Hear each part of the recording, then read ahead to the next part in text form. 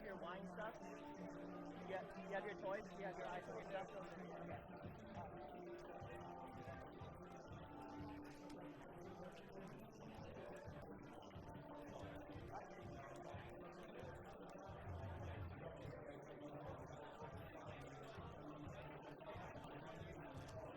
Your mic is off. Your mic is off.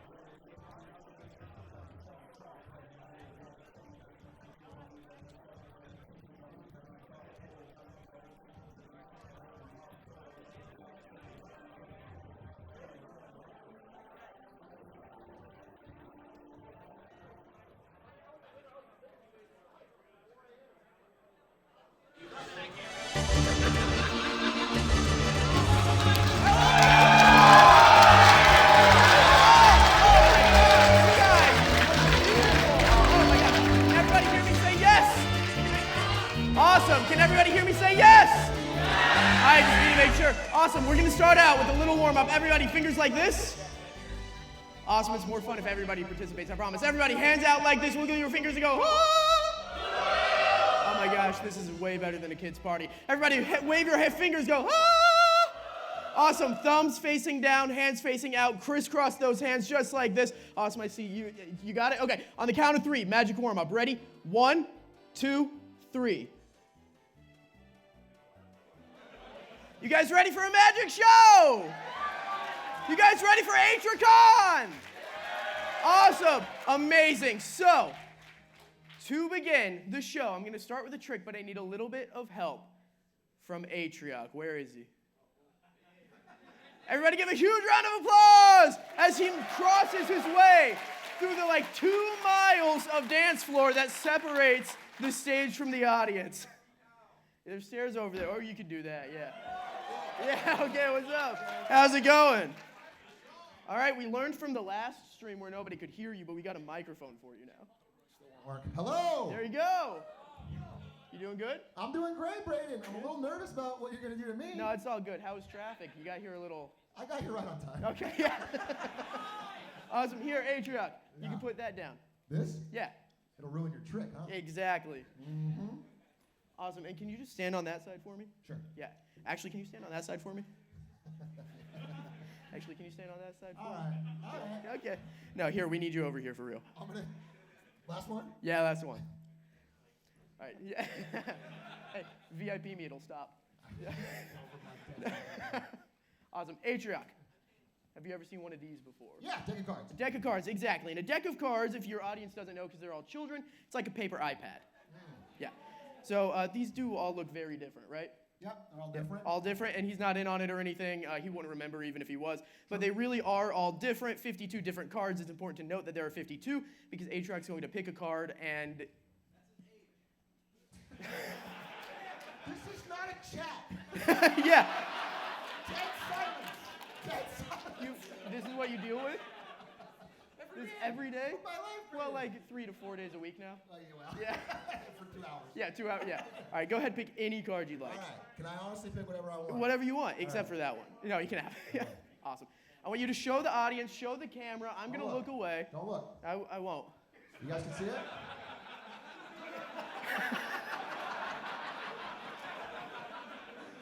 No, it's okay. You want to pick a different card? Well, if you're going to do that. Yeah, I'll take that one. We don't need it. Okay. Pick a different card. Now there's 51. Now there's 51 different cards. Okay. Awesome. Look at the ground. Do we have another monitor over here? No. Okay. No. You can't see it. All right, here. I will take it face down. Okay. I just want to make sure that everybody did get a chance to see, and I want to point out there's no special markings on the front. There are no special markings on the back. Absolutely normal deck of cards, okay? There's no way I can know that Atrioc chose the 6 of clubs. That's incredible. Thank you. Take That's that. incredible. Yeah. David Blaine can't do that. No. We No. turned him down, you know? Yeah, I know. It was between you and For David me. Blaine, and I Yeah. said, Blaine, get the fuck out. Well, his fee was too high and my fee was too low. So. No, it's okay. I've seen this trick before. I know what's going to happen. Okay. Yeah, so what I want you to do, take one of these. Just go ahead and write your name on that. Can you hold this? You couldn't afford a table? No. Okay. Here, I'll trade you again. You keep the Sharpie. I'll take the card. We'll just show. All right, we got He Atrioc. didn't tell me the budget for this. Yeah. It was a blank check. And we didn't get a table? That's crazy. All right, where's the camera? I'll just do this. We got it on here? Yeah, I think so. Awesome. There's an Atrioc on the 6 of clubs right here. If you recognize this, you'll see it again. Yep. Awesome. And you didn't sign like another 6 of clubs before the... No, sir. No? Yeah, awesome. That's perfect. So what I want you to do, if you'll just do a little favor for me. Okay. Will you put this in your mouth? Awesome. I did that way too easily. Yeah, I know. You're like, all right. Protesting Yeah. everything else. And Yeah, then that, I and was you're like, no, it goes in my mouth. I will say, when I do this trick at like corporate events and stuff, most people, they take the card from me first. Not me. Yeah, no. I'm a dog. Yeah, so you keep that right there. I'll take the next card down. We got the 2 of diamonds. I'll just go ahead. BC, Braden Carlisle, on TikTok. You want to follow me? Okay, good. Yeah. Wait, this is free. I got a plug. So your card in your mouth, my card in my mouth. All right. Put the microphone down. Hold your hands out. Can I get some music?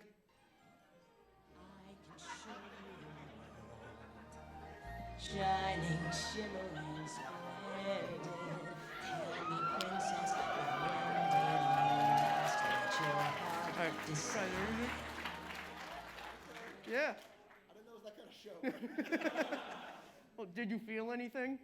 Yeah, my wife's got it. Yeah. It's a little anxiety. No, do you know what we call that? What do you call it? The magic moment.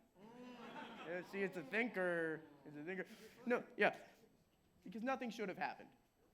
Your card in your mouth, my card in my mouth. But my mouth.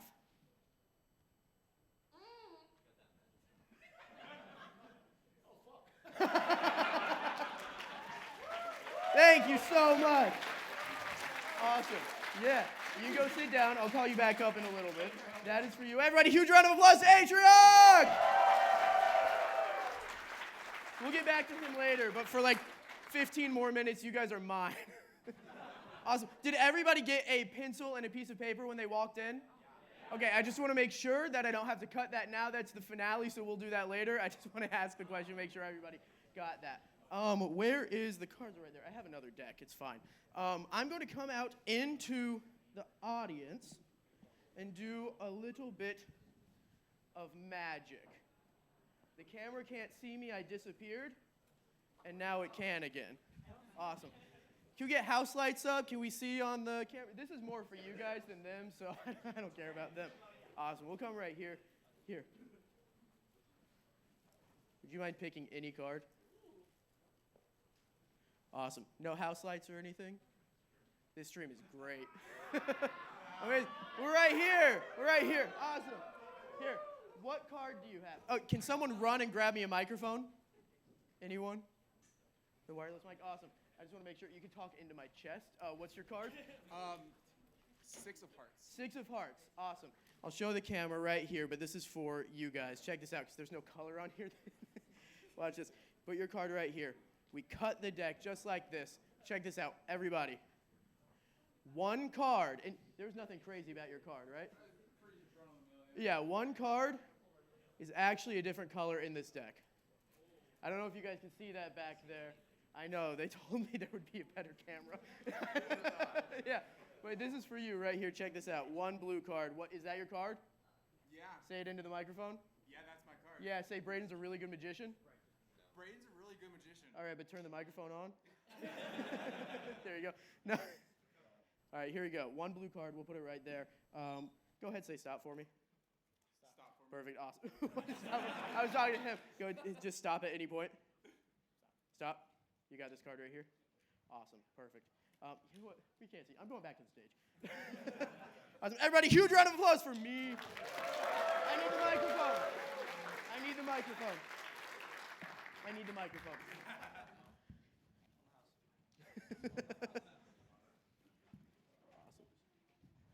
Awesome. Atrioc, let's get you back up here. You were a big hit.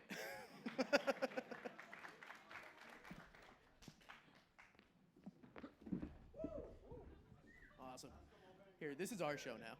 Okay. Yeah. Let's do it. They told me there'd be a roaming camera. Oh. No. They say a lot of things. They told They me. do say a lot of things. They told you 2 o'clock. So we're gonna do where'd it go? Here we go. It's all mouth stuff. This is. Popathon 2. Of course, it's mouth stuff. I'm not married. I am. Okay, So well. watch yourself. All right, what I want you to do Okay. is just hold on to this for me. All right. All right, you hold that. Okay. I've got the cards. Okay. They're down here now. Pick a card again. Any other card. All right. That one. This one? Yep. You that sure? one. Yep. All right. This is your card. Go ahead, write your name on it again. I got you. You want to write it for me? Yeah. All right. This I is the trust you. same card I signed. Okay. There we go. I see it. All right. I'll take the balloon. Okay. Can you shuffle a deck of cards Yeah. without a table? Yeah. You got it? Well, I'm not a child. Well, okay. This took me like 2 years to learn, so. Oh, maybe it's hard. I mean, Yeah, yeah. All right, so you take this. I'll take. Okay. Yeah. Well, that's a table, so. Well. Yeah. Well. Again, that's crazy that you have to. Everyone in chat, well. All right, you hold that. Pick a tack, any tack. Yeah. All right, you got that. You got your mic. You can hold everything. You got this? Awesome. I'm holding Perfect. a tack. Now stand on the rug so we're center of the camera. I thought you were Okay. good at this. Like, this is your job, right? This is not my normal job. On the count of 3, Oh, shit. throw the deck of cards at the balloon. Okay. Just toss them up. I'll catch it. Actually, don't, like, avoid my face. Well, I thought you were, didn't I say on the count of 3? Yeah. Okay. That's the first mistake. That's the only mistake I've made today. That's the first one. Did I ruin your trick? I'm sorry. We'll see if it works. Okay. Hold the tack out. Yeah. Check this out. Well, hold it like up. Hold it up. Yeah. A little. I'm not that. Yeah. There we Okay. go. Okay. 1, Uh, 2. You ready? no. I don't know what's going on. 1, 2. You guys ready? Okay. 1, 2. Are they ready? Okay. Okay. Check this out. I saw someone said you got dementia. Okay.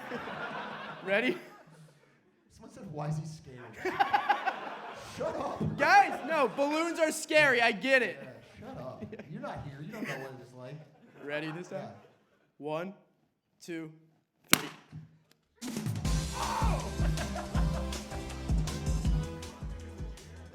Incredible. Yeah. Was that your card? That was my card. Exactly. Inside. I'll take the tag so you don't hurt yourself. Yeah. Yeah, exactly. Gonna put these over there. Yeah, just over there. Yeah. Awesome. Holy. Yeah. I got a mic stand for you because I'm gonna need both your hands in a second. Don't.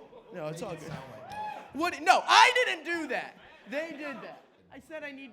Okay. Never mind. All right. Can you hold your hands out for me, or Yes. just facing the? I think I said facing the other way. A little lower, if you don't mind. Just right here. Can you make a fist with both hands? Yeah. And then put one of those hands behind your back. Okay, you can let go of that one. We'll keep that one right there. Awesome. Okay. Check this out. What's he doing? Guys, I drew something on my hand. Can we see what I drew on my hand? No? This is great. The camera can see it. Oh, well, look there. You see, I drew a little. What about the chat? Yeah. Yeah, come on, guys. You just paid in real life. They're like paying $5 sometimes for free with Amazon with a Twitch Prime sub. Thank you. By the way, that's how you do it? Yeah. Yeah. Okay. Can we see? There's a little X on my hand to the camera. We can see like a little mark. Okay, check this out. Look, it doesn't come off at all, but Atrioc. Yeah. You got one hand behind your back. Yeah. Atricon 2025. Yeah. Check this out. Okay, it is gone. It is gone. It's right here. Go ahead.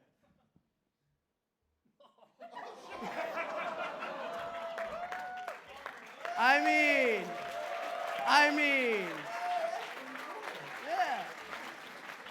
Yeah. That's the trick I did for you at the Magic Castle before you called me an entry-level magician. Well, now you graduated. You're a Gandalf. Yeah. I went to the red carpet and now you see me entry-level my ass. Say, wait. One thing. Shout out to Braden Carlisle. He just got invited to the Now You See Me 3 premiere with Dave Franco and he was there. He's a big shot magician now. I have to give you your respect to you. I got all started on the big awards. Awesome. You go sit back down. Okay. Everybody, huge round of applause once more for Atrioc. Awesome. I'm going to go into the audience, but I promise this one will be visible. I promise this one will be visible. Does anybody have, a bunch of you guys got like a bag when you came in. Does anybody have a bag I can use that's like, maybe it can be empty? Yeah, because we're going to put a bunch of stuff in there. How's it going? Good. Hey, babe.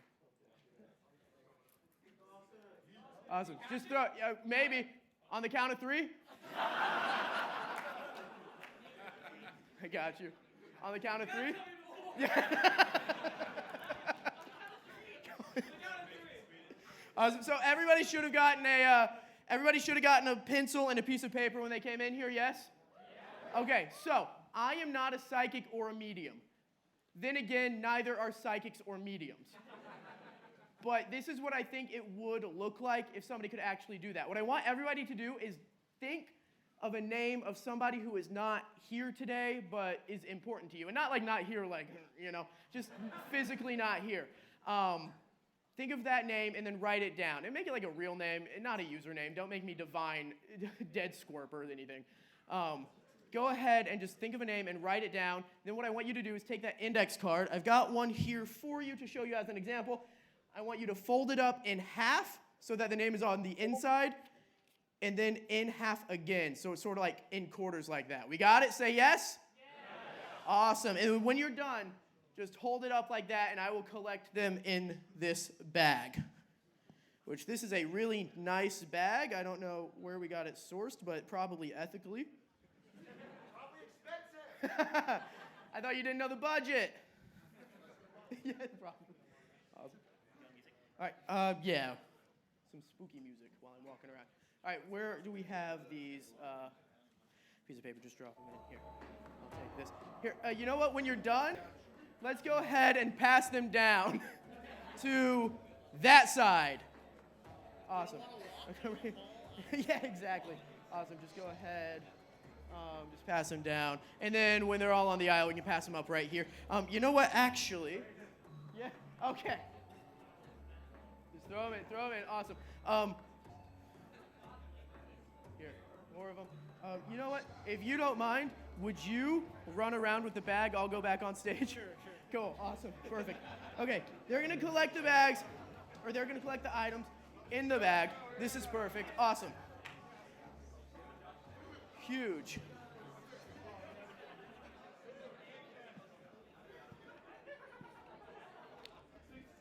How you guys do? Who said 6'7"? They are children. All right, how we doing? How we doing, Glizzy? Okay. I meant like, what's the progress? Yeah, we good? Awesome. Oh, that bag is full. This is going to be hard. Awesome. Anybody else still have their piece of paper? You can hold it up. No? Okay, perfect. And then with the bag, you can go ahead and join us on stage. Everybody, huge round of applause! Come on! Get up here. You got this. You can do it. Just cross the mile-long dance floor of death from the audience to the stage, making my job harder. I can't connect with you all as much as I'd like. Awesome. What's your name? Or username? Whatever you want. We can look up your chat history. Manny? Manny. So what I want you to do is I'm going to go like over there so I can't see what you're doing. I want you to choose any one of those pieces of paper. I will be giving you instructions, don't worry. But you're going to shake out that bag. You're going to choose one piece of paper, and I'm going to try to divine not only what the piece of paper says, but also who it came from. Sound good? Okay. And then when you pull out a piece of paper, we're gonna cheer if they want you to keep that piece of paper or put it back and get a different one. So I will give instructions, but don't take a piece of paper out of that bag until I'm over there not looking. There's a huge monitor, so I'm gonna have like my head against the wall. So, okay. Awesome. Manny! I'll even go like, where should I? I'll go into the lobby. All right, Manny, are you ready? Yeah. All right, Manny, what I want you to do is shake the bag up and down.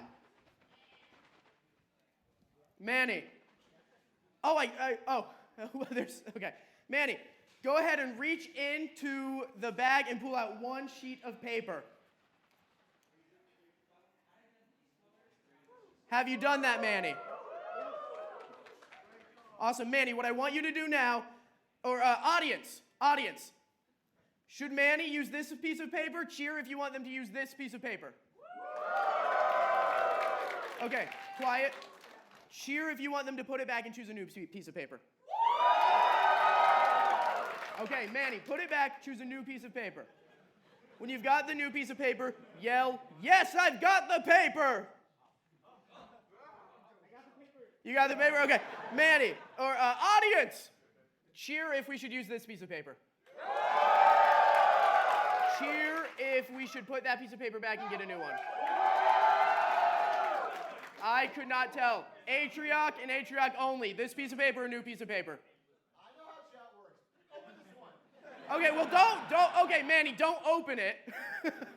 Don't open it, Manny. Manny, is that piece of paper closed? Can I come back? Yes. Okay, I'm coming back. Awesome. Manny, thank you so much. What I want you to do is, can you just stay here for a little bit? I'm going to take this piece of paper in view the whole time right here in this hand. I'm going to make eye contact with some members of the audience. Don't make it weird. I'm going to try to define not only what name this paper says, but also who wrote this piece of paper. Yeah, yeah. All right. Can we get that spooky music from earlier? Ooh, not from you guys. This is the pre-show music to Beetlejuice on Broadway.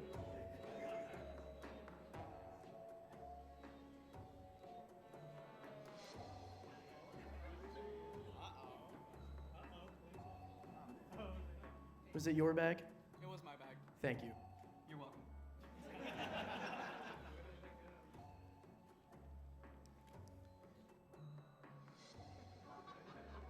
Not you.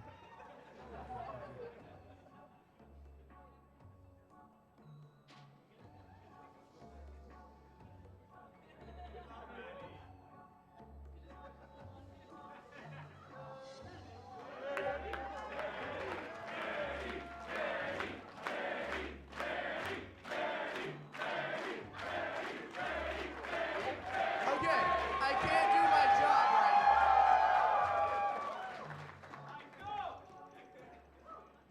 When is your birthday? March 5th. Is that a Pisces? Yeah. Not you either. Wait. Manny.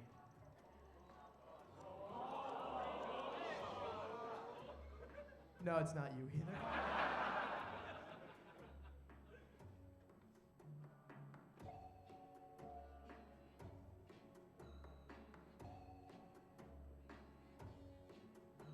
Hi. I have a question for you. First, did you write down a name and put it in the bag? You did? This might be crazy. Does the name Diego mean anything to you? What the fuck? Can you unfold this and make sure it's your handwriting? Yeah, that's fine. What? Oh my gosh! Woo! Take that, David Blaine! Awesome, Manny. Thank you so much. I will get this back to you. Oh, you shook my finger. I was going to grab the bag. I'll shake your hand, though. I got you, Manny. Awesome. Thank you guys so much. This has been so fun. So, before I go off stage, I do want to announce that we've partnered with an amazing charity. You'll hear more about it tonight. But because we have already hit, I believe it's $15,000. Is that right? 1,500? $15,000. For the rest of the event, Atrioc is going to be wearing a costume. So, if you will welcome back to the stage, Atrioc.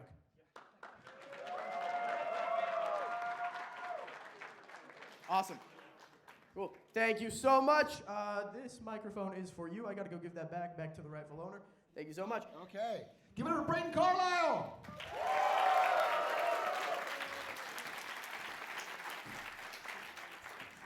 Ladies and gentlemen, welcome to Atricon. I have no idea what this is. So very little idea. I do know, though, there is one part I was supposed to do. Marketing Monday.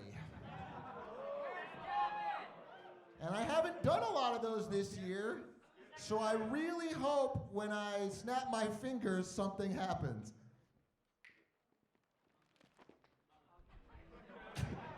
I can't wear it during the show. I can't wear it during Marketing Monday. I can do it after. Ladies and gentlemen, welcome to Marketing Monday Live!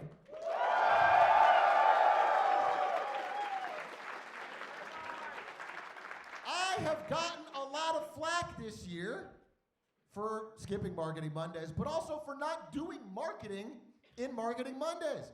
Everyone's mad that I do Economics Mondays or Politics Mondays or anything like that. So for today, I decided to go back to the classics.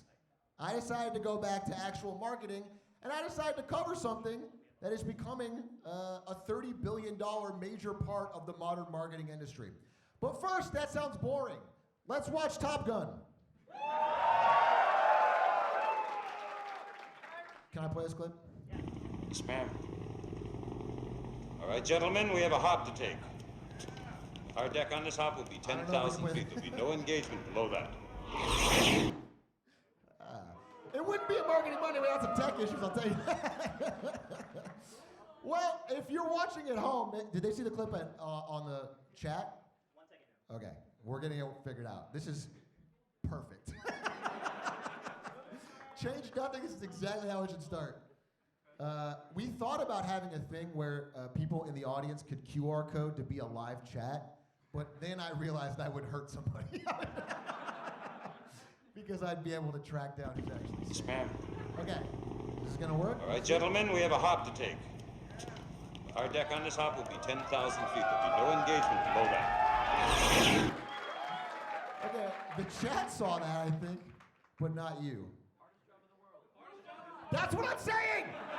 That's what I'm saying, okay? If I can't do it and a team can't do it, it's about possible. Okay, chat can't see it either. Act it out. Security, can we? We can't have these riff-raff. Okay, we'll try it again. Streamer, by the way. No, that's. I got it. Okay, you got it. Yes, ma'am. There we go. There we go. All right, gentlemen, we have a hop to take. Our deck on this hop will be 10,000 feet. There'll be no engagement below that. That was Top Gun. Did you notice anything about that scene? The audience sure did. This simple clip of Tom Cruise putting on Ray-Bans turned a company, along with the other movie Risky Business, turned a company that was selling 18,000 pairs a year into a company that was selling 4.5 million. In fact, 7 million between two pairs of sunglasses. It completely saved Ray-Ban from collapsing. So today, we're going to go into how that industry has changed, AKA the wonderful world of product placement.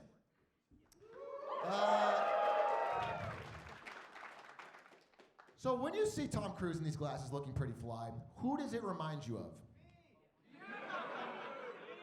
That's right. Me in 2009. That's correct. Because I wanted to think, do I really think product placement even works? And I had a memory from my own life. In 2009, when I looked like this, I saw a movie called Fractured. Here's a clip from it. Let me ask you a question. No sound! You don't need sound. I didn't need sound. We have a senior associate. I just thought Ryan Gosling looked hot. Amazing story. He goes into court against you, some clown's kid is DUI, and the next thing we know, Calvin is fired and... That little clip stuck in my mind because I saw Ryan Gosling's watch and thought it was the coolest thing I'd ever seen. And then 12 years later, when I had a little money, So clearly, it sticks in the brain. Clearly, it can work. And it started a long, long time ago, as most bad things do with the French. This is Jules Verne. He wrote the book Around the World in 80 Days. It is the first recorded example of somebody using product placement in a fictional work. He included names of real shipping companies that were believed to have paid him because they knew the book would be so popular. In 1882, Manet, I think, had this portrait of a bar where in the bottom right corner you can see one of the the very first trademark ever recorded in England for Bass beer.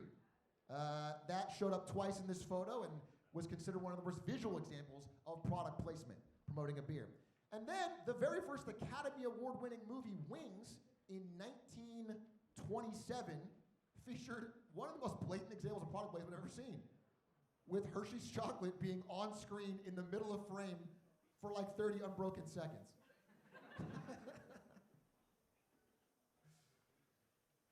It's a silent film, so this is all you're getting. And it's still won Best Picture. So, wait. For the chat, someone asked if I saw it in theaters. No, I did not. And so it went on like that. It was relatively minor until the 80s, the wonderful 80s, where a indie filmmaker by the name of Steven Spielberg had his hit E.T. He had this idea for a family-friendly movie with this ugly-looking alien, and he went around, because he knew he had a scene in the movie where the alien was lured by candy. And he went to M&M's, which is the most popular candy in America at the time, and he said, can I feature your product in this movie? Can you pay me to feature your product in this movie? M&M's looked at this alien and said, that's the ugliest fucking alien I've ever seen. Families will hate this, no. So Steven Spielberg went down the list, and he pitched Mars Corporation. And Mars said, we have this candy Reese's Pieces, it's not selling that well, we'll pay you $1 million to put it in your movie. Well, that worked. And again, the movie only cost $10 million to make, so 1/10 of the budget got covered by this, and then sales of Reese's Pieces skyrocketed afterward. And that is when, combined with the Tom Cruise stuff, Hollywood started to see dollar signs, okay? Because in the 80s and every decade afterward, budgets for movies and TV started to skyrocket. It started to get way more expensive to make, and so they found this fortuitous loop where they could get some of the money to make the film from the product, and then the product would sell more, and everyone would be happy, you'd think. Until it started to get more and more egregious. So James Bond, shaken not stir, we all know that, drinks a martini. And sometimes they'd have subtle product placement, like him using Smirnoff vodka for that, but it was written in the book that he drinks a martini, shaken not stirred. And that happened all the way until Heineken paid $45 million, and now he drinks a Heineken. It's a lot less classy. He also, he drinks a Heineken, he uses his Sony Vaio laptop logo out on a boat, and he talks about his watch weirdly while flirting. Easy smiles and expensive watches. Rolex. Amiga. Beautiful. Subtle. Very, very subtle. And this applies not only to movies, but to TV. It's gotten out of hand. Again, in the Stranger Things show, see if you can spot the subtle product placement in this. That shit tripled Eggo waffle sales. That works. I mean, everyone saw, despite how blatant it is, people were revitalized to the brand. And there's a science behind it. So, if you look into it, there's 3 major things that make product placement work. The first is the mere exposure effect, and this is kind of the most base one. Many people know about this. It's generally the idea that the more times you see something, the more familiar you are with it, the more you like it. That's why some of you are addicted to my content, even though it has gotten way worse.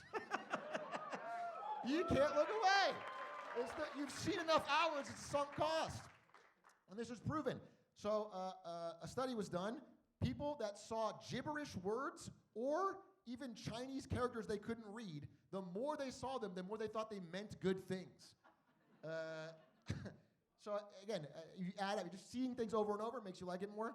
The example of that in a show would be something like this, where you have a brand clearly logo out, nobody talks about it, nobody mentions it, but the hope from the brand is that it just registers in your subconscious and you become more friendly to Cheerios.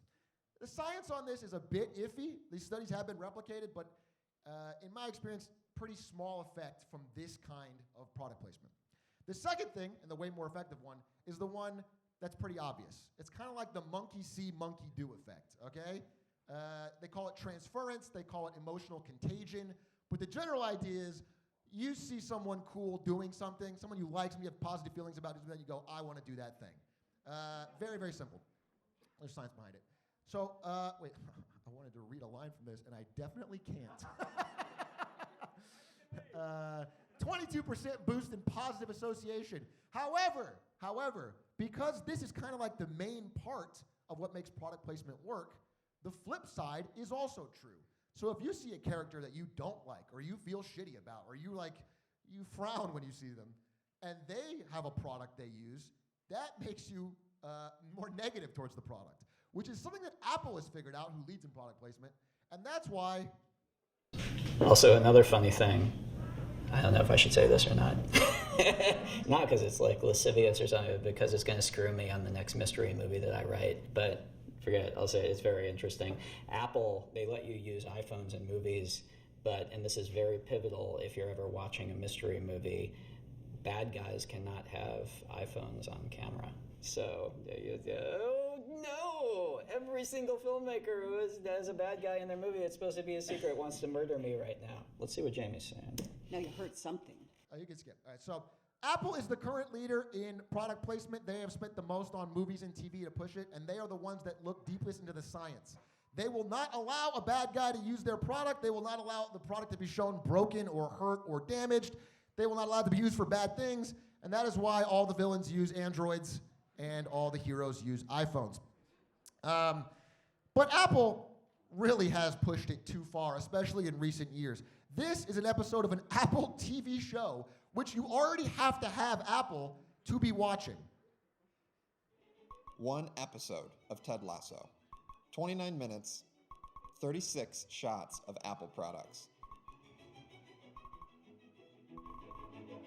That's about 1.24 Apple products per minute. It's gotten obscene.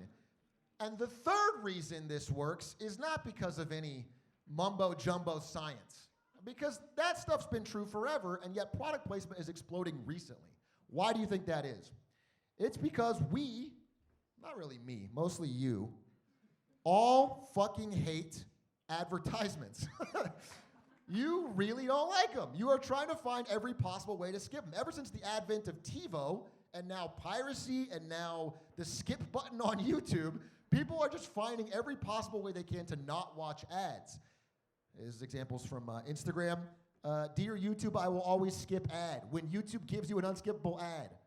The longest 5 seconds of my life is waiting to press the skip ad button on YouTube. Product placement is an unskippable ad. If you're watching the show, you have to see the product. And that is becoming more and more important to brands as time goes on. They're more and more desperate to get in front of your eyeballs as you try to avoid it. So, if you are a marketer, as I think some of you are, as you're telling me in line, and you want to try product placement for your product, how do you do a good one? What's the difference between a good one and a bad one? Because we've seen some bad ones, but I don't understand. The science of it is really more art than science, but some work better than others. The general idea is if it's too passive, like this 7-Eleven for Superman, which they spent like $80 million on. This movie made $160 million off product placement, most of any movie ever, and no one sees any of it, except for when he's like fighting in an IHOP for 15 minutes. It could be too passive, and then the audience doesn't even read it, doesn't even get noticed in their mind. Or it could be too obvious, which is when Al Pacino sang the Dunkachino song for Dunkin' Donuts. They can be too obvious.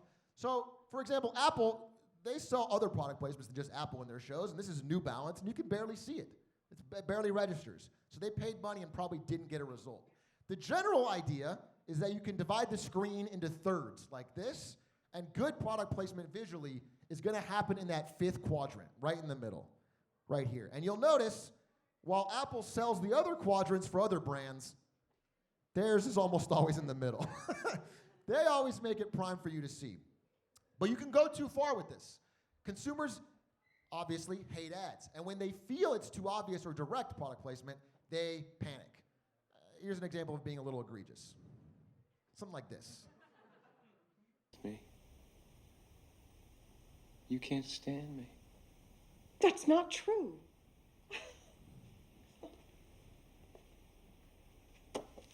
Why don't you let me fix you some of this new Mococo drink? All natural cocoa beans from the upper slopes of Mountain Nicaragua, no artificial sweeteners. What the hell are you talking about? And that's most customers' reactions. Now that's a fake example from Truman Show, but this is a real example I found from The Secret Life of American Teenager, which is a real show on TV.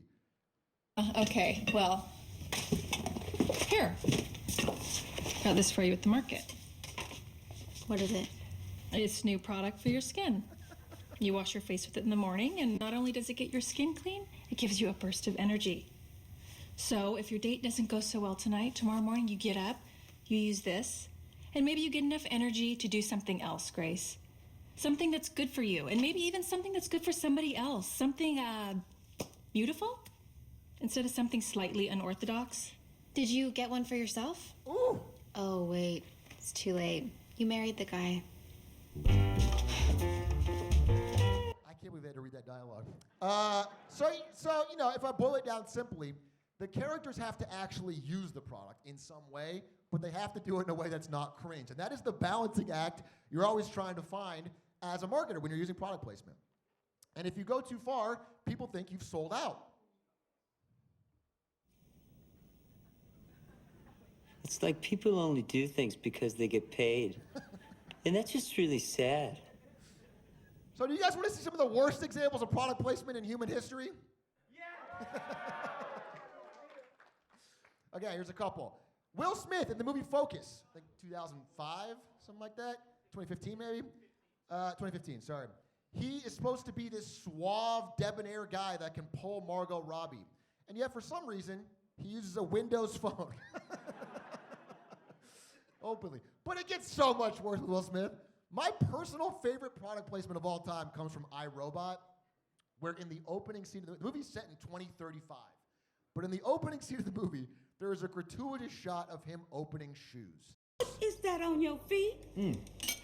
Converse All-Stars, vintage 2004. Don't turn your face up like that. I know you want some. All you gotta do is ask. No, thank you. Spoon. There's more! Nice shoes. The movie came out in 2004, if you didn't guess. Really subtle. Sometimes entire movies are just ads, like The Internship, which was just a gigantic Google ad. Welcome to Google. Do you know what launch this was from? I feel like there was some webpage you could go to. Type things in and search for answers. The reviews were a little confused. Is this just one long ad for Google? But now, this is in 2014 when this came out. Nowadays, that's not even considered weird. Barbie won an Oscar, and that was a gigantic Mattel ad filled with other ads. A review called it a Matryoshka doll of adverts, an advert containing multiple other AdWords like a giant plastic doll. Stanley Tucci is one of my favorite actors. I think a really accomplished actor, an incredible actor. He, in an interview around 2014-15, said product placement can go too far. He said, I think it's becoming more brazen. It really doesn't fit the film. If it doesn't fit the film, then I think it's inappropriate. And I really respect that message from him until I saw him do this. You like music? The pill. That's the alien Perhaps technology something a little more violent? that can turn into a Pete's pill or a gun. Thank you, Stanley Tucci. But the reason he did that is because, he says it here, ultimately it's up to the director to decide, the filmmaker. And the filmmaker in that case is Michael Bay. Michael Bay is probably the GOAT all time of product placement. He started out as a commercial director before he became a film director. And his movies are very tasteful and subtle about their product placement. Tasteful and subtle about their product placement. He even throws in stuff from other countries while you're watching in America. May I finish my Shuhua milk? I don't care about your exotic milk. By the way, Stanley Tucci also drank the milk. And probably the worst example, most egregious that I saw, was a product placement within a product placement during this product placement for Bud Light that is way too egregious.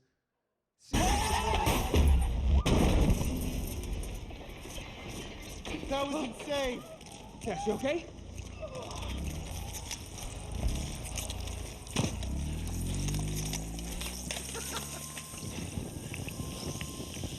Okay, sir. You better have insurance. Goodyear, in Insurance? the background of your Bud Light ad. It's a freaking spaceship. You go get insurance on a freaking spaceship. Good luck with that, buddy. It's your car? Huh? Sweetie, hand me my alien gun. That's that. So pretty horrible. But these are the top two I could find of truly horrendous product placement. This one, he's actually reading the lines of the script off of his Subway wrapper. This is so long. It's supposed to be a cop show. But the worst of all, I think, happened recently in a movie you may have heard about. It's called The War of the Worlds. And it featured a very tasteful, very subtle Amazon placement. See if you can spot it. Put it on a thumb drive. I don't have a thumb drive. What do you mean you don't have a thumb drive? Even I have a thumb drive. Boy, this is a top secret military installation. They don't let thumb drives in the building. Faith can load it here and I can get it to you. How? Prime Air. Prime Air. Oh, it's the future of delivery. They've been training us for months. I need you to place an official order on Amazon to activate the drone. Nuts. He has to literally. We only got one shot at this. Are you sure you can get it here? Don't worry. I fly like a bird. I can soar like an eagle with this thing. Okay, Mark. I believe in you. Roger that. Initiating target lock on DHS and surrounding threats. I'm heading out.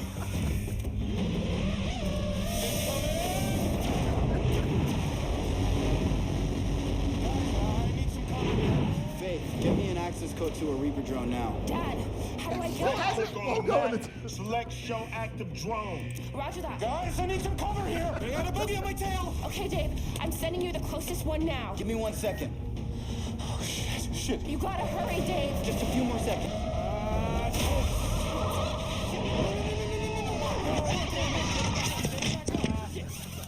It's not working. Flip it over. Flip it over. It won't turn over. Damn turtle on its back here. Okay, I got an idea. Come on, guys. I'm running out of time. Faith, get his number. I don't think this guy has a phone. I mean, he must have a phone. Everyone has a phone. Oh, my God.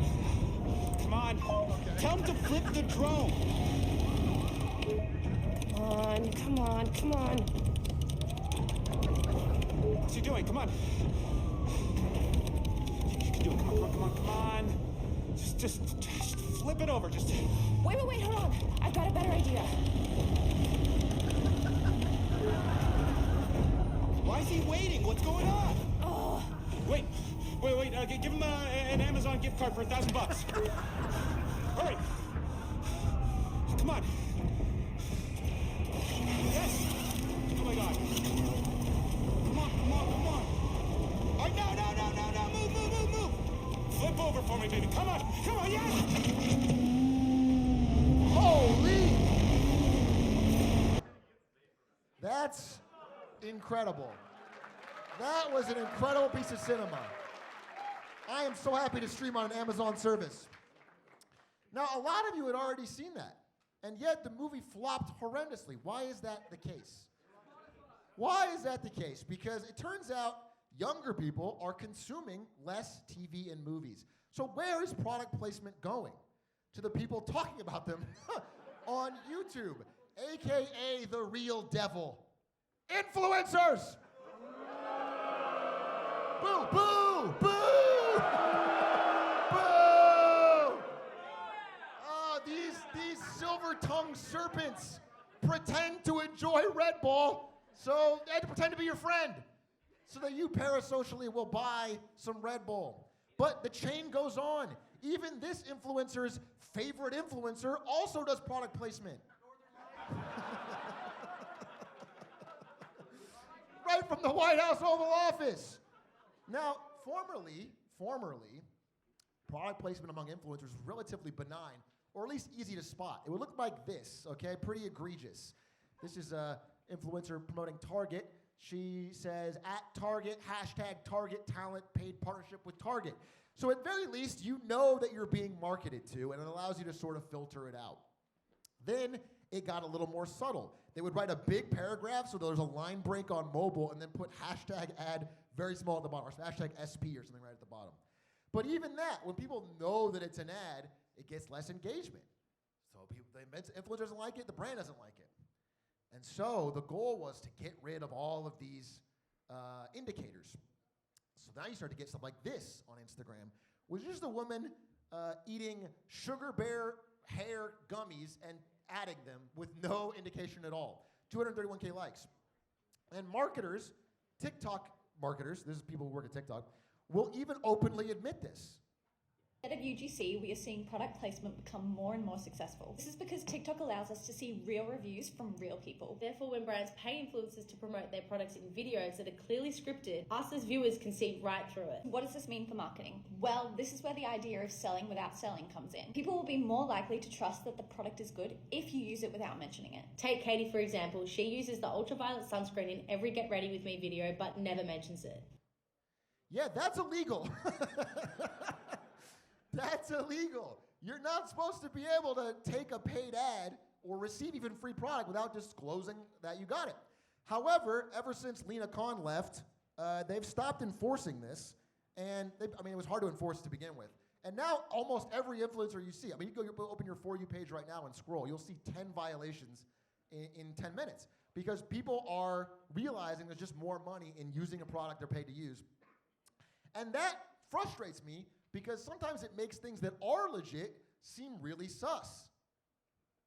The winds of change have arrived. What is happening? It's What is happening? Peace negotiation.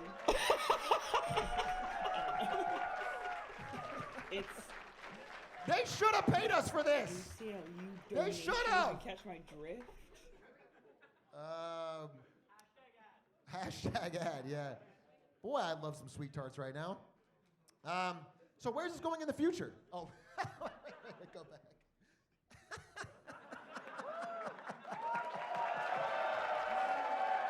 This is crazy. Dude, I think I have our Vox teammate is gonna be mad at us. I don't think I'm allowed to show this if we don't get paid. Okay, let me put this down. So, where's this going? So that's all up to now, and it is kind of spooky. It's getting spookier. The lines are blurring. But where's it going in the future? And that's where it's really eye-opening. So this is a company called Myriad, and they have developed a new technology that allows even old, untainted content to become product placement.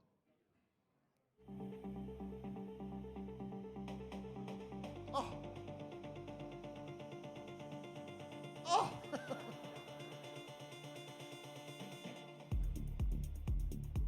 A constantly changing dynamic ad insertion into all old media on streaming.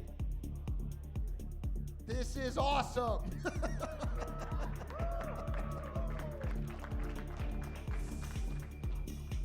Now you can constantly see products in the background of every single movie and TV show you watch forever.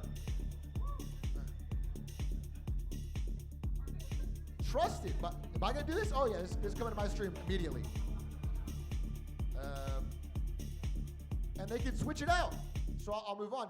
So they can switch it out. So this is already starting to be rolled out, especially in certain Amazon shows. They're one of the pioneers of this technology. This is an example of them dynamically inserting a bowl of M&Ms into a popular Amazon TV show. I think it's called Bosch or something. Maybe someone knows. And they, in their upfronts meetings with the advertisers, mentioned they want to roll this out on Twitch. Dear God. But it's actually been happening in rough ways for a while. So if you like the show How I Met Your Mother, this episode aired in 2007, but if you watch it nowadays, you can do this right now, it features a 2011 movie, Zookeeper with Kevin James, in the background.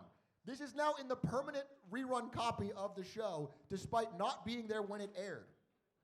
And the interesting thing is it can go one step beyond. In the era of streaming, it can go one step beyond. Because now they can dynamically show different product placement to different people. So you and I might not even see the same show. You might see Coke, I might see Pepsi, or probably the other way around. If you're watching in the morning, you might see orange juice. If you're watching in the afternoon, you might see soda. This is how they're talking about it. They're trying to find ways to dynamically change it so that you're constantly being marketed to with whatever you're most vulnerable to or what you've talked about recently or whatever is in your brain as you're watching. So we can finally achieve the dream of watching a classic film like Casablanca and seeing an Elf bar. That is the dream.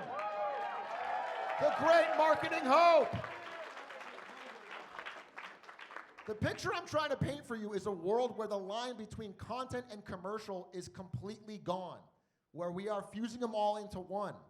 And that applies probably most of all to me, or influencers in general.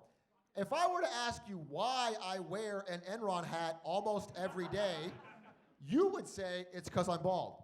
And that is the number one reason. That is the number one reason is the insecurity about my hairline. But the number two reason is that every single time I wear this fucking hat, sales spike. We made $250,000 on these damn hats, and it's all because of this Big A Clips channel. Half people hear this hat. It works. It just works. I don't know what to tell you. It works. NVIDIA has used me for product placement. And I, during my time as a marketer there, tried some things. I put very subtle things into Fortnite. But there's an example that my first year in NVIDIA that I don't think I've shown on stream before. And I'm a little bit embarrassed about it. This is before the green out, before I really found my legs. This is what we did in my first year there. This is for the 10 series cards. We like to show Silicon Valley at NVIDIA. See if you can spot this really great product placement.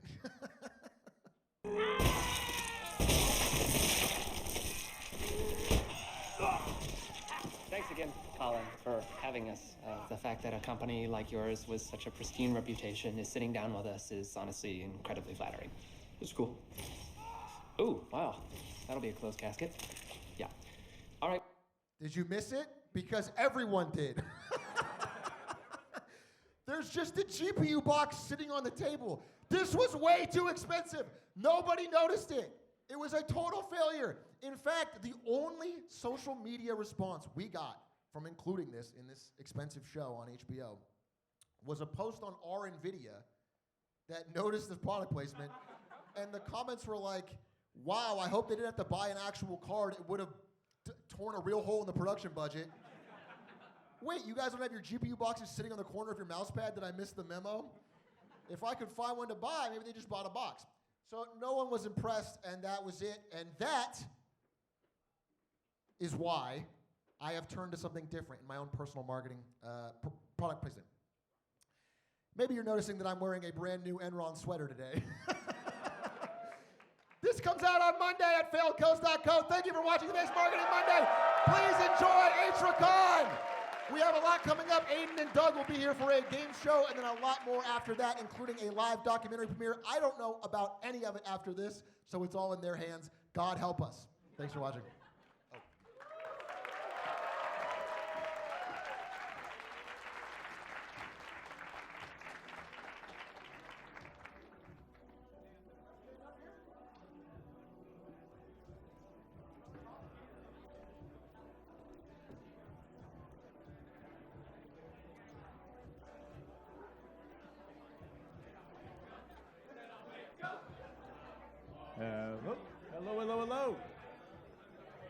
If you don't have a seat and you're in the staircase, we are opening the floor up front. There's some cushions, some pillows. If you want to come lay on the floor, that is open.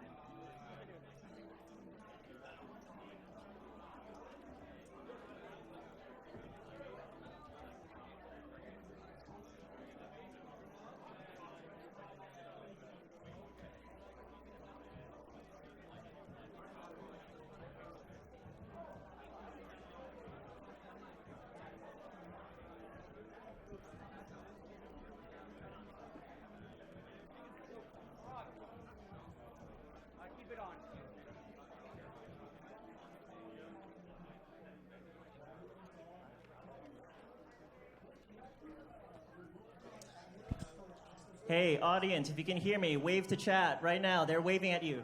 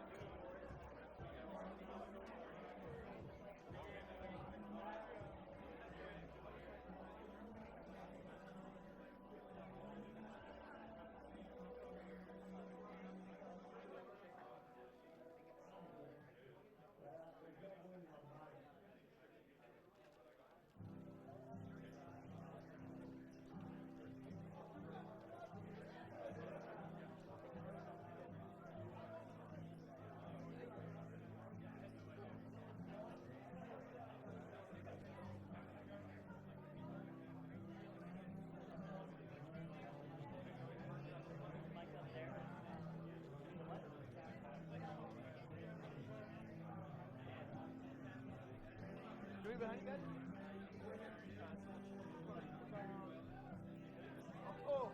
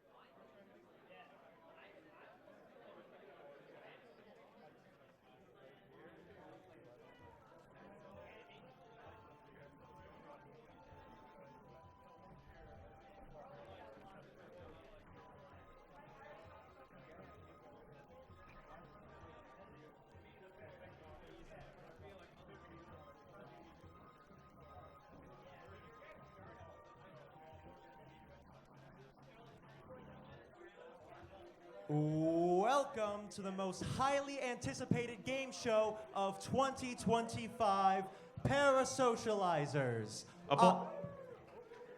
I'm gonna be your host today, Cole Deadsquirp. And I'm Frogman. My co-host. Now, we should introduce our wonderful contestants. First, Brandon Atrioc Glizzy Hands Ewing. Can you come up to the stage, please?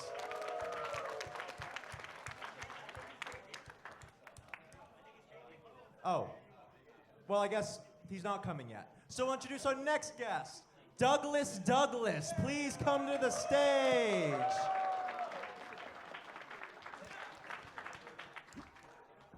How you doing, Doug? Pretty good, thanks. That's great. You have a mic right next to you there. Yeah, that's for you. And then, after Doug, our next guest, Aiden Yard. Aiden! Do we not have Brendan? Can we get one big, on the count of three, can we get one big wow to usher him over as quick as possible? 1, 2, 3. Wow!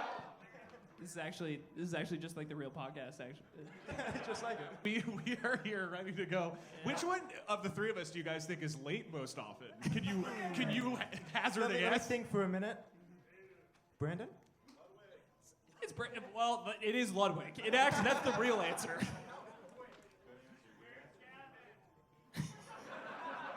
That's a good point. Who are you? Me? Yeah. Have we met?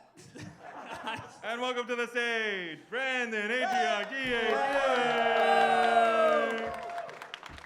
Now, real quick before we begin anything, Brandon, I need you to do me a favor. We hit a donation goal, so I'm gonna need you to put this on for us. No, that's intentional. It's kind of mean Doug's thing. So. You're supposed to put that over your head. It's other way. Is Have that you a not figured it out bib? yet? It's your upside down. You have it upside down. It's your most famous persona, Spoon Trioc.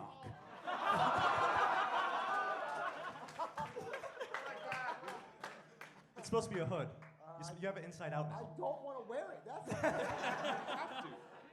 Just say you hate charities. How do I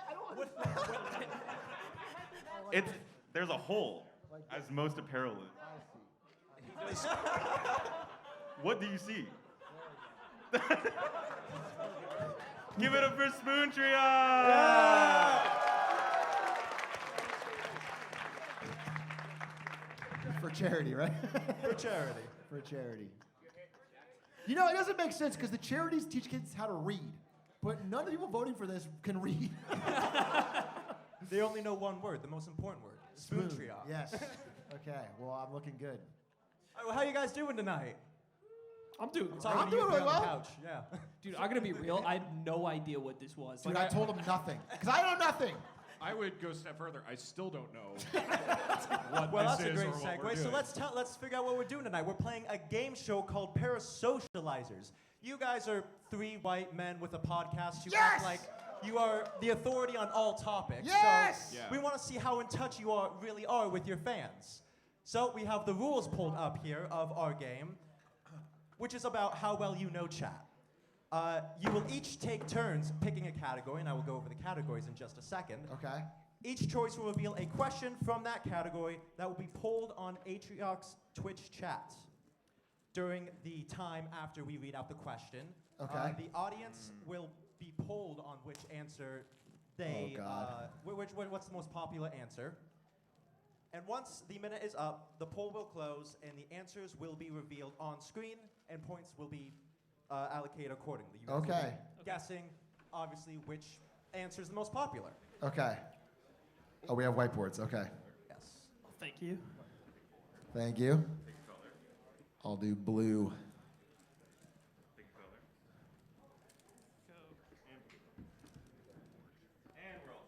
Okay. All right. So all I have to do is know my chat. This is actually really That is easy. all you have to do. I don't have a chat. We know. We know, Aiden.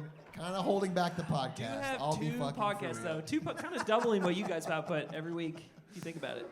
Bro, this guy, he spends like the yard's gonna last forever.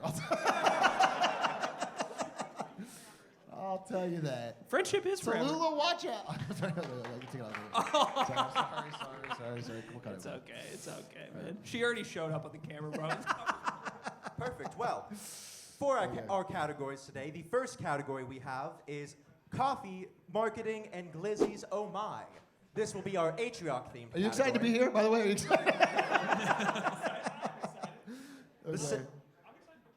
Okay. The second category is lemon time. This is our lemonade stand themed. Do you have the picture? I always show them my favorite picture for lemon time. Okay, this is a true story. Wasn't in the budget. I don't even know if I can say it. Every time we are off camera on Lemonade Stand to test the tech, he puts Lemon Party on the screen. We are always one click away from the show being completely ruined and getting Fox canceled. It's true. I've seen Lemon Party more times in the past 4 months than I did in any time my friends pranking me growing up. And I felt a little bad because I hope he doesn't mind me saying this. Prime, our friend who guest joined, he hasn't looked at porn because he's talked about porn addiction and how it was hard for him for 15 years. And then I ruined that. Literally. Like Doug goes, hey, look at this, and flips it around. And his eyes were... Anyway, I assume that's what lemon time is, that we're just going to look at no, the photo. No, We're just gonna that's not watch what lemon time for is. 20 minutes. That's not what lemon time is. All right. Okay. Our next category is politics. In my silly game show, we're going to be asking the real hard-hitting questions about politics and economy and getting a real sense for how our audience feels. Great.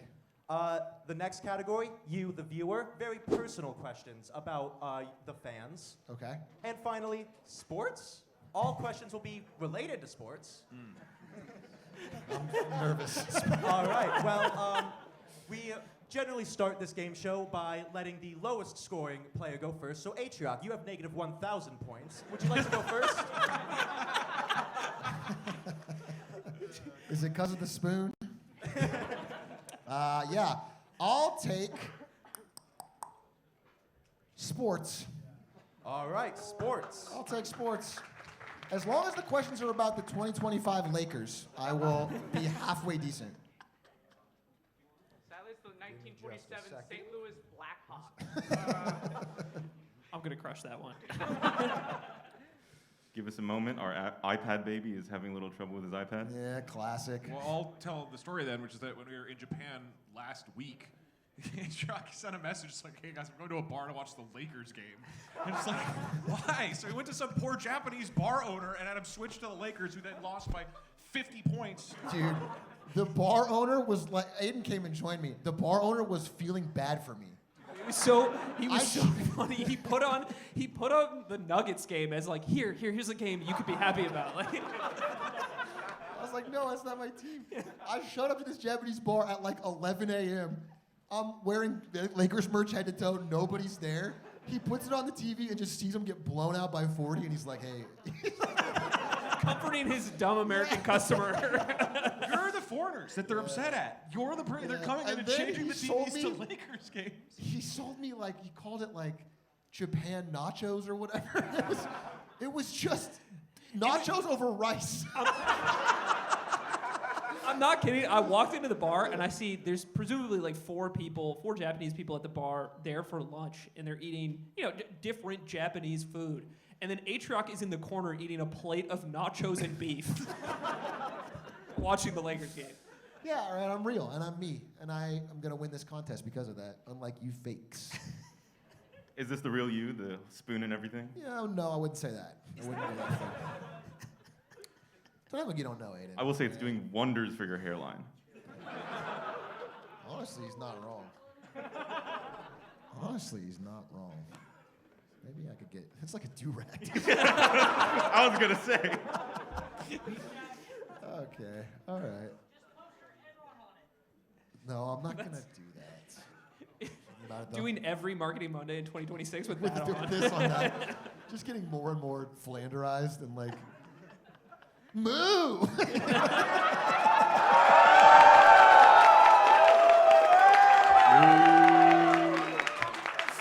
This is a nightmare in the chat too. iPad baby, What's My going bad, baby. on? Okay, Almost we're there. almost there. We have a podcast. We should be able to talk for 5 minutes. We're like Penn and Teller, dude. Off camera, we fucking hate each other. Me and Doug did the Patreon episode this week, just us. Yeah. And we spent it all talking about ways to kill you. That's disconcerting. It's no business at all. The number one was to suffocate you with a spoon costume. I thought you were. I thought when you were putting it on, it was like I thought you were the Pope. Dude, you know, actually, wait. It reminds me. We might actually get killed. Have we? I don't think I've told the story of. What? No, for real. We were recording our podcast the other day, and our podcast studio is next door to a weed shop, and they were playing loud music, like, bum, bum, bum, bum, bum, through the walls.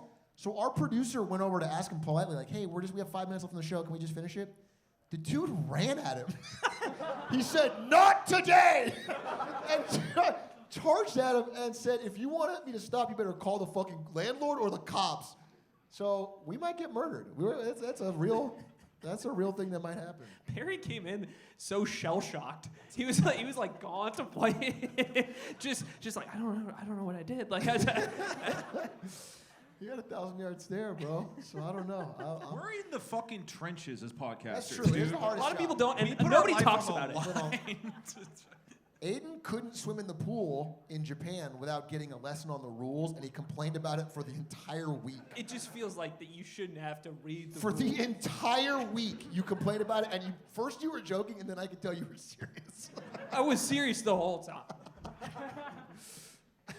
They assigned me to a lane. Yeah. It's like, Yeah, because there's a lot of people in the pool, and there's different lanes. It there actually were wasn't- no people there. There were There no was other people in there. the pool. There's other people in the pool. Did you guys?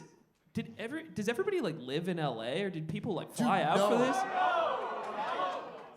You live in Hawaii? Damn. Oh my God. There was a guy from Maryland, someone from London. Who here thinks they flew the furthest? Who here flew the furthest? Where'd you fly from? Oh, so we got Sweden. Australia. We have All right. Australia. Can someone be You gotta Australia? be careful with that joke. Where you flew from Hawaii? Where else? Finland? We have an Australia here. Australia? Saudi Arabia? God damn. That's gotta be. It's gotta be that or Australia. Then, Have right? you been to Beastland? Big question. Has anybody seen the videos on Beastland yet? Because I opened up. It's so incredibly Dude, boring. oh, There's really? nothing in it. There's like nothing in it. I heard it's kind of hype, but I didn't see the video. If you can tell, the video I watched, they're exploring Beastland for the day, and they do like the 2 cool things at the beginning. But the video is like 20 What minutes are long. the 2 cool things? And you can they're like one game show where you're all standing on a platform, and then whoever can like react to buttons the fast enough like stays in the like you survive that round, and then whoever loses gets dropped into a pit of foam. And then it goes around until there's one person standing. And I was like, that's kind of fun. That's like a real life Mario Party minigame or something. And then by the time they get 10 minutes through the video, you can tell that they're gassed out talking about what there is. And they're like, yeah, they got like popcorn. And they're really dragging it out. I can't wait to go. Yeah, me I too. can't wait That's to our go next see. trip. That's so exciting. Lemonade stand live from Beastland. You're in Finland and Sweden. You got new friends? It's so funny because I already talked to the Swedish guy. I'm like a caricature. You're a joke, dude. It's crazy. One day you're gonna follow me, and you're gonna be sorry. Dude, I actually, my biggest fear of this country going to shit is that Aiden will be right and I'll have to leave. Like, if I ever have to leave to go to Sweden and like come with my tail between my legs and my head in my hands, like, please give me asylum in No, Sweden. I like how it's like not the dire circumstances of like the country falling apart and all the people That that will wouldn't bother suffer. me. It's that I will gloat. Yeah, that would really get to me. And also that you would be the one to grant me asylum in Sweden. When you You're have to like ask this. for my signature on your visa application. Yeah, by that point he'll be running the Welcome country. back, our iPad baby, Cole Dead Squirp to the stage. Never let Ask the Storyteller program your game show. Yes. All true. right, sports, our first category. Who's excited? Whose kid would you rather be? Tom Brady, Shaquille O'Neal, Drake, William Smith. This is sports, right? Yep, sport. Yeah, we have Tom Brady and Whose Shaquille kid would you O'Neal. rather be, Doug? Whose kid would you rather be? I know immediately. So we have a minute. Once that bar at the bottom of the screen is filled up, the voting will end for Twitch chat. This one's dead. Marker, please. So this is who we think chat is going to vote for. Yeah, What they so would who vote, do you okay. think chat, whose kid does chat want to be? I'm looking at. Shouldn't looking at chat. I'm not gonna change my answer. No, we don't know what the options are. We don't know. Oh wait, never mind. It's right there. It's on the screen, Doug. Authentic, honest answer. Okay. We got it? All right. Let's see. Brandon, who do you think? It's Tom Brady. Tom it's Brady? 100% Tom So Brady. you think chat wants to be kissed on the They lips want to by be their kissed on the father? lips by Tom Brady. Awesome. Okay. Yeah, that's fair. You know, that's fair. It's absolutely Tom Brady. I grew up with a father who wouldn't kiss me on the mouth, and it makes me sad every day. Traumatizing. Yeah, it's hard to get through that. You know, I've been there. I think what about you, Doug? Chat is less subtle. Drake, for sure. He's a family figure that is beloved across the Atrioc community. That's true. We do love Drake here in the Atrioc community. Everybody's going to ironically have done Drake, and I think I'll win this. You might. No, it was Shaq. All right. First place was Shaquille O'Neal. Second place was Tom Brady. Why the hell would you Third, want to we be have Drake. Shaq's And kid? finally, William Smith. No disrespect, but doesn't Shaq have like a lot of children he doesn't even see? That's not a racist thing. I think I've seen Shaq interviews. He talks about. No one thought it was until you said so. Okay, well, no, he did actually. He said it right away. He's the only normal one, is what Chat said. That's a fair point. He's not normal. Okay. Shaq has a famous story where he's like, yeah, I have this big $50 million mansion I live in all alone because no one comes to see me because my kids hate me. That's a real story. I thought you were gonna bring up the one where he's like, if you fill up your gas tank when it's 3/4 full, you save money. Well, you'll be the smart one of the family. That's kind of great. All right. Well, we have our updated points on the scoreboard, and we can move to Aiden. Which category would you like?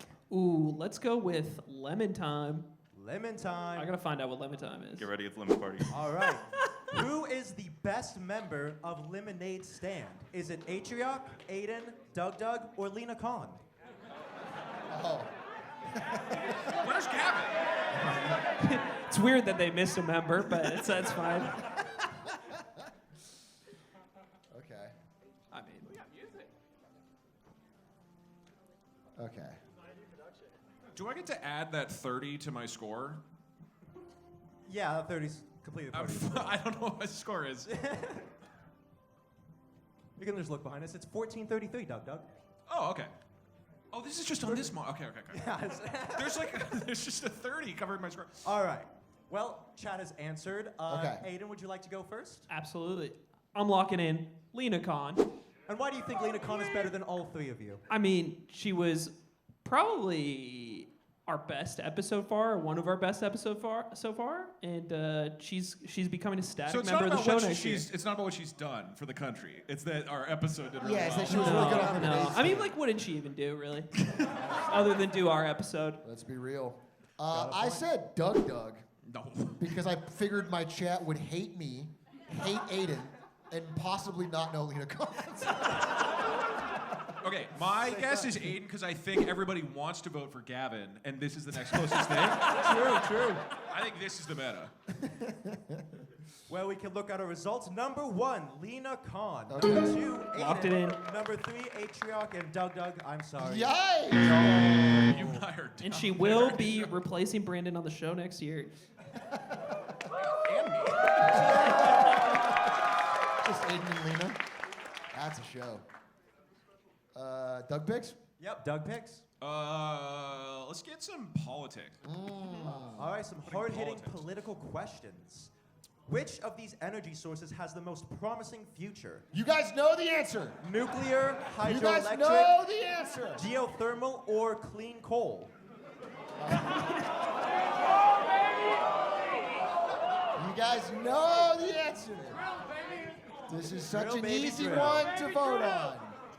Let's send a message to the world in a positive way. Try to see some real change. All right, Doug, would you like to go first and show your answer? It's in the name. It's clean. Oh, yeah. It's good for the environment. Thank you, Doug. Thank you, Doug. Because it's definitely clean coal. Because it's like you've solved all the issues with it. Why wouldn't you use it? Any controversial picks over there? Trust my audience to go nuclear since I've ranted about. Look at the spoon on his head. Don't let the spoon discredit a really good energy source. I don't know if they're saying boo. They might be saying spoon. Nuclear!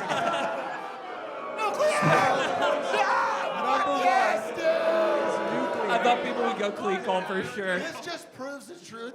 The more, like, the people that actually came here hate me the most. The more of my content they've watched, the less they support what I'm saying. Okay, I see a meta forming. I think right now it's been sincere answers, but slowly the ironic answers are overtaking the sincere ones. It's a slow build. People are realizing that the show is not supposed to be taken seriously. All right, fourth category, you the viewer. Yeah, that's you. Oh, you the viewer. All right, let's see it. What is your favorite platform? Twitch, Stake, TikTok, or Kick? Oh, see, this is where the meta kicks in.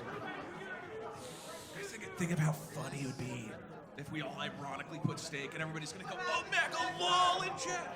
Chat's so funny. And then Atrioc's gonna see it and he's gonna go, oh, no, not Steak. I don't like Steak. All right, Atrioc, would you like to show your answer first? Ha! Dog, I picked Steak!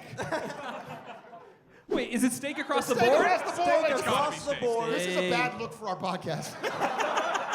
I see a new sponsorship I in your sense future. some sponsorship coming. Put in $100 today of Bitcoin, you get $5 for free if you go make an account. Hashtag at. What? They sponsored us this week. You're being weird about this. All right, let's see our. Was it not finished? Oh, I think we jumped the gun. It was Oh, finished. we showed it too early? My iPad told me Oops. I was done, so. Steak! Steak! There we go. Let's go. Steak We at love number gambling 1, around Twitch here. at number 2, Kick at number 3, and TikTok is last. Currently, we have Aiden dominating this game. Oh, wow. 5 digits? 5 digits, an impressive 5 digits. This is not real math. You live in denial. I literally don't know how this works. It should be like 1 point, right, for a right answer. Why are you getting like 7,433? It doesn't make any fucking sense. I don't understand. Go to the next question. Lemon time. Well, you're not your pick. It's my pick? It's Aiden's pick. Oh, we're going sports. We're going sports. All right, the next question is, who is the best hooper? Ludwig, Stans, Atrioc, or RDC West? Of these 4? Out of these 4. Yo, feel free to put LeBron on your board if you want to, Atrioc. You're not going to He's going to say. Okay, once they're done, if you vote for Stan's chat, I will send him a clip of this. He just had a child. Guys, Stans just had a kid yesterday. Congratulations to young Maddie Stans. We gotta give this one. We got to give it to Stans. Whoa, whoa, whoa, whoa. Oh, it's still, look, the timer's on screen for you, too. Well- You can just look down and see it. We're halfway through. Okay. The chat's still voting. Okay. Oh, I see the little finish line. Do you guys think Stans' kid is going to be an Atrioc viewer? They made it a visual. I'm locked in. Okay, well, maybe be a little entertaining while we're waiting for the Well, thing to what I'll finish. say is there's a right answer to this, and I don't think it's going to get the most votes. All right, let's see what our answers are. Number 1 is Stan. Second is RDC Incredible. West. Congratulations. Third is Atrioc. And fourth, of course, is Ludwig. 108 votes for Stans. Have any of those people seen his latest YouTube video? Only 1 vote separates Atrioc and Ludwig here, though. That's Aiden propaganda. I will say RDC West smokes everyone in the stadium consistently. All right, Doug, pick a category. You, the viewer. You, the viewer. Game of the year. Is it Blueprints, Expedition 33, Silk Song, or Hades 2? Oh, what does my chat say? What does your chat say? Damn, I don't know. I think. Bro, I'm gonna. Okay, Brandon, I watch your stream. Yeah. But for everybody here who doesn't, have you played all these games on stream? Doug has watched my stream one time, and it was the chilliest thing. That's a true story. That's the Doug caught. I watched the stream more than that. That part's not true. Well, there's only one stream that matters. I have played all of those, but Expedition on the stream. Actually, I played Hades. Actually, I played them all. Like for one day. That's crazy. That's crazy that you said that and then you get corrected about what you did on your stream. But I played it for like the intro, and then everyone was like, "You want to play more?" And I said, "No." Atrioc doesn't remember any of his streams. I just game too much on my stream, you know? That's what people have been saying. I'm just too much of a gamer is the problem. I wish I had some more fucking politics to talk about. All right, let's see our answers. Number 1. Silk Song. Pause jam. It's got to be Silk Song. It's got to be. Are you Silk Song? Okay. Holding. That was the game I fucking played the most on stream this. Yes, Yeah. that guy. Okay. All right, let's go. We're catching up. We're catching up. Oh my god, I'm losing my lead. Uh-oh, Aiden. Uh-oh, Aiden with Expedition 33. I just guessed. Bad guess. If Counter-Strike was on there, Aiden would know what was going That's on. the game of the year. It's the only game he's ever played. That's the game of the year every year. The Aiden argument where he's like, I'm not a gamer. I just play Counter-Strike 8 hours a day. That's like, you play $10. Yeah, I have put $150,000 into Counter-Strike skins. I'm not a gamer, though. Yeah, I'm not. Wait, no, we have an audience here. All right, can we, this is a question. So Aiden thinks he's not a gamer because he only plays Counter-Strike 4 hours every single day, but no other games. Yeah. Whereas Atrioc and I will play different games for 4 hours each. For an hour. If you meet a normal person who says they're a gamer and they're like they start listing off exciting single player games they play, that's a gamer. And it's like if you only play one game for 20 years, I don't think you're really. Hold on. You say I'm not a gamer to somebody you meet, and then you go home and play 4 hours of Counter-Strike. Oh no, hold on. If I played 4 hours of chess every day for 10 years, would you say I was a gamer? I would say you're a chess player. You play a game. You're a gamer. Yes, you are a gamer. Chess isn't a game. Who here thinks Aiden is a gamer? This is tough. This is You my. also Wait, hold on. We need show of hands. Is Aiden more of a gamer than Brandon and I? Hands up. What? Yes, dude. That's like a lot half. of people. That's like half. I'm walking. You're a out. gamer. I'm You're a walking gamer. out. Admit it. I've been to your office. Even my girlfriend raised her hand. This is fucked. It's just so funny to hear her talk about your gaming. They're roasting you. They're investments.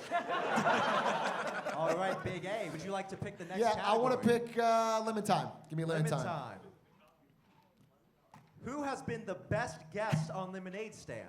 Lena Khan, Steve Eisman, Primogen, or Aiden? Oh, it's tough with. You know, Aiden, it's so nice that they brought you on the couch, even though you're only a guest. I know. I'm just a frequent contributor. Frequent, yeah. Returning guest. Mm-hmm. Okay. These all have good memories for me. All very good episodes. Yeah, I really like them Great all. episodes. I feel bad for the last 2 minutes of Primes, which is but the rest of it was incredible, bro. It was unfair. Okay, let's see. Oh, we have to finish this. We have some good ones coming up too. I think I'm pretty excited about for Big 2-6. Obama, that's a big one coming up. Oh, did I reveal that? Did I leak? I'm so sorry. Obama's got a new crypto he's launching. He needs. Can we do that? Can we just lie? Yeah, we just lie. You're just talking about marketing. Like we don't have to tell the truth, right? That's what marketing is. Yeah. I heard that since Marjorie Taylor Greene has stepped down, she's coming to the Lemonade She's Stand. gonna be a co-host. It's gonna be like The View, but for partisan politics. Would you like to show your answer, Atrioc? Yeah, my answer is Lena Khan, and that's not close. Not even close. I mean, it's got to be me, right? I gotta vote for her. Aiden, it's got to be. Why would they have me on so many times? Let's go. Lena Khan Wait, being it was Aiden? That's crazy. You're not a good guest. That hurts. That cuts me deep. Yeah, I'm sorry. That cuts me deep. Aiden, would you like to pick the next category? Absolutely. Let's go politics in my silly game show. Politics in my silly game show? Which of these billionaires has had the most negative impact on society as a whole? Jeff Bezos, Mark Zuckerberg, Elon Musk, or George Soros? Okay. Ludwig. There's a lot of Ludwigs in the crowd. Yeah, it's probably Lud. He wishes he had $1 billion, bro. He was before you fucked him on off-brand. I'll start stealing. I'll start stealing the money before he gets to $1 billion. Start stealing the money. This is a fun fact. Ludwig doesn't know the login to his own bank account. He actually doesn't. It's embarrassing. Not a billionaire. Well, bear in mind, George Soros funds my entire stream, according to someone. So. And I mean, you're probably picking. You've been watching a lot of Fuentes, so. Yeah. Watching, collaborating. Is he coming on the lemonade stand? Right. Nobody in this room is like logged into Rumble, so they don't know you've been doing a bunch of crossover videos with him. Like moonlighting as a. All right, that'd Aiden, be awesome. Would you like to reveal your answer? Absolutely. I'm going Zuckerberg. You going Zuck? I'm going Zuck. But he's hot now. He windsurfs. He's hot. He pays me to talk about AI. Like, Yeah. everything's good about it. Elon Musk. I did Elon Musk as well. Elon Musk. Elon? Number one. Did you guys see the Elon. Grok stuff recently? The glazing? Yeah. Yeah, that was awesome. That's actually really cool. He's actually winning me back over. Elon stocks have never been so high. I guess literally.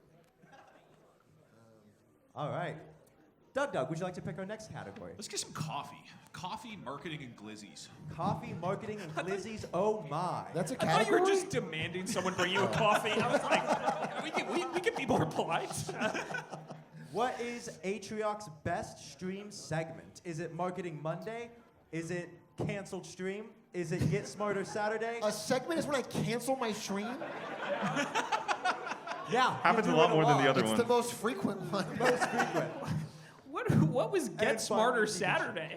That is a brilliant idea I came up with where I watch YouTube videos for 3 hours and call it a day. And then TV show marketing is a brilliant idea where he watches TV shows for 4 hours a day. I'm sort of a pioneer on Twitch. You guys Marketing probably Monday is where he understand. watches videos and then shows clips of it and Yeah. talks about it for 4 hours a day. Yep. Very innovative.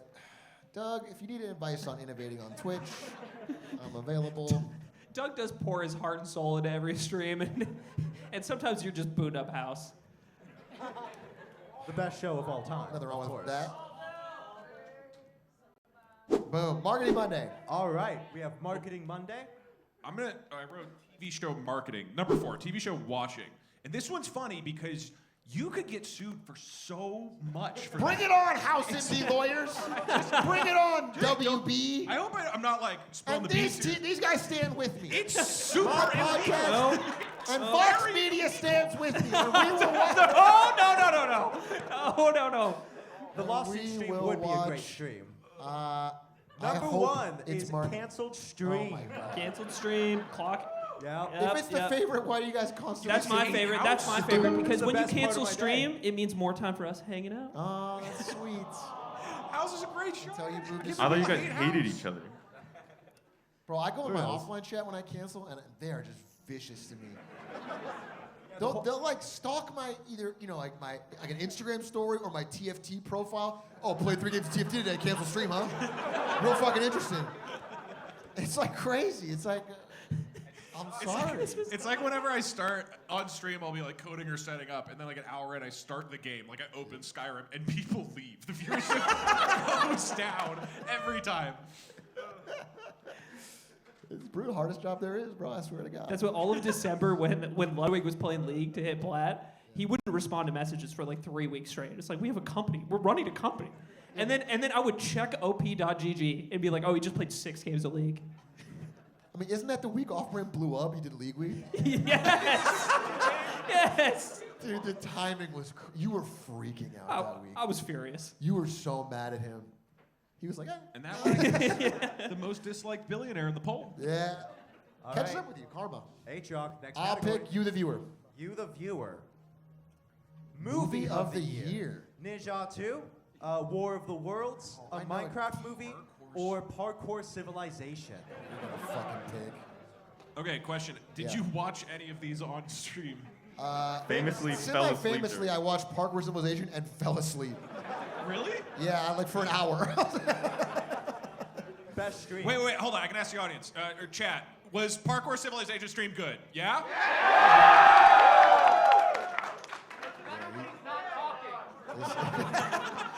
viewership went up when I fell asleep. All right. I'm going to be honest, guys. I think there's a right answer here if we want our visa applications approved to go do that China trip. Oh, true. What's more valuable, your visa applications or points? I mean, my lead is just so. Actually, my league's not that big. Your league has Oh, no. dwindled. Your time is There is. Oh, yeah. we're close. It's a This is close real game. close. This is a real game. Even though the points I think are made up, I'm actually not. I do not believe you have a scoring algorithm. All right. Okay. I Good job. voted parkour civ, despite. Well, the guy DM'd me, so I liked it. Fbo, you're a very sweet guy. I mean, fine Chinese animation. Neja, too. Yeah, true. You're going next? Oh, wow. Parkour Civ. Look, I'm going to plan to win here. Let's see parkour Oh, it was close. civilization. Damn, it wasn't close at all. At second. I do want to say for the record, so we can clip this for G. Neja, incredible movie. Incredible movie. animation. I love the culture that I learned from it. And there's some are saying American studios couldn't have even done it. I've been saying that. Yeah. All right, Aiden, pick a category. Let's go politics in my silly game show. Aiden certainly loves his politics. Which issue will be the most important in the 2028 presidential election? Immigration, economy, Jeez. corruption, or healthcare? The hard-hitting political This question. is a hard-hitting question. I think Twitch chat's mind is gonna break because they don't have a easy. Right, there's dumb not answer. a joke one. This Half is of them fucked up. can't even read the question. You should have made Glizzy one of them or something. It's just. But I think I. Well, I mean, we kind of fixed the economy this year. Yeah, true. We signed the Vox deal, so that's all sorted out. Oh, you think that's how we fixed it? Yeah. And then Aiden's leaving. That opens up space for the immigration. That does actually. That solves that problem. God. And with Aiden gone, less corruption. Can you imagine? All of Can them you are solved once you if remove them. The timing just bigs it, and America actually just rocket ships up the second Aiden leaves. Like everything, we just kind of figure it all out. What if that's the motivation? You like get into politics, you turn the whole country around because just out of spite. Just 'cause to Aiden. God, that'd be awesome. All right, Aiden, would you like to show your answer? I'm going economy. All right. Economy. I think this will lose, but corruption. Corruption. All right, let's see what Twitch chat shows. Economy Oh, is okay. number one with Big number corruption two. at number two. No, I get it. Pretty- Chat doesn't pretty care big about deal. healthcare, doesn't care about immigration. I get it. No, that's fine. Okay. All right. Tie game. See the scores. Yep. What are the scores? Show the scores. Oh my God! You need How did you get into the league? I'm sort of. I know my chat really well, Well, Doug, actually. now's your time to catch up by picking the category. That last question reminds me of like that Twitter meme where if you like say opinion about waffles, somebody's like, "So you hate pancakes?" Yeah. With the last one, I'm like, "So chat, you hate healthcare?" They must. I mean, Let's do lemon party. lemon party. Well, that's Wait. not a category. It's close. Let me time. You know. I don't have a glass. What is the best lemonade stand? You bit? don't have me showing porn to the other co-hosts on Well, here. we only just They just discovered learned that about one. that. Horse electrolytes, villain chair, the curse, or Atrioc's hairline. Dude, a true story about my fucking hairline is that the one episode I didn't wear a hat, our viewership actually plummeted. It was like our worst performing. It was like a 10 out of 10, deep 10 out of 10. And then all the comments were about my hairline. And that was the episode. We were testing out a new format, and we really wanted feedback, and no one talked about the episode at all. Dude, I actually get panicked when we record now, and I make sure I check. And, but I don't know what that best bit might be. I love because three of these are things that are part of our show, and the fourth one is just Atrioc ugly. It's just not part of it. Okay, it doesn't necessarily say ugly, Doug.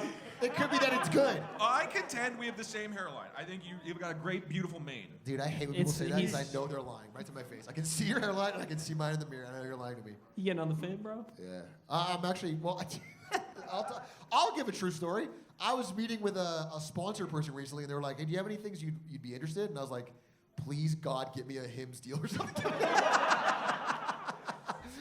I'm like the best shill of all time, I told her. All right, Doug, show us your answer. Hairline. Hairline, of course. What do we? Horse electrolytes. Oh, this is a different one. Very I said the curse. The curse. I thought us starting World War III would be. Number one is horse shit. electrolytes. I did watch the horse electrolytes bits like 5 times. It was really fun. Doug kept drinking them for a bit, and then we found out they cause seizures. Yeah. Well, let's look at the data we have. Anything for views. Yeah, you've drinking a lot and you've had no seizures that we know of. So. I keep it off pod. The other 23 hours of the day. He's a functioning. I'm convulsing at home, pounding electrolytes. That's good to know. Apparently, I mean, it's worth a disclaimer. Apparently, for real, that is super dangerous. This is so late to say this. What? Well, I didn't realize it because I was just fucking hyped on them for 2 months. This is like the Sackler family being like, well, opioids, everything actually might be bad. It's like you're beyond. Okay, lemon time. Lemon time. Let's see it. Who is the most bald member of the podcast? Aiden, Guys, Doug, Atrioc, or prove 'em Steve wrong. Eisman? Now, correct me if I'm wrong, but Aiden, you are the only one who's had a dermatologist telling you you're going bald, correct? That's true. That's true. I met with a dermatologist like 3 weeks ago. And yet you have the most beautiful head of hair here. And it's interesting, right? It's interesting. Don't pull it back. Don't pull it back. The thing is, if I'm getting minoxidil next week. If any of my Twitch chat are dermatologists, I've also been told that I'm bald by a dermatologist. What do you think the chances are that you have one dermatologist? There probably is a dermatologist in my chat. Do we have any dermatologists here? Or, okay. Oh, we got so many dermatologists. Can you just raise your hand if Atrioc is balding? Okay. If Aiden is balding? If I'm balding? Okay, all right. That's okay. Our podcast is chunk, dude. We're washed. All right, let's see what your answer is, Atrioc. I voted me. Just give me the loss. Atrioc. I'm used Let's to see. it. Number one is Atrioc. Number 2, though, Aiden. Oh no, I'm number 2. Bro. Watch out. Steve is going to love that. All right. And with that, Steve had a head full of hair. with that question, lemon time is now out. That was the final lemon time. Okay. question. So what would you like next, Aiden? Let's go back to sports. Sports. Let's see it. What is the fakest sport? Darts, pool, speed walking, or esports? If you guys pick esports, Aiden is going to have a rant. It's a real head scratcher. It's got, I mean, look, I'll just think out loud. It's got to be that, right? All 4 of us worked in it professionally. Wait, no, except you. You didn't really. I worked at Twitch. I mean, we did esports broadcasts. Dude, if you don't think Faker could become the best speed walker next year, easy. I have a fucking tattoo. I Faker can do anything. I would vote Faker for president unironically. I think Faker's the GOAT. I think that's what I'm saying. Faker met with MBS and glazed him, and I was like, maybe he's right. Maybe I've been too harsh on the guy. I love you Faker. watching the security cam footage of Faker killing Jamal Khashoggi and be like, but he's got 6 championships. It's 6, Aiden. All right. 6 championships. Would you like to show your answer, Aiden? I mean, speed walking for sure. Speed walking? It's the same thing, bro. They just break. Have you ever watched pro speed walking? They just break the rules all the time.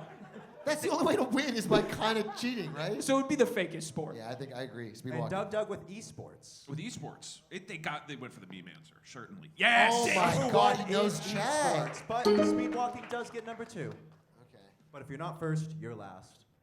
I can't believe you guys are selling out esports like that. All right, what's our score? Oh, we are all within 1,000 of each other. Okay. Still a close game. 2,000. Yeah, it's still Doug's down the pick? wire. All right, Doug, what category?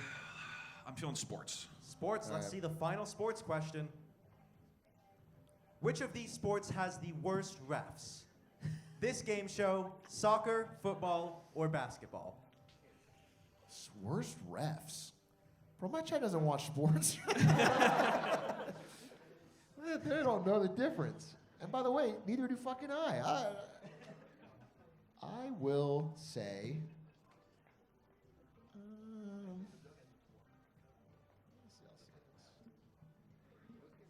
There's a right answer here. Is there? What a I mean, terrible soccer and question this basketball is. notoriously, people pay off the refs. Like international soccer, notoriously, refs get paid off. In basketball, they literally had the FBI. That is an open investigation. We don't know the result yet. Kawhi Leonard loves trees.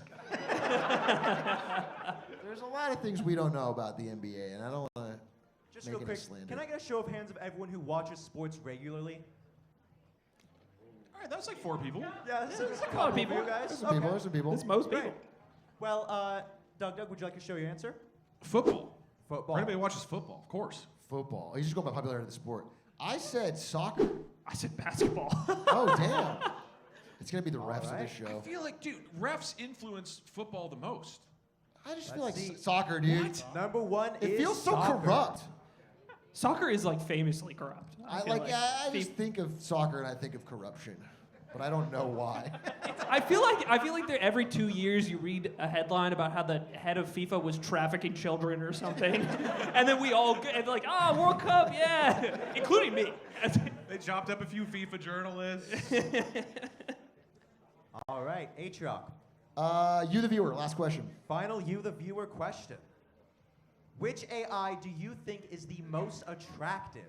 Great question. Copilot, Doug, break it down. ChatGPT, DeepSeek, or Gemini? Why isn't Grok on this? I'm seeing a lot of Grok on Where is here. Grok? Because Grok would be Grok the would obvious sweep. answer. Grok would sweep, so you have to take out the All the outlier. most beautiful.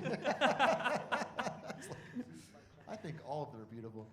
I don't know. Grok would have been the easy answer here. Now this question's designed for you. I do Doug. think ChatGPT is chunk. ChatGPT just feels like Would you say chunk? like beat. ChatGPT's beat. Chunk is chopped dunk, dude. Wait, I need to go back. Can you show the options again? You guys got to think about the trip to China.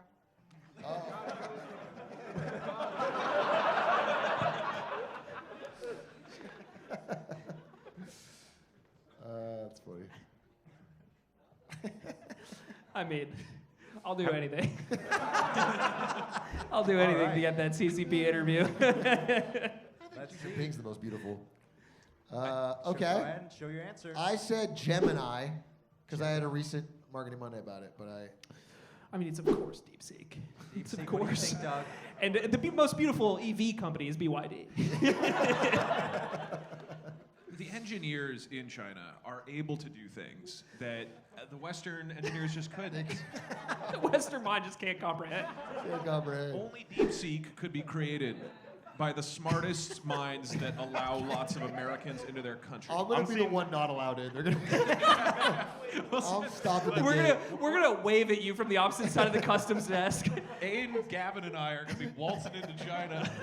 Number Xi one Jinping in answer tow. is DeepSeek. Yeah. With Gemini at number number two. I just want to say, as a Chinese person, I appreciate it. I appreciate it. That's one vouch. I think we need 3 to get into the country. Atrioc, you got to catch up. Okay. Only for mouse team. All right, Aiden. So we got politics in my silly game show. Politics. Last question. That's all we got. Oh no, we No, got we have coffee, to start marketing. coffee. just Oh, the We're gonna do a color. blitz of that for the end. I Okay. think. Let's just do politics and then. Politics. Let's finish up politics. Which is the greatest country in Asia? What is the best anti-poverty model? Universal basic income, negative income tax, job guarantee, or targeted welfare programs? You asked Twitch chat this question, bro. This is I'm like seeing how the chat flying. This is so I essentially think how people have democracy answers. works, by the way. Except with 300 million people who also don't know the options. I'm so curious. Like, what is chat taken away from like a year I of don't watching you do know. daily clips? You know? I don't know. I assume. I'm seeing a lack of trickle down on here. Now I know what a negative income tax is, but could you explain it for the audience? That's where the government pays you. Like a UBI. Yeah, kind of, but I think it's based on your income, so it's like reversed. Oh, it's a percentage. interesting. I thought. So the lower your income Sounds is, like a less cool UBI, if you will. Yeah. Wink. Okay. All right, Aiden, would you like to show your answer? I'm going targeted welfare. Targeted welfare. Edging out You want to drop like a Job welfare guarantee. strike on all the. Yeah, you want to like. Yeah, exactly. A You want a targeted. big red button where you can initiate a welfare strike. I'd use my welfare drone. Yeah, that's good. The Amazon welfare drones are gonna. And what's your pick, Doug? Universal basic income. I said UBI as well. UBI. All right. Let's see our answers. Not that I. Yeah. UBI I don't think I is was gonna number push. I one. just think my audience is gonna be all about it. Dude. Okay, there we go. It updated. I was like, how did I get 2 points? Atrioc got 5,000. I told you it's wacky. All right, last category, Blitz. Blitz, the last category. Coffee, marketing, and glizzies. Oh my. Best stream game: Hitman, Elden Ring, Fall Guys, or Bloons TD6. Damn. These are like, this is the Mount Rushmore. You're not going to believe this, every one of these games had a full album produced by people largely in this room of songs, basically just calling me bald while I played. But like a highly produced album, not kidding. Have you tried Hitman on stream, by the way? It is actually really good. So Have I tried I tried Hitman a on challenge where like chat could vote on a challenge. It's actually very good. The I'm so Miami level hurt. is awesome. It's on this platform called Twitch. You guys would do anything except put Counter-Strike in these questions. Hey, this is the Atrioc Bro, category. watching me play We'll fucking make an Aiden Counter-Strike category next time. You would not be happy watching I wasn't happy when I played Valorant with you. You're so pissy in this game. Hold the corner. Hold the corner, Atrioc. You like, we're friends. Every we're playing for fun. every round, you flash me in stands. Every round, without fail. We're not talking about Valorant. Yeah, and then we play the game. You ever told these people about the first time we met? Okay, relax. Relax. Hey, my version of UBI would be knives for everybody. Yeah. No money. Always appreciate it. Just skins. Let's see our answers. Hitman. Bloons. Hitman, Hitman? Bloons. I think Hitman is my favorite stream game, but I knew it would be Bloons. Wow. Bloons Yeah. is number one, and Hitman is a Bloons. close second. They got a soft spot for it. All right, let's see our next question in coffee, marketing, and glizzies. What game do you wish Big A would finish? What a great question. Elden This is a Ring great DLC, question. Inscription, Lies of P, or another Crab's Treasure? Dude, the list is like so much longer than this. It was tough to pick four.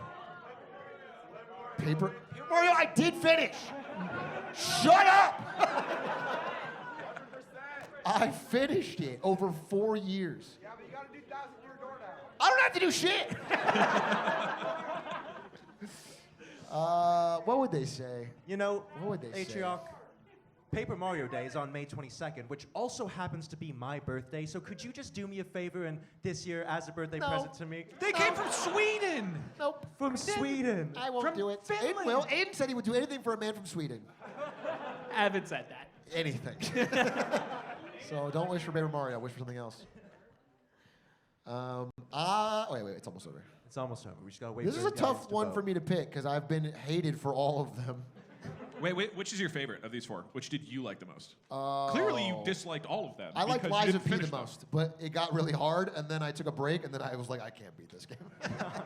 What is Lies of P? It was like a really fun Elden Ring. He's Souls-like not really a type game. gamer. It's a video game.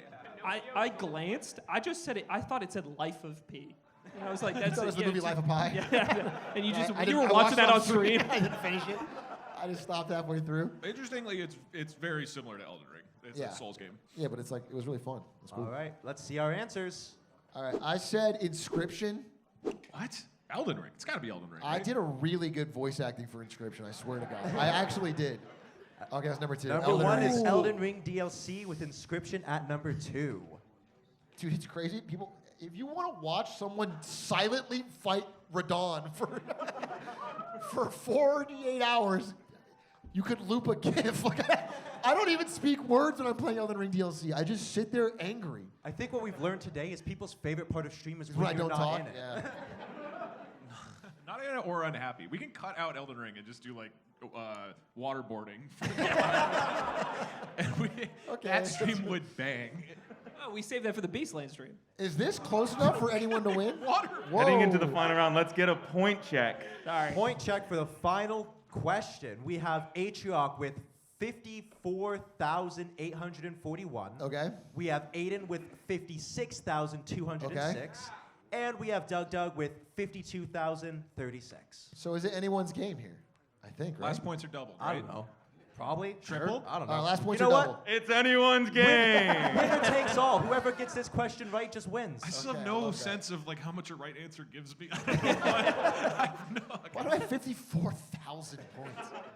Let's get our final question. What is Atrioc's best nickname? Glizzy Hands, Activision Glizzard, Sir Glizzington, or Small Balls Big Shaft? I'll tell you what. Me and Atrioc went to the onsen last week. And he's got some glizzy hands. Well earned. Bro, it's so funny because I don't think that is a nickname I've ever had. But Nick, your co-host, put that on my first piece of merch, and I didn't notice. It was the nicknames hoodie, and it's like Glizzard, Glizzy, Glizzy, Coffee Cow, whatever. And then right on the back it says Small Balls, Big Shaft. And so nobody can wear it in public because it goes from like goofy to super crass. I've seen like one person ever wear that hoodie, and they're here today. So, when making this question, turns out Otto made a script that would find the most used nicknames in your chat. Okay. So I used that to find out Small Balls Big Shaft is the 4th most used nickname for you. Wow. Oh my God. That's strange. Okay. All right, let's see our answers. I went with the classic Glizzy Hands. I have to live my truth, and it's Small Balls Big Shaft. Can I By the way, Ed's got a nickname. It's Small Balls, Small Shaft. Yeah, go ahead. Last second answer change from Doug. Yeah. Before he reveals his answer, Cold Dead Square, what is your favorite nickname on this list? It has to be Small Balls Big Shaft. It has to be Small Balls Big Shaft. Does not. Let's not make that a thing. Who in chat? Never mind. Leaving these behind in 26. All right, what do you got? Secret 5th answer, Small Bald Big Shaft. Oh,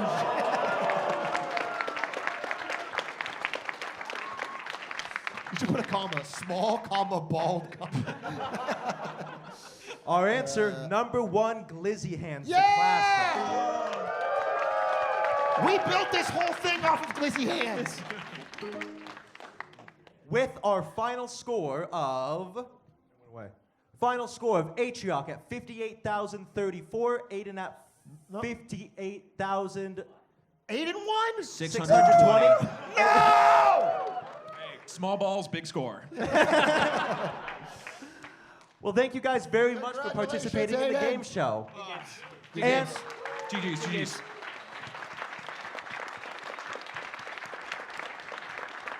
I would like to shout out my good friend Jake, who helped me put this game show together. So can we get a round of applause for Jake? Jake!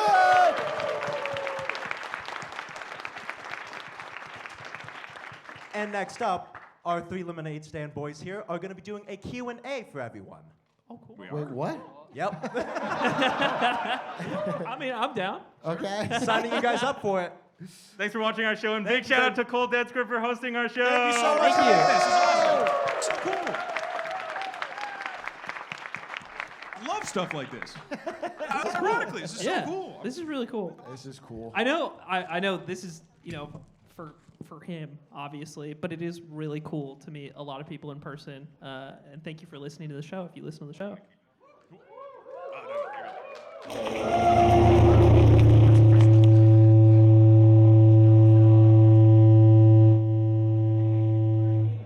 you. Appreciate it. I don't know what I'll just work. I have a... I can't believe you won. That's crazy.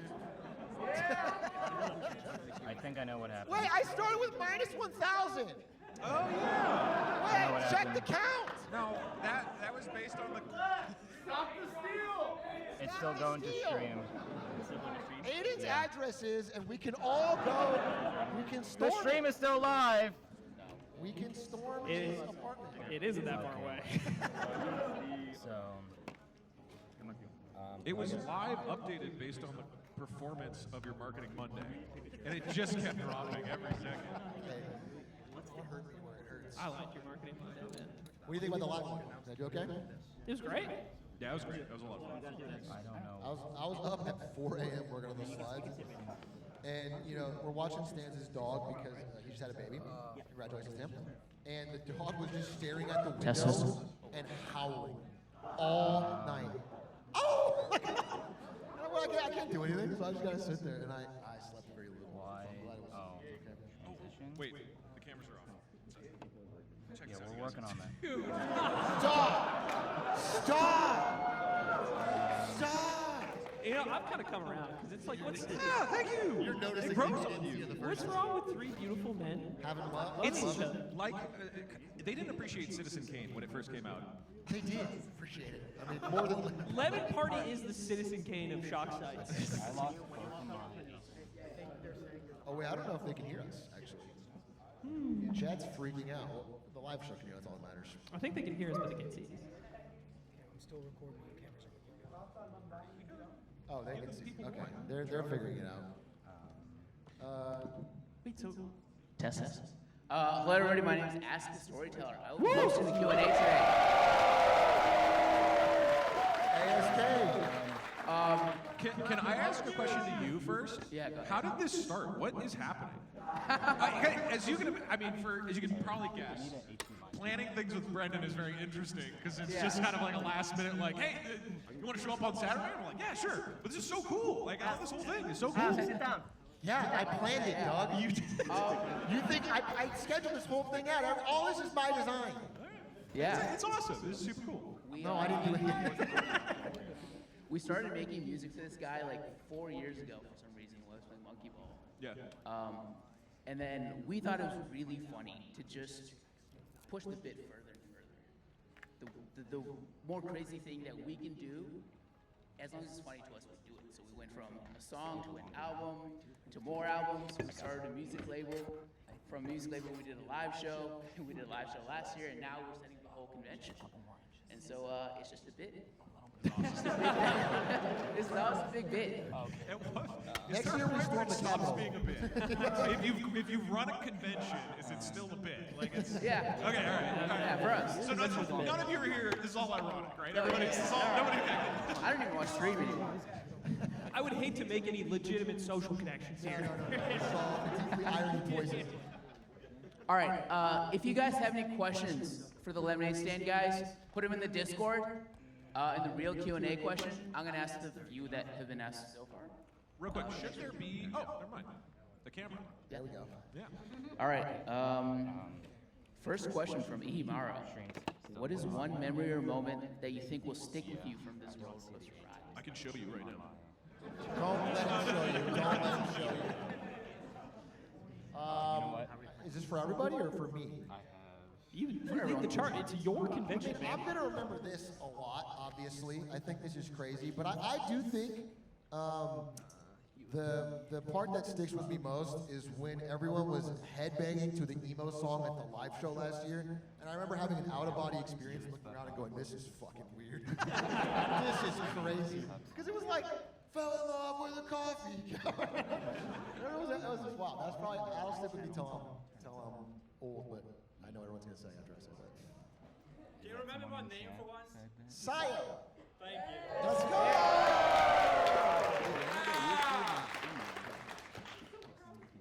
Okay.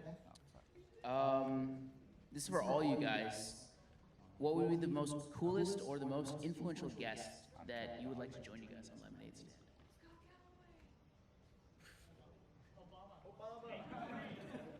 You pick. Me? We have obviously talked about this. I mean, there's like the realistic camp and the unrealistic camp. Like for me, they cut your mic.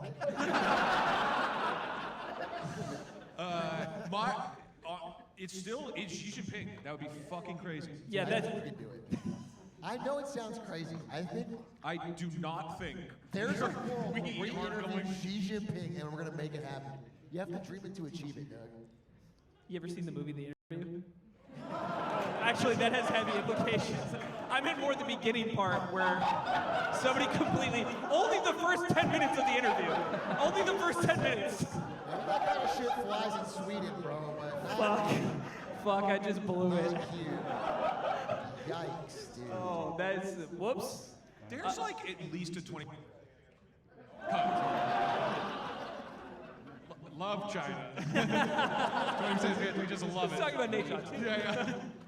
I mean, honestly, my dream guest, truly, if you asked me like 10 minutes before the podcast started, I would have said Lena Khan. That was our first guest. So I'm actually super stoked. But yeah, I think your dream will be crazy. And then, I don't know. Well, I want like a sitting president. So Trump, whatever, someone else. Yeah, I mean, like Nelk did it. So You know what's also weird is like there's guests that would be cool in theory. Like I would love to interview one of the giant tech company leads, but they don't make for good interviews generally. So there's like a weird balance. Like not that I think G would pop off, but like you don't think the G episode's going hard in the algo? I think it would go hard in the algo. I don't think he would be like getting up and dancing and making dick jokes. Whereas like Cuban, I think would be. Xi Jinping shows you his Huawei phone at his lemon party. You guys can't get a word in. It's just he and I, just chomping. I think what we learned recently from interviewing the president of Shopify is I think some we need people more presidents of Shopify. That was the big learning. Probably the president of Shopify like over and over 10 again. times in a row. Is people in sitting positions of power, like if they're at the helm of a big company or if they're a politician, their ability to answer you truly candidly is just limited. And I think after that interview, I started to think about how people who are like retired from positions are probably better because they can speak more freely. So talking to people who like used to be an executive at a healthcare company or somebody like Obama would be really cool, I think, because he used to be the president. And I don't think he can speak, I imagine he can't speak super freely in the same way that like we might with all of each other, right? Yeah. But he can more candidly than someone in like a sitting position. So I think anybody who's we should get wash people, you're saying. People we should legitimately. I think wash people will produce better interviews. Ludwig next week on Limited Stand. They need to be bitter, like they've cast aside, and they come to us to vent. And we're like, just tell us what's on your mind. It's Steve Bannon or something. He's just fucking pissed. All right. I've got a lot of really quick questions for each of you. Okay. Doug, there are a lot of questions for you, so we'll start with you. First question is, where's your ghillie suit? You can't see it. It's that good of a suit. The second is, when are you eating the Voynich manuscript? I'm sorry. There's a lot of questions about you eating books. Oh, yeah, today. Okay. You are going to eat a book today? I initiated an author strike. Don't say like that it explains what you... The New York Times is refusing to put my book on their best-selling list, even though it's a #1 bestseller on Amazon. Okay. Interesting. So I'm going to eat a New York Times best-selling book every day until they put me on the list. That's actually genius. Wait, that's actually Let me tell really you, smart. Coraline, tasty, delicious. Aiden, this is a question from Grant. In both the yard and the lemonade stand, you play the normal person. How? No, he doesn't. No, he doesn't. That's the takeaway? How have you kept up the personal... Wait, we've tried to be normal. Yeah. He's the only one who... You've tried. Yeah. Wait, that's like the reputation. But also, like, in the yard, like, he peed on a wall. He was in front of... What are we... He's not normal. No. How do you get away with this? We just made that up. Okay, so it's funny. I do think it's funny because I think I can't help myself because I think there's a certain energy on the yard that just slides over to lemonade stand, and I think I'm the one who enjoys doing that the most. So I think on the yard, it's just the dynamic of I fall into being the straight man a lot of the time, and I think which is ironic. But that's just the dynamic of what was shaped while we lived together, and I think when you listen to the art, if anybody here does, it's a pretty. It is what we sound like, kind of talking to each other at home. Like we filmed 2 years of the podcast before it existed, just talking to each other in the kitchen, and I think I'm just maybe the most normal person most of the time. Dude, you might be, which is crazy. Of that show. And then it comes over to lemonade stand, and I think I'm maybe the least normal. I don't know. You should have been a fursuit. I don't. But that's the way I see it. Funsomniac wants to know how your Thanksgiving PowerPoint's going. Dude, it hasn't been started. I got a message from Cutie last night about the day that we were doing that. We're doing it Monday night. I have to do, I think, a deep dive on the history of Canadian Thanksgiving, due by Monday night. I have to do Marketing Monday on Canadian Thanksgiving. Not that easy. It's not that easy. And then do that with Cutie and Valkyrie, which should be fun. That's funny. Final question for you, Aiden. How do you have so much swag? From Lickety Split. I'm swagless. I'm swagless. So he's the most normal. He's also the most swag. Yeah. He's just everything. Well, there's another question. How many dogs have you shot? Just a normal dog shooter. Swag. Just a normal amount, not an amount that would get me hired by a police department or.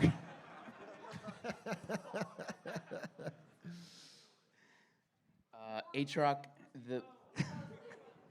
More. He actually hates dogs. I don't hate dogs. I just don't think they should be at the movie theater when you watch movies. Do you hear it in his voice? What about service animals?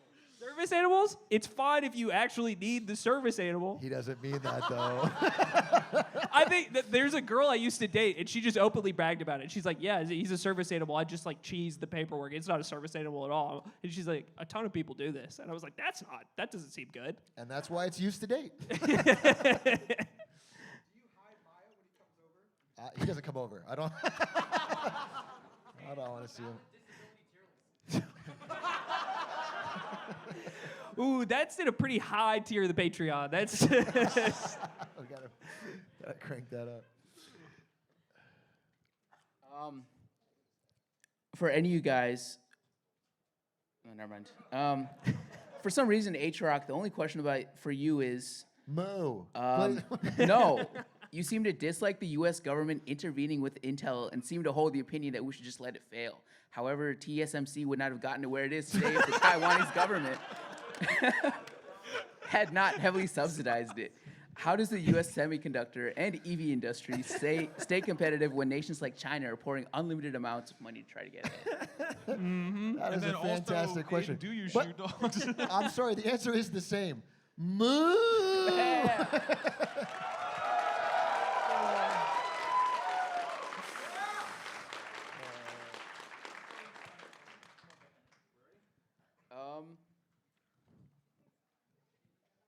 Yeah, last question. Would you guys do Joe Rogan? Would we do Joe Rogan? Yeah. Sexually or? Well, both. Well, I mean, at this rate, you already went on Gavin's show, so you're Yeah. probably next up. Gavin's show gets 10 viewers. Gavin's show is it's the alt-right pipeline. It's right to Joe Rogan. I mean, it'd be funny to be one of us gets invited, and we're like, we won't go on unless it's all of us. I think I would say no unless it was me and Atrioc. The classic frame of a Joe Rogan episode, with the red background and stuff. It's just us three packed into the Crammed same in. shot. All talking over each other. I think it'd be so funny to watch Aiden on Joe Rogan. Joe, we gotta move to Sweden. It's just really important. Joe, no. They don't help you win in the game. They're just it's like a blue version of a knife.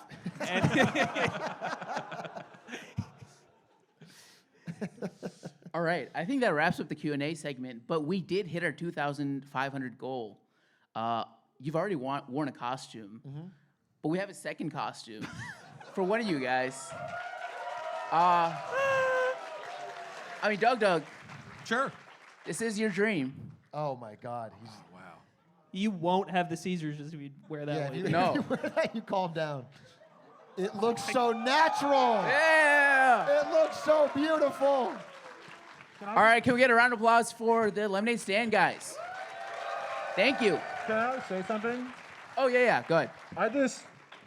I'm gonna be serious for a sec. Doing this show with these two guys has been lovely, and you might think that maybe they're just characters on the internet, that maybe they play it up, but the truth is, like, I wouldn't do this show with anyone else. And when I've been struggling this year, both of you reached out and said kind messages, and you've shown that you have high integrity, and you really care about yourself, your audience, everything, and your friends, most importantly, your friends. So I just want to say thank you for doing this with me, Aiden, and doing this with me. I really appreciate both of you a lot.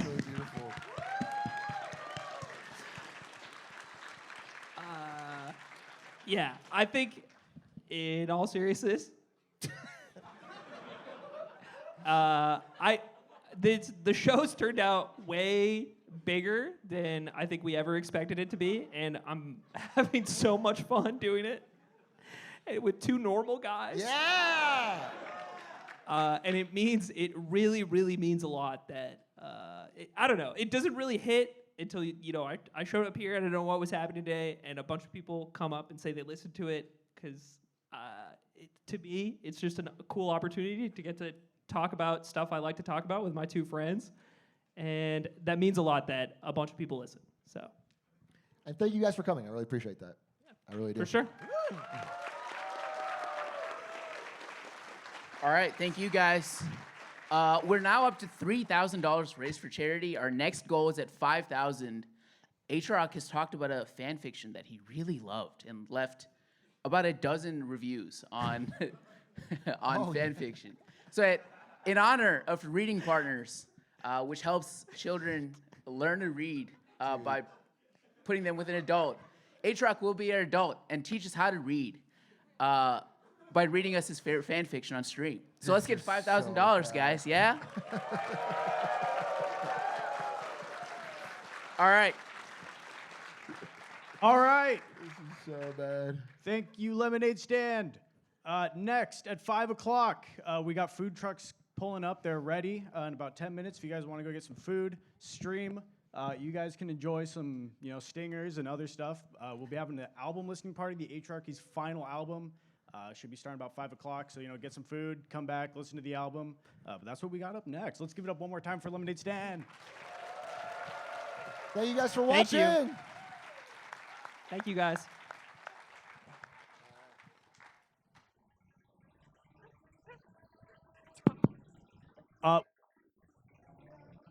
One last thing. Chatter Milky made a whole bunch of plushy coffee cows that she wants to give away. So if you're interested in getting one of those plushies, meet me out at the merch table. Or we'll just start throwing them out now.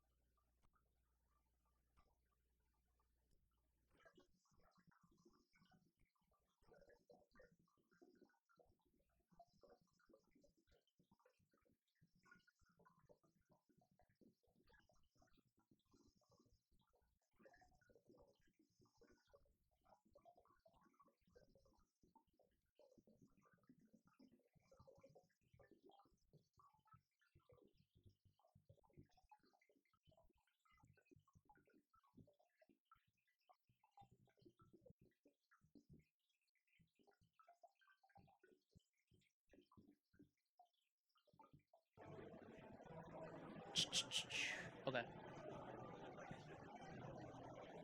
What time is it? Attention everybody. At 5:45 we'll be starting the album listening party.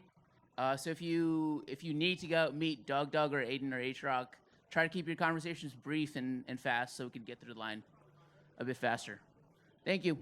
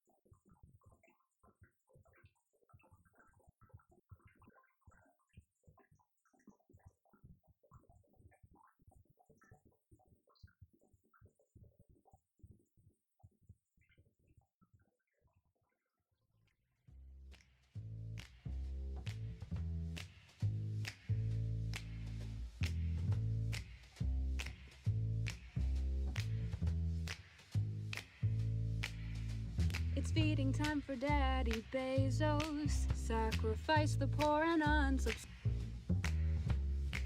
sell a family heirloom like your grandmother's engagement ring. Family memories are worthless, and gifting subs will make you feel like a king for like 5 minutes. You see, the ball went fast and it rolled to the end, so roll my monkey ball, roll. Oh my God, brain rot. Have brain rot. Your brain is so bright. You said I have brain rot, and while that may be true, it's sophisticated.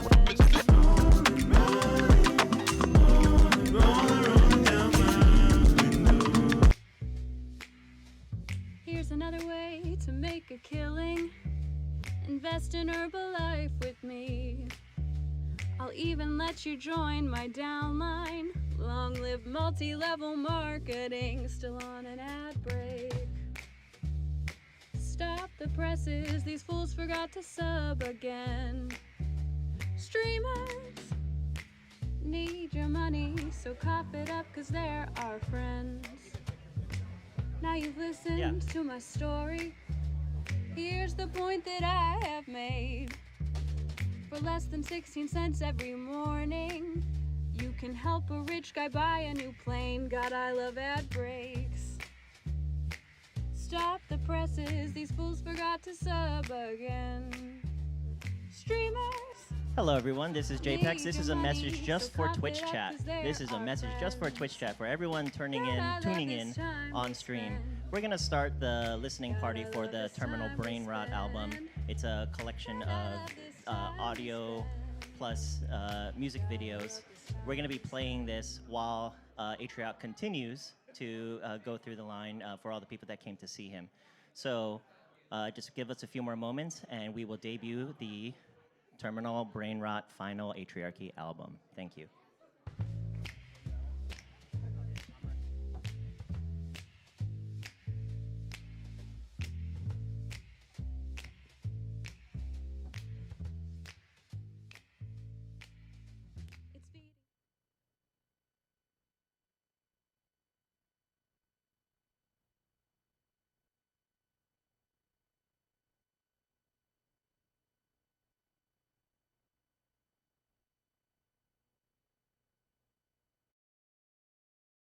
There once was a ball with a baby, and the color of the ball was green, you see. The ball went fast and it rolled to the end, so roll my monkey ball, roll. Oh my God, brain rot. Have brain rot. Your brain is so bright. You said I have brain rot, and while that may be true, it's sophisticated.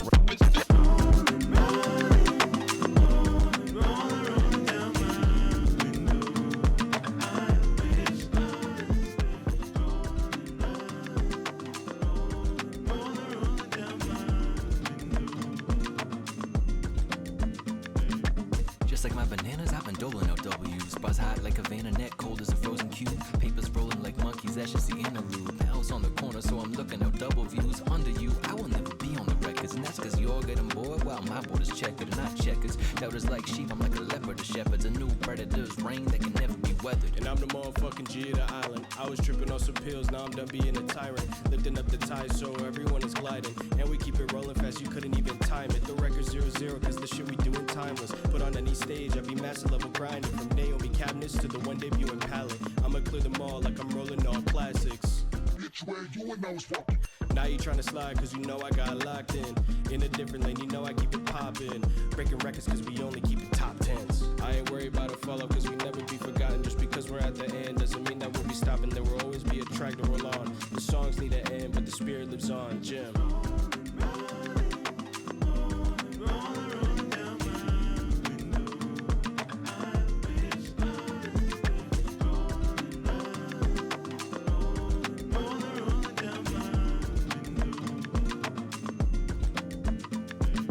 Hello to whom it may concern. I'm not going bananas, I'm not hopping to work. I'm gonna be honest, I'm not trying to be aimless, but I can't steer the ball, this level is too absurd. Take it back to the start. Monkey ball rolling round in my heart. Time disappear with the wind, motivation gone with the sedatives. Is this shit even real? Feel like a banana peel, torn and tattered to see the inside bruised and dull on the outside, like a baby next to others who create things with their time. Gotta myself through life, I've been for bad ones and great strides. I've been trying to pick me over anyone else, but it's been hard to see me because of my mental health. I'm trying to find my own goal and ricochet to the finish, but in the end I can't speak, I'm just a doctor's assistant. I find myself just rolling down my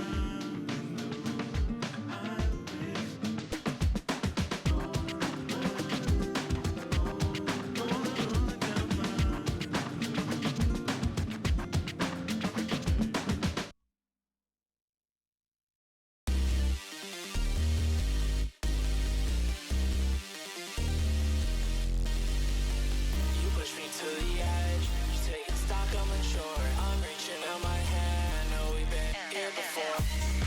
One down, turn around when I need it most. You're the best I know. If you're down, come around when I need it most. 'Cause you're all I know. I'm feeling like I never do times, slipping in our best of two. I can't read what I think of you. Next step got me stuck in a loop.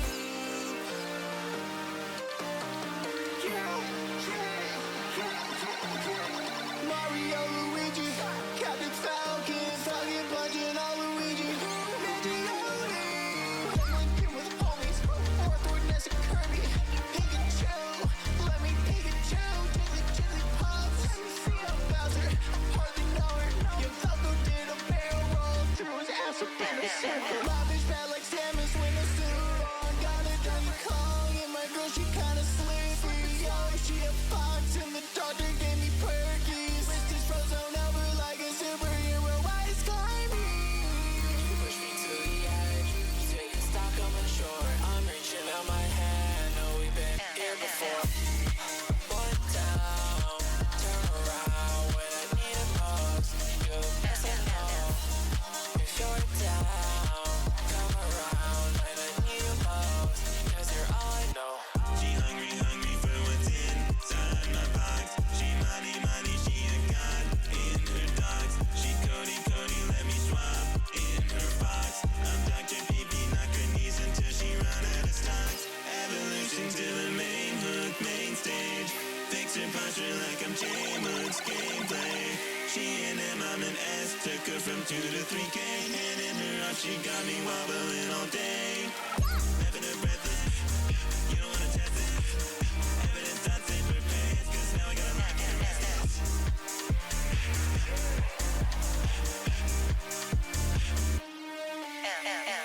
You push me to the edge, taking stock, I'm unsure. I'm reaching out my hand, know we've been here before. One down, turn around when I need it most. You're the best I know. If you're down, come around when I need it most. 'Cause you're all I know.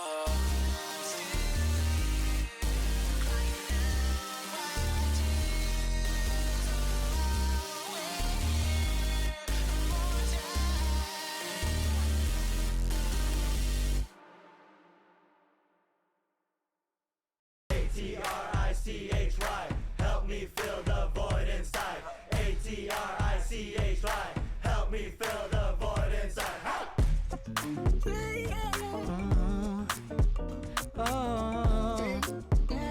No, I be picking up fights, yeah. Gotta be there one night, yeah. Been doing all night, I'm losing my mind, don't know if it's right, yeah. I've been losing my mind, yeah. I just need to unwind, yeah. Can't keep doing it, 'cause I know it's not how I'm designed, yeah. 'Cause I'm feeling alone, yeah. Not even alone, yeah. Can't ignore the void inside of me. 'Cause I'm feeling alone, yeah. Not even alone, yeah. Please help fill the void inside of me. Help me fill this void. Can't ignore the void inside of me. Help me fill this void. Can't ignore the void inside of me. not a marathon, we're a pantheon of fiends. Flowers from the Algernon that seep into my dreams. I regress into my regrets and escape into machines. In the pursuit of fucking happiness, I fuck the world it seems. Open your like extremes and learn what make it tick. Pick apart the painful parts and let the pain persist. And you try to do the same for me. The hurt is therapeutic like a therapist. But I only ever despair that I can't lie, baby. In the right light, you a radiance. You a star that even the Neptunes could not eclipse. I would travel the whole world, picking up whispering roofs. Cause it's love blocks, I got something to prove. I can hear you whisper, see the writing on the walls. Enough to paint a picture, now the car's about to fall. But the show's about to end and it's only curtain call. Will you help me fill the void by this blessing, please absolve me?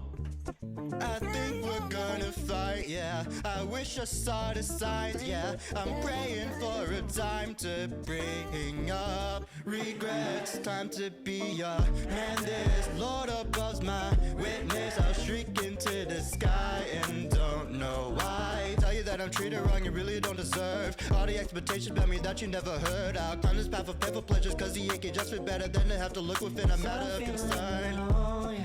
Not even alone, yeah. Can't ignore the void inside of me. Yes, I'm feeling alone, yeah. Not even alone, yeah. Please help fill the void inside of me.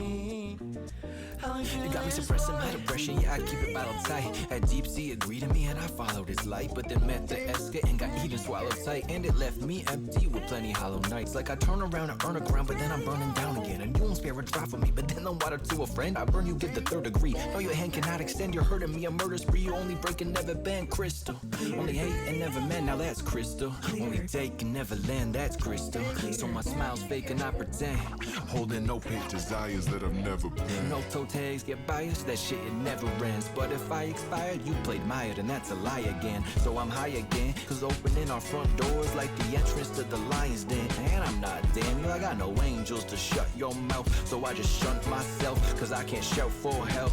And ironically, this hollowness I feel is the heaviest weight. But what's better, a hollowness with no bench or express to heaven's gate?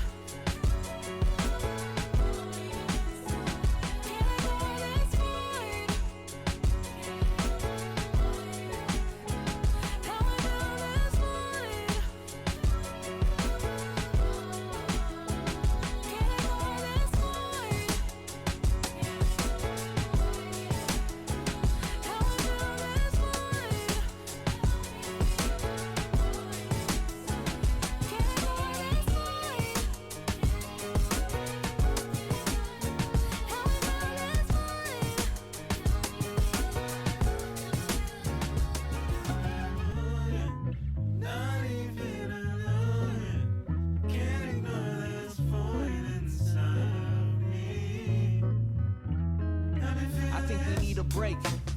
That one text she sent is all it take. I'm working 8, it's getting late, already took my break. Trying to reply, baby, why do you see me fake? She like, we just graduated and I've debated where we go from here. Cause I'm seeing you less and less when I think that I need you here. And I know that I don't ask for do you even care? And in my response, I try to be so sincere. Of course I do, but I understand you don't think so. Lately my focus been on the brink though. Trying to get money so I can whip more.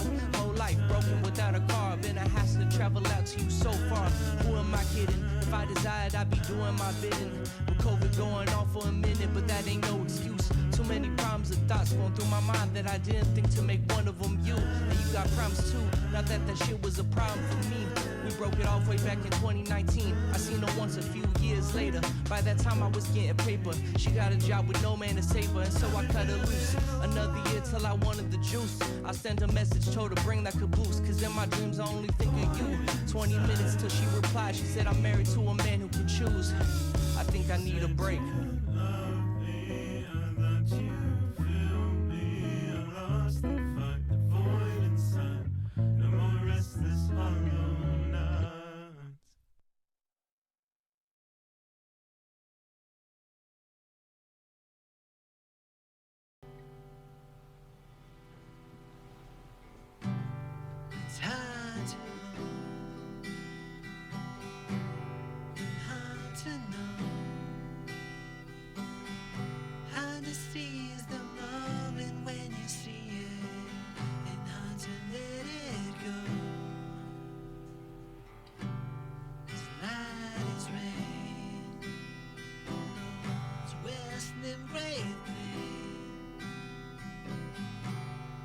smoke of the fires light your way back to a forgotten grace. Tarnished as my name, and I've been riding all day. I'm growing tired of all the stories left untold, so I'm finding hope.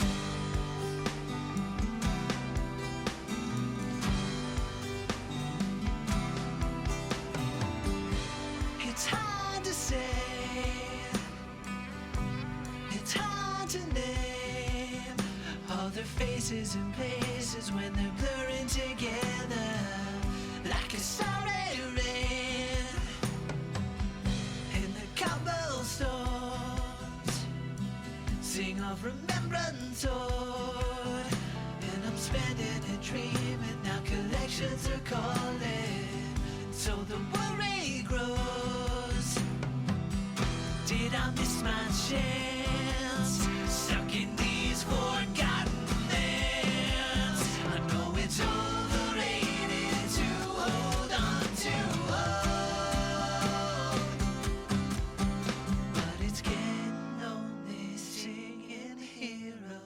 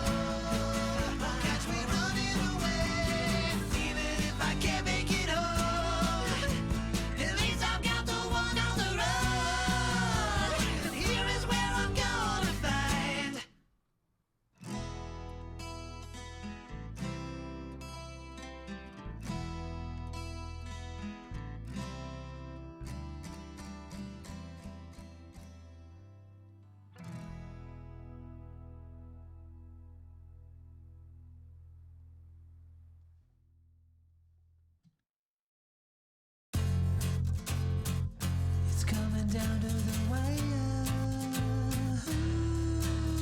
I can smell the propane burn, light the fire like an emotional silencer. You walked under my chandelier,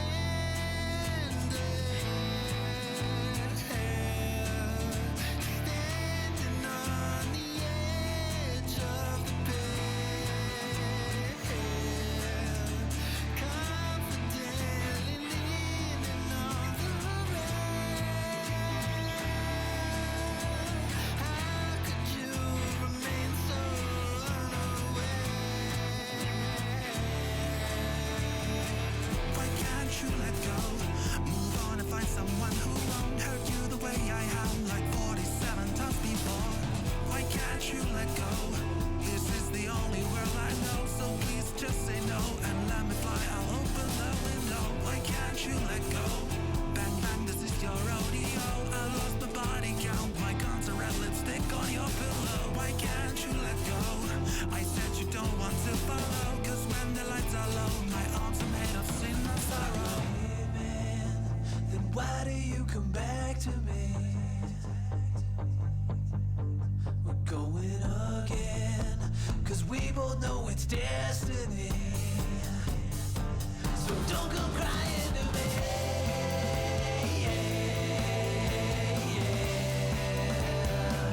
And don't go hiding away.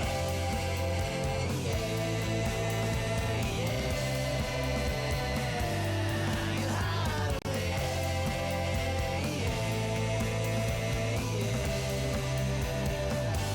Got a hostage to take.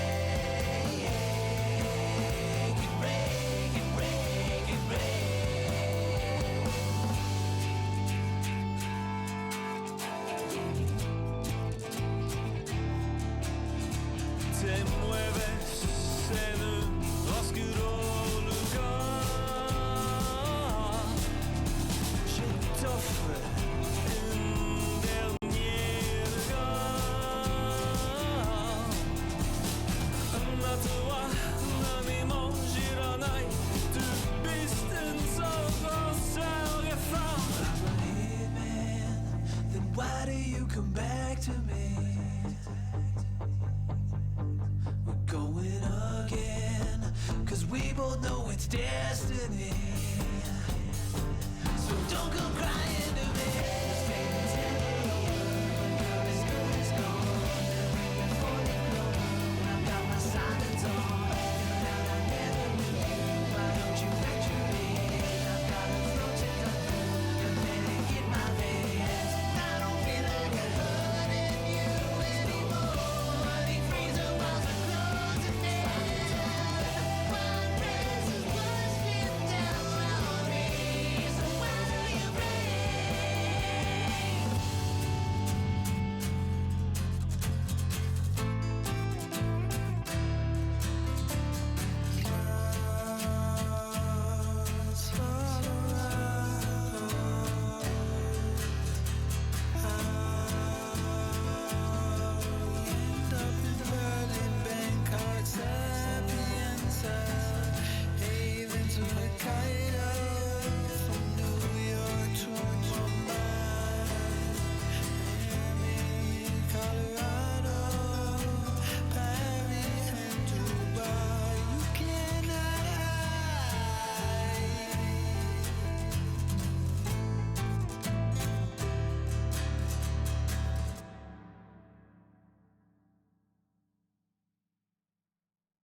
Hi, I'm Quincy, son of Quincy. And you must be Atrioc, son of... Oh my God! Welcome to the Popathon.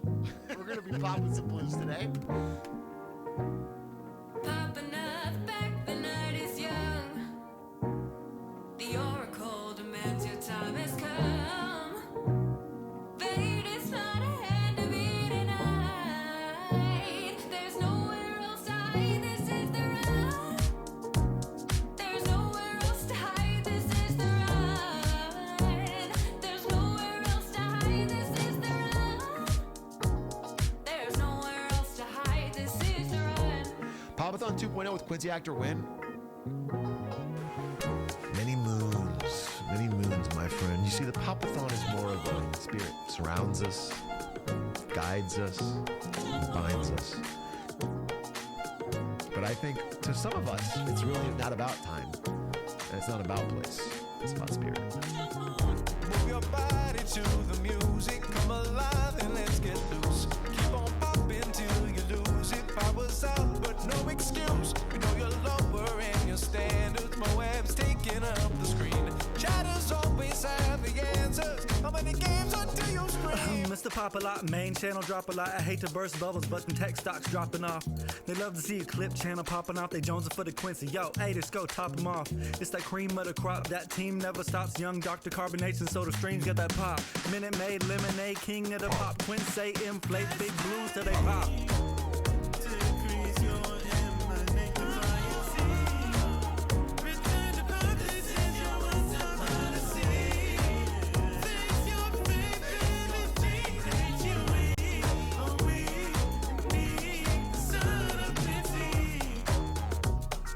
Popping up back, the night is young.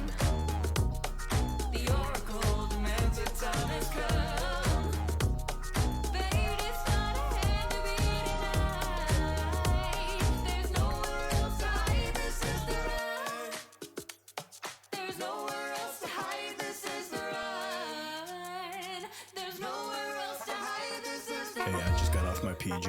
I flew in from Manila, and I saw Ask the Storyteller DM me. He said, yo, you were left off one last hit, and I want to make it right. So come by the studio and let's share a bottle of champagne while you record a verse for this new Popathon song. And I said, oh, fuck yeah, dude. So here I am. When the public show up, white blues don't freeze. When Panda show up, saw the weak in her knees. I'm a best shaker, the BTD faker, the balloon undertaker, talking birds and the bees. Larry Bird with the C's, got a Magic Johnson, prime Michael Jordan, bouncing balloons TDs. Took around a pill, now I'm stuck on chimps. 3 days long like the Popathon. Thon, shadow path rusty, AF1 dusty, balloons in your chest, sheep bounce, sheep bust.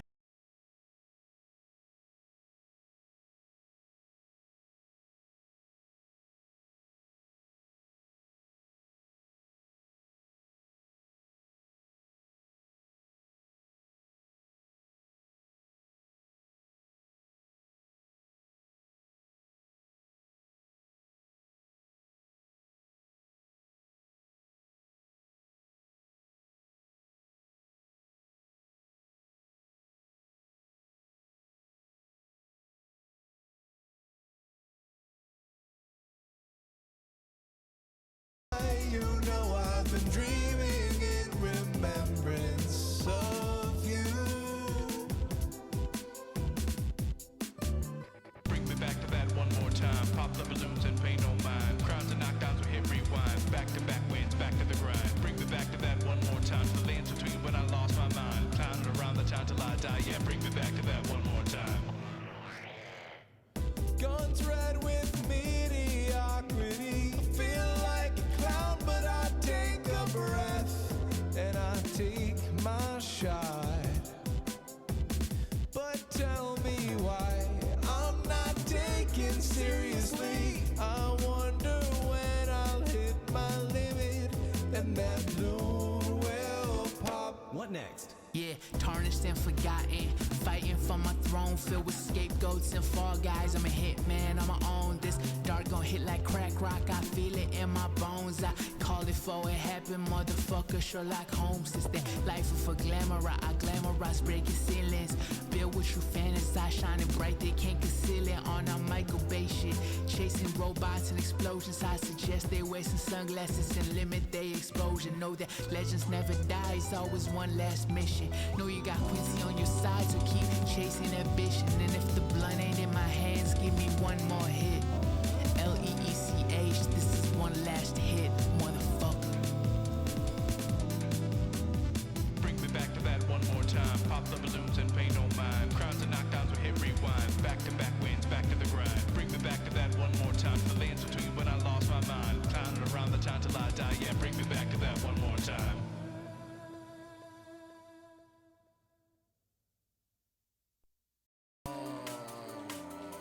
Shit, if I could play balloons with Quincy, we would do a pop-a-thon too. If I could play balloons with Quincy, I'll do a pop-a-thon too. No fucking doubt, dude. Falling down, I realize I'm just the ghost of what I've fought my way through.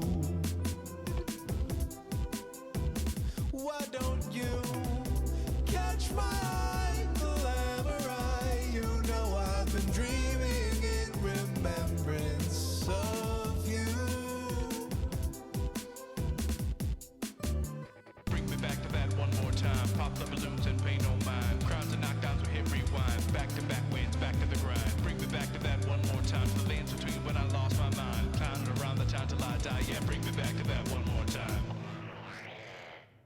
Guns red with mediocrity. Feel like a clown, but I take a breath.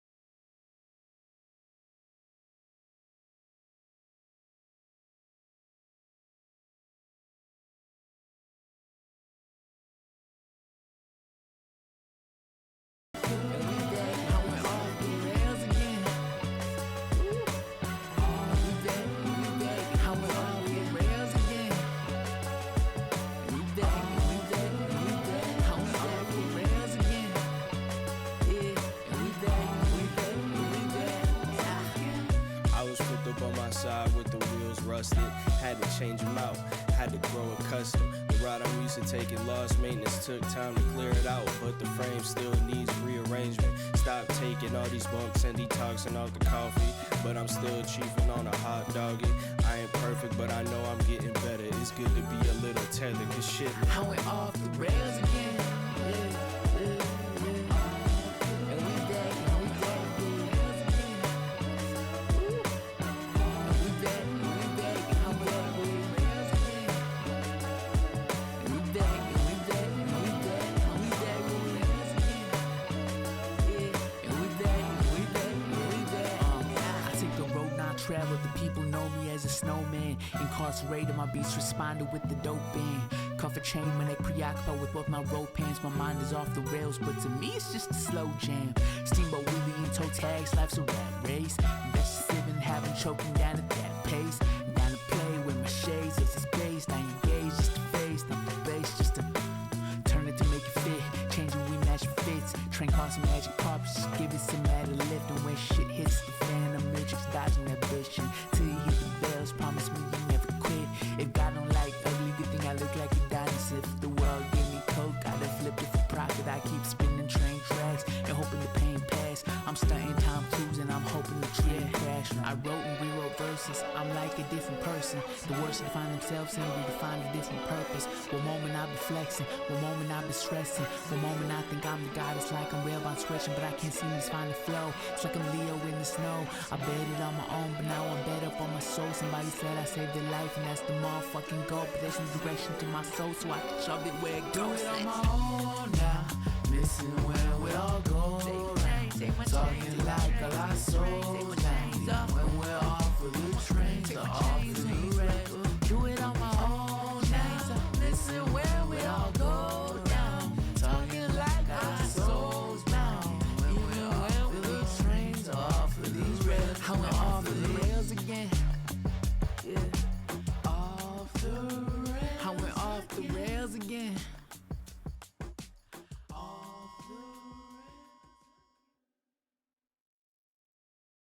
Course corrected, I thought that I had learned my lesson. Tracks aligned, the astral projected my forward progression. 2 years passed, I'm surely better, but somehow I went off the rails again.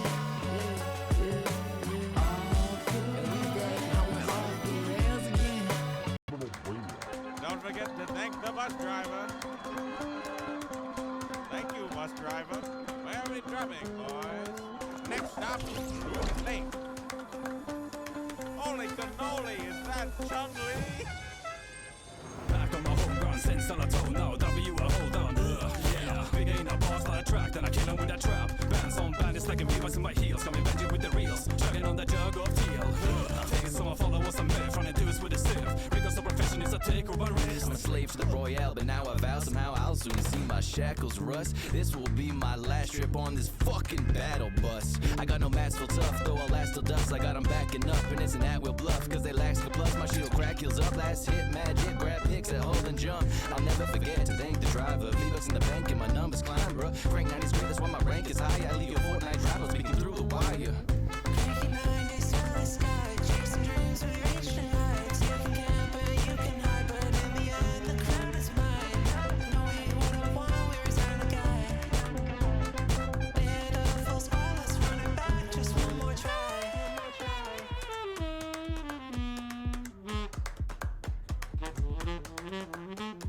You should have one Fortnite, on Fortnite, on Fortnite.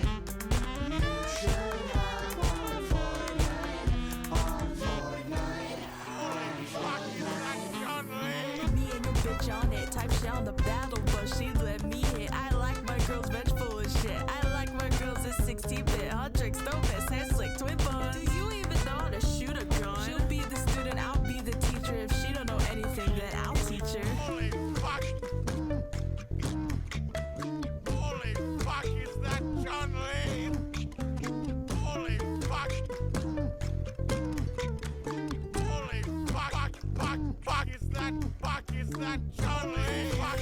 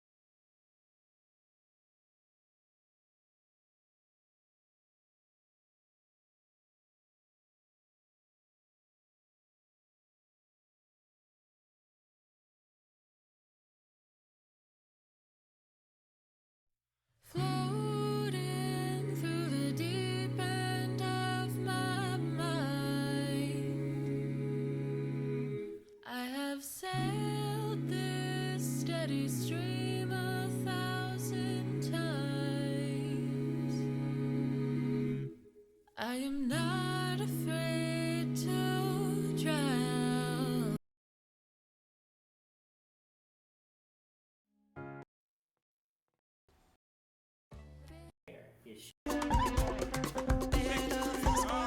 He shared a wall with like Jake and like the Paul brothers, and basically, and you know their accolades, whether you like them or not. It's kind of a big deal, and it's also a big deal the fact that that I just got off the. The thing is that it has to happen Tuesday morning at 8 a.m. Good morning, America.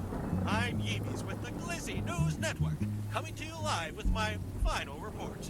After a successful run as a chat labor union and a not-so-successful stint as a cult, the 8th Corps has acquired and shut down the Atriarchy. It's GNN! It's been an honor serving you the hottest and truest news money can buy. I mean, that we can find. Thank you for choosing GNN as your chosen source of news. It's been an honor serving such a special community. Thank you. Now, It's for K, today's West.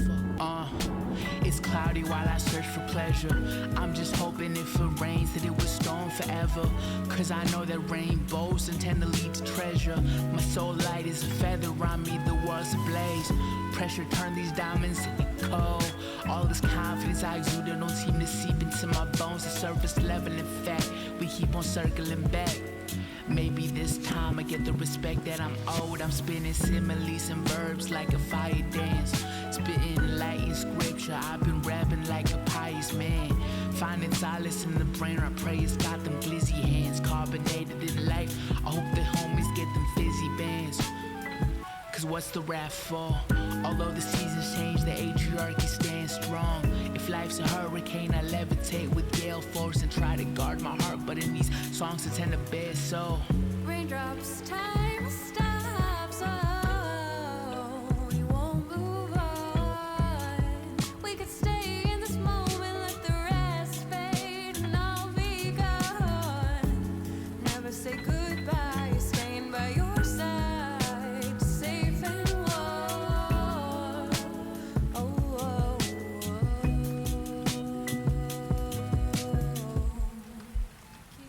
I hope you keep on falling.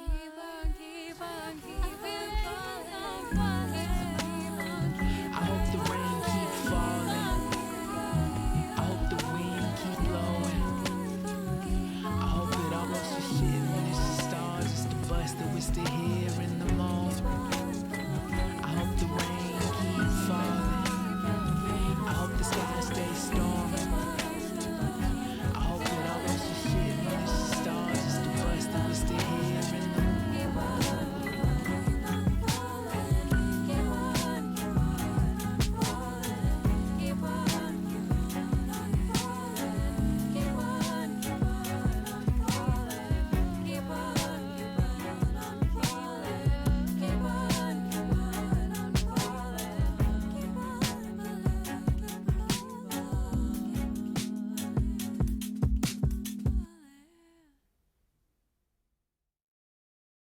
Been down for way too long. Wish I was better and moving on. If you call, no, I'd run. 12 steps back to where it all begun.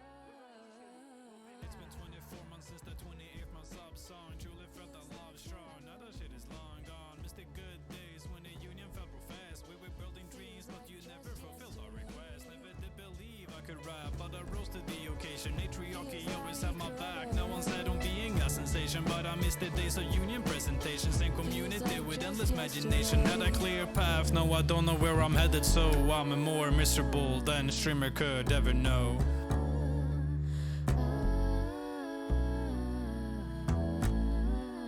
Kept down, way too long. I can't believe how the time's gone. If you call, no, I'd run. It's been fun when everything is all said and done.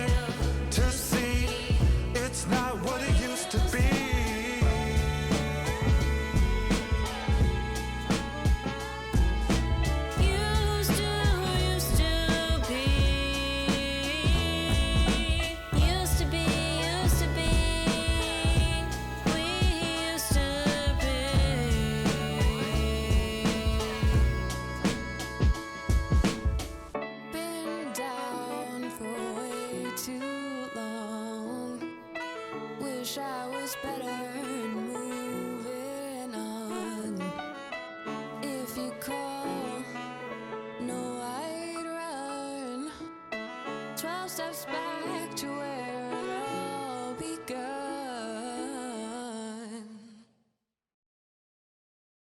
As our very first guest on Lemonade Stand, we have Lena Khan, the former chair of the FTC, one of the most influential people. And you might hear that and go, oh my God, you guys got Lena Khan, that's crazy. And you might hear that and go, put a girl on. I'm begging. I want a girl on this podcast. 3 white men with that some 7 B's. I'm tired, stock market's just put a girl on, please. 3 white men with that some 7 B's. I'm tired, crypto stocks, just put a girl on, please. Rows of bags at the stand in the back of the bus. Run into lemonade, sit down and hush. To the mother plane, lost in the Bermuda contango. Feel the man till the blue would take over your soul. Women have no place on this pod. Find other outlets, pick up God. Lena's the only good one. Can't fake respect for the rest of them. Why would they need a woman?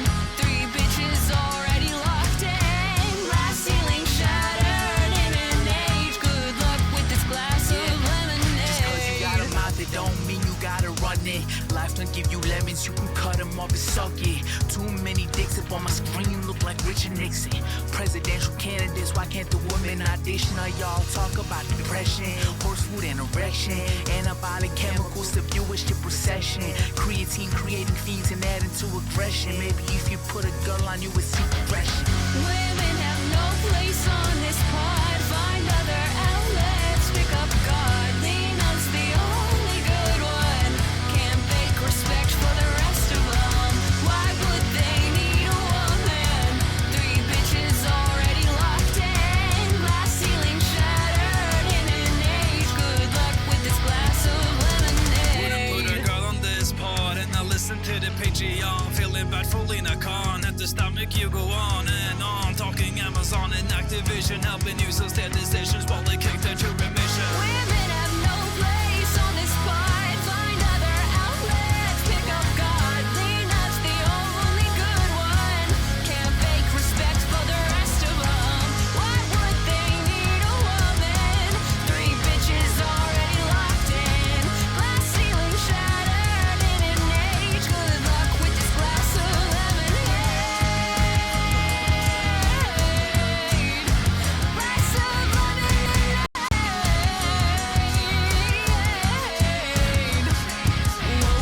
Whoa.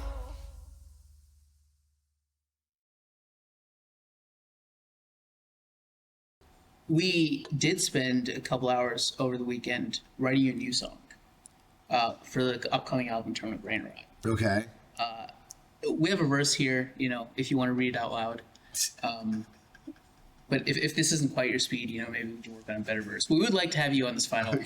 You want me to just read this out loud? Yeah. Just give us your thoughts. Well, I'm already reading it internally, and I don't love the lyrics. I have some notes, actually. Okay. But I can read it out loud. I'm the man with the glizzy hands. I know about stocks, got them in advance. Because I'm an inside trader like Nancy Pelosi with bigger fingers. It doesn't even rhyme. No, but that's the beauty. That's not, well, I thought, okay. My best friends are Ludden stands. I don't market on Mondays. I lemonade stands. That does rhyme. You never know what you get. I like my coffee black like Kodak. Go to Times Square, take a picture of me with a Kodak. That's a stolen bar. But that also rhymes. It doesn't really rhyme, and it's a stolen bar. I master debatered my haters. My master no debater is faker. Don't call me maybe, just call me later. Mr. Ewing was my father, call him Darth Vader. That's actually kind of a bar. I got the force on my side. I'm a police sympathizer. I can't say that on record. I'm from Phoenix. I love sour candy and advertisers. I'm not on Ozempic. No, really, please stop asking. No, for real, it's not Ozempic. I'm not on fucking Ozempic. All right. No, fine. But do you think I needed Ozempic? Cows, chickens, holy farmer, like in Minecraft, iron armor. That's just as... You can make anything rhyme if you just throw in a random word from Minecraft. Broken my chair, losing my hair. Ever think about how liquid death is water carbonated with air? You spelled think wrong. You just don't understand. Okay. Caught bathing in dog shampoo. Wasn't caught, I told the story. Me and my chatters, we all spam moo. I try real hard to hide my lisp. Mark my words, relief the lith. we thought that line was a bit too far, so we gave you some other options. Okay.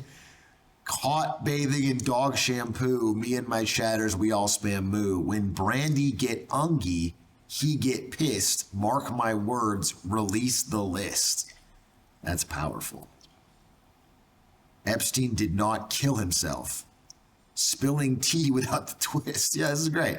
I had carbs for dinner, and I'm not talking pasta. No bread either, lettuce bun. This is just a haiku. I don't smoke like a Rasta. I do cocaine. It's cool, I swear, like my Rogaine. It's working well. My biggest hero is Joe Rogaine. We do cocaine, me and Joe Rogaine. I'd be on Joe Rogan one day, and this is going to be a bad thing to have. Hitman, Snowman, give me some blow, man. Sniffs, I forgot my line. It happens. Okay. Liquid Death comes in a can.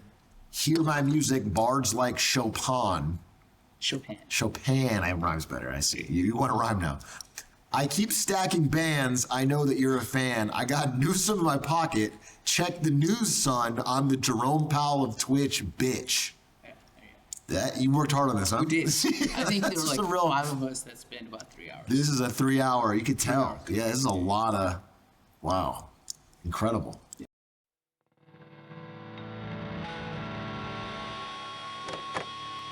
Hey, watch where you're going. Wait, back up. I want to hear that again. Do you think, could we try? I want to try this. Try us. Here, help me out with this, will you? I want to look nice. Well, what do you think? Saw your dad the other weekend, buying liquor at the store. Said you moved out of Texas, and you don't miss me anymore.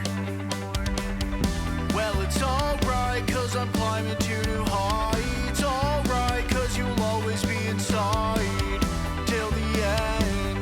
Make me who I am, turn the page. Promise me you'll never change. You were the best time and worst time, and I was all alone till the day that you were mine.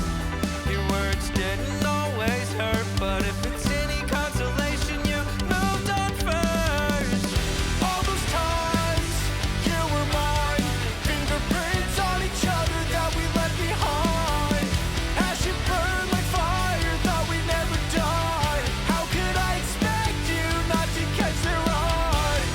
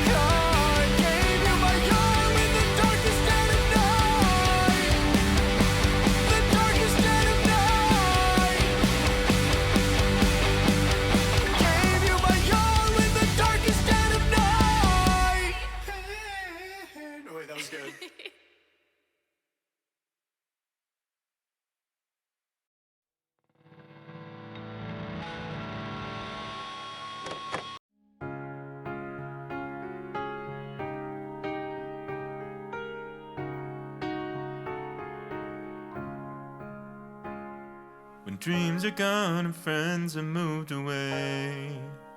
When the streets say to let it go, but nothing seems to change. A year's gone by only in a day. When it feels like the hours flow and memories never fade. It's not like life is stuck on empty screens. The heart is where you'll always be. My paper Mario day, you're with me to stay. How your hammer beats the water wheel of my heart. In the crinkles and folds, I keep the stories of old. It's never too late for Paper Mario Day.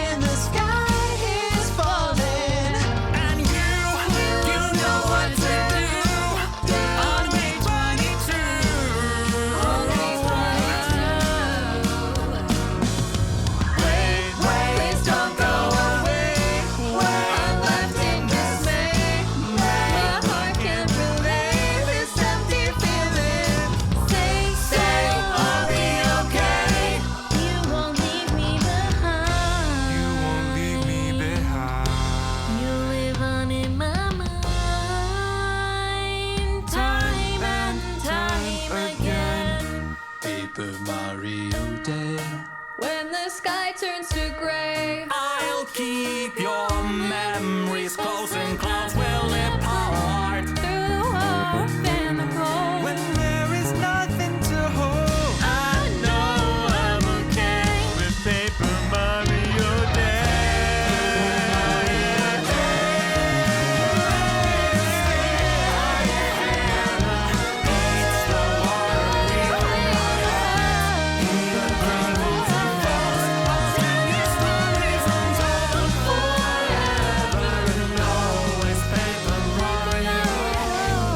So if you find yourself asking what goodbye's about, call the final Mario.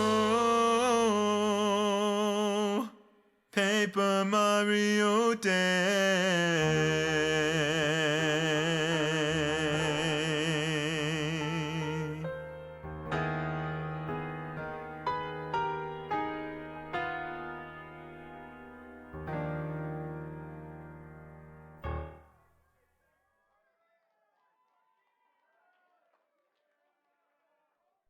Floating through the deep end of my mind, I have sailed this steady stream 1,000 times. I am not afraid to drown. Wading through the deep end of my mind, just comfortable enough to unwind. I am not afraid to drown. Got both feet on the ground and further still to go.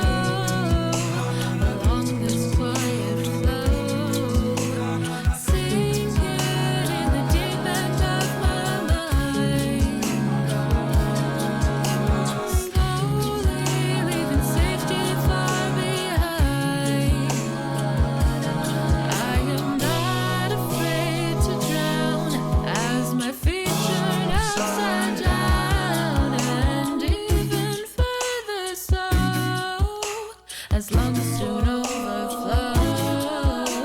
Drowning in the deep end of my mind, losing what was left of me to find. I am not afraid to drown. I'm not afraid to drown. Thunderclouds fill up my memory, fill my voice, drowned out by the stormy seas. Bubbles pop one by one, anchored down, lump by lump, till I fall asleep, until I start to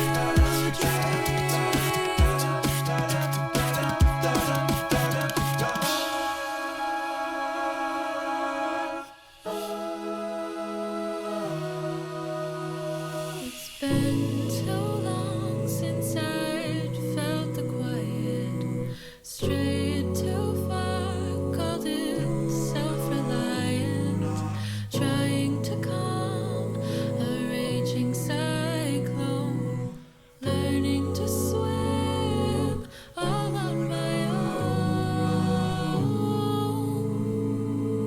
In night.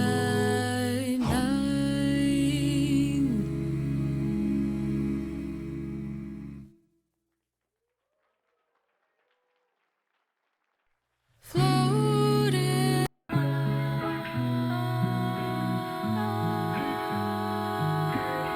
One moment, that's all it takes. I can't leave my canvas blank. What is there to do except paint and repaint? How long until it all seems the Paint with my box cord, something like a mural. Stick the fucking ox cord like an epidural. Let that beat thump. All my heroes are martyrs, but their legacy endorsed me, so I keep making stuff close in case my time's up. Spectrogram showing these pretty pictures. The penny pinchers don't see the art, they just judge you by digits. They quantify the qualities. The worst can I surmise the hope and profanities and galaxies behind them blinded lights. The darkest parts of life are not just plot holes, they're Rorschach tests. I see a new me in the vanity every time I check. ASK would ask me and send me by these guests. I remake pictures with the pain, so I cope with the stress. Pulling bricks out some buildings, throwing through windows who riot the glass house. We shatter, hoping the signs break signs. The prison's fractured in prison, putting walls around iris straw. Finalize the signs as we wait for our salvage. I'm hoping death comes soon so I could be somebody's hero. No one cared to the legacy and mural, so they can listen to my songs, just pick me apart. But I guess I'm still living through the beats in their heart. That's all it takes. I can't leave my canvas blank.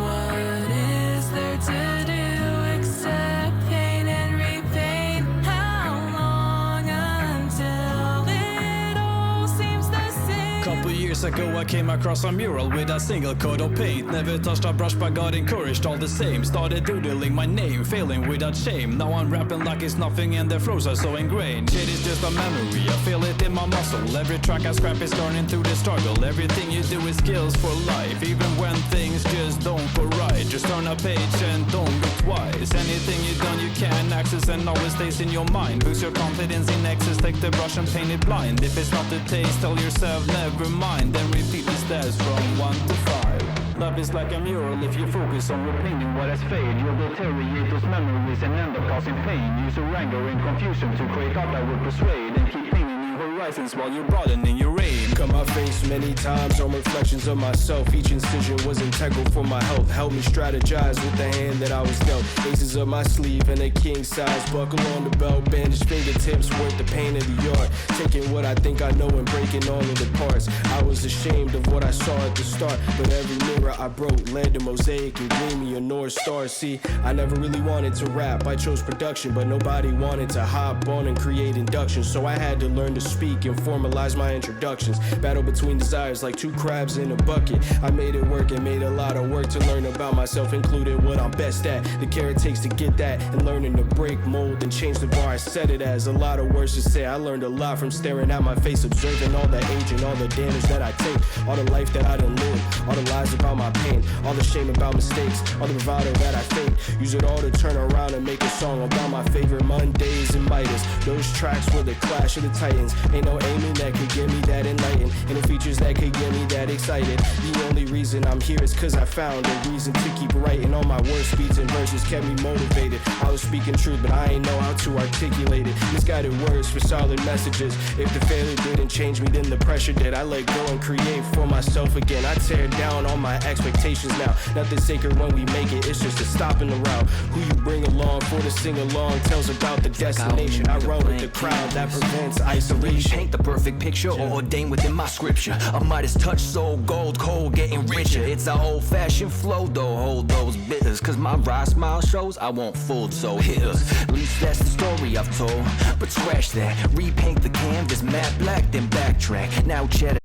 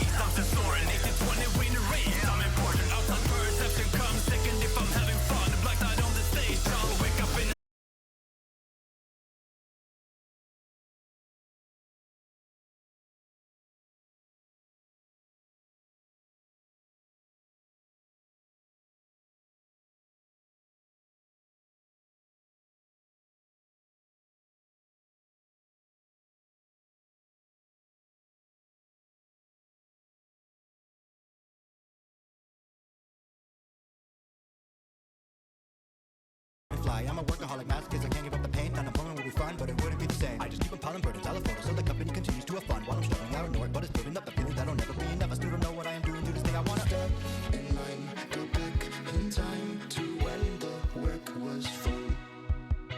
I don't know what the future holds, but I dance and sing while crashing my name. Cause I got nothing to lose, oh, will I be complete? What if I need to get my chapter 13? The market value's low, I guess it's time to go. And here's my reason why. So will I be complete? My chapter 13. The market value's low, I guess it's time to go. I'm the dog, and here's my reason why.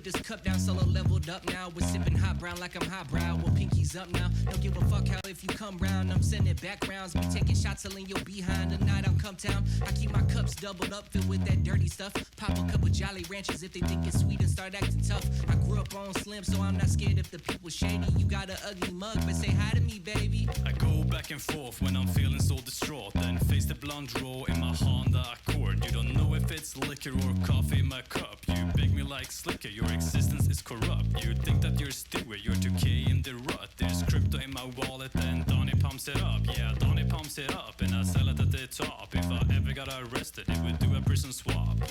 Cup, cup, cup, cup, cup, cup. Can't put down the cup, cup, cup, cup, cup, cup, cup. Can't put down the cup. I could get arrested for what I be pouring in and empty the cup like I'm trying to evict a poor tenant. When I'm reaching for a refill, I'm full fucking sending. Finish it off before I complete my damn solo. When I'm sipping, tripping, if you want a drip of it, gripping up on my cup. May it never fall to bust, it's the only one I got, and it's always filling up. I don't trust the way you watch it, you've been looking long enough. Don't spill the cup, what's sell the done deal. Luck still upheld, what will unveil hell. Rolls off the tongue, pale, unreal spell. Scribbled in the duck off the jail cell in braille. The cub got him swerving in the Uber. You are not deserving of my Uber. You will learn you never can tell. Thurman, Uma, how to kill Bill or ill will producers.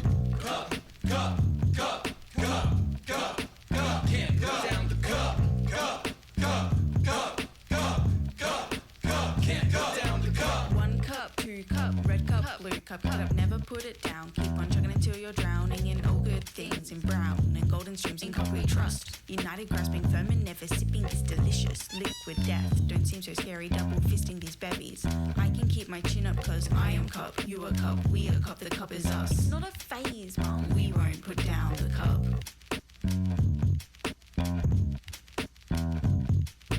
I was just trying to catch a flight. LA was the vibe. Passport ain't coming cause the post's on strike. What the fuck? Guess I'm stuck. Sit in my room, sipping drink from my cup. Double up, styrofoam, say it's bad, yes or no. Ask me if I care, do I really not at all? Think there was a mix-up. I compare the solo to a foam cup. You have to double up, cause the liquid will leak through it. Thought I was sipping lean, but I swear that I don't do it.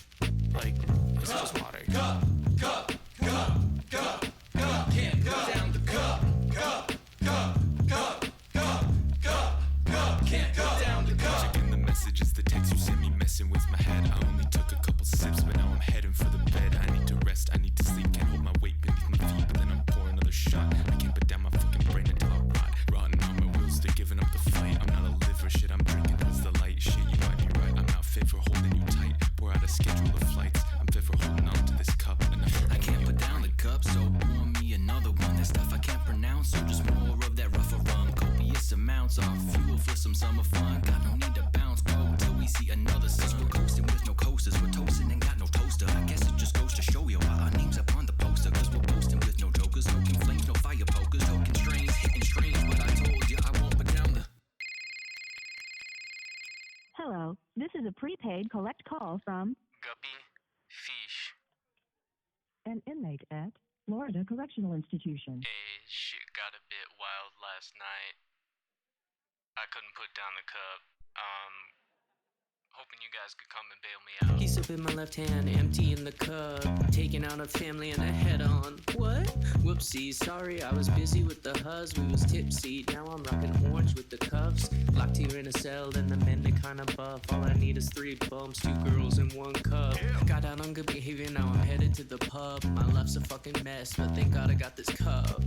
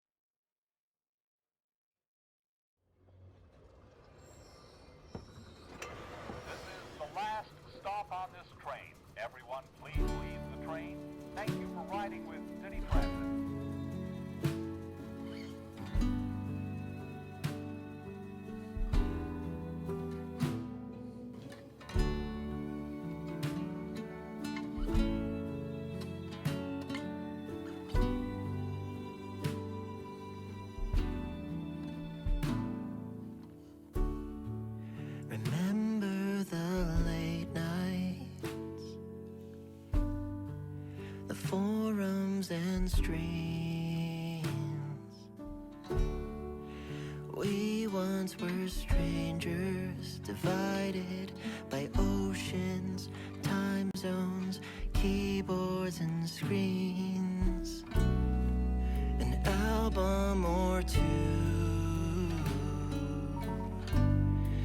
Insane how it grew. Oh, so where did the time go? 2 years, I don't know how all of our lives became so intertwined.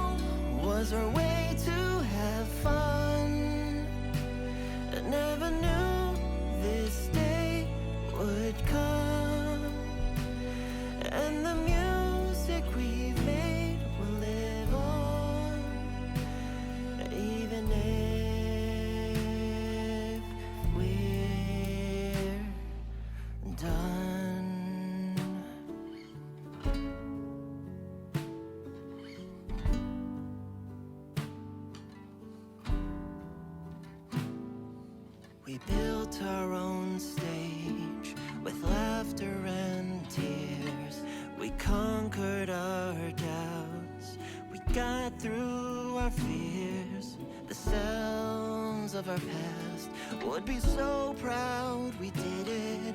And who's to say that what comes next won't be different? One final bow.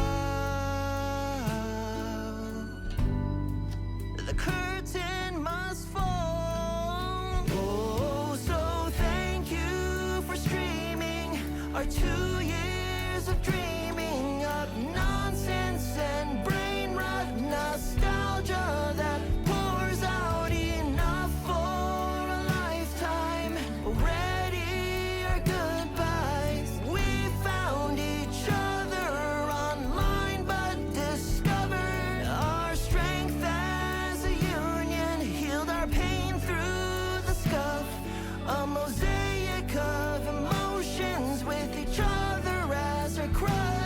Our voices unfold and our flaws they gleam through the windows and castles we built in our dreams. And I don't want to ever give up, and I won't put down this cup. Having won is not enough for me to chuck. Now we've arrived, a final goodbyes. The sun's on the rise, but you say goodnight. The memories are more than enough. They carry me when it gets rough. Oh, I didn't wanna grow up, but life goes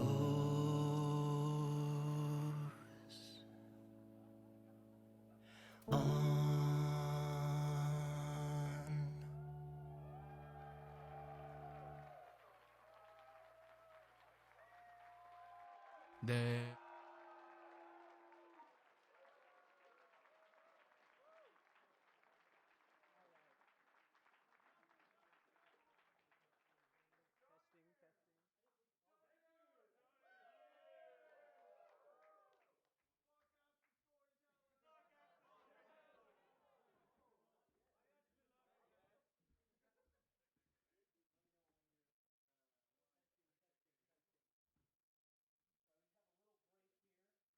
Can we hear it one more time for everyone who worked on the final album?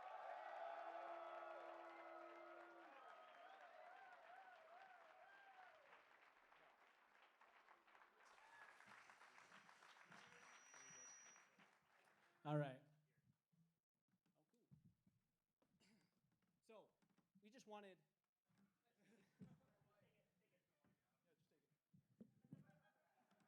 Can you tell I haven't done this before?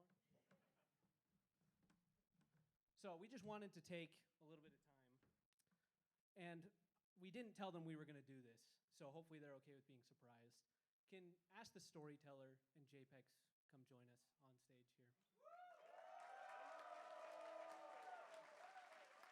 After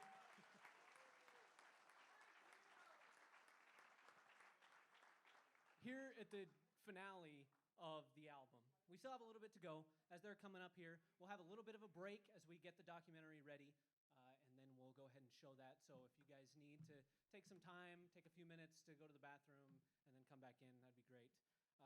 But I just wanted to stress to you guys how much this means to all of us in the Atriarchy, and particularly, me and AZ, and to me, and how much I want to stress to you guys that none of this would be possible without these two guys and Drop Spindle in wherever she is. Rest in peace. Rest in peace, Drop Spindle. Call me silence for Drop Spindle. Thank you. Thank you. And I just want to stress how much this is a labor of love to these guys. And they're the ones who organize us. Everything in the Atriarchy is Ask's brainchild. The live show and this whole thing started with Ask the Storyteller saying, what if we did something crazy? And then we make it happen. And JPEX is the one who makes that happen. I mean, this man wears every single hat that has ever existed and can do it better than anyone else. And we just wanted to let you guys know how much we appreciate it, guys. We've made the best friends in the world, and it's meant so much to us to be able to grow as musicians and people. And just as a small token of our thanks, we wanted to get you guys something.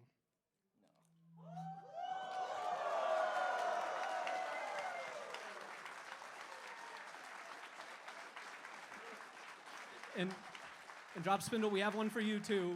Even we'll lay it in your casket. We'll send it up. Or down, we don't know. So can we please get one more huge round of applause for these guys?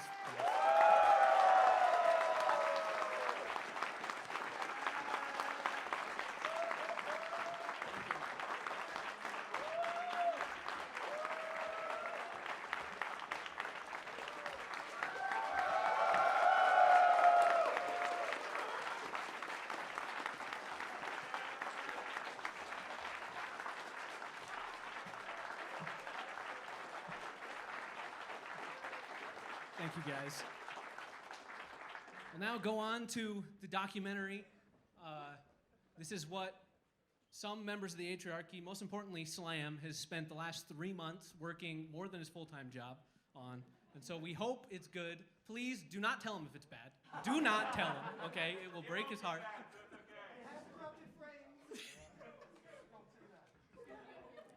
And so once again, I'm not sure if I think we'll do that at the end of this small break. We'll do the drawing for the final raffle. So we have a few minutes, and then we'll do that. And then we'll get on with the show. Thank you, guys.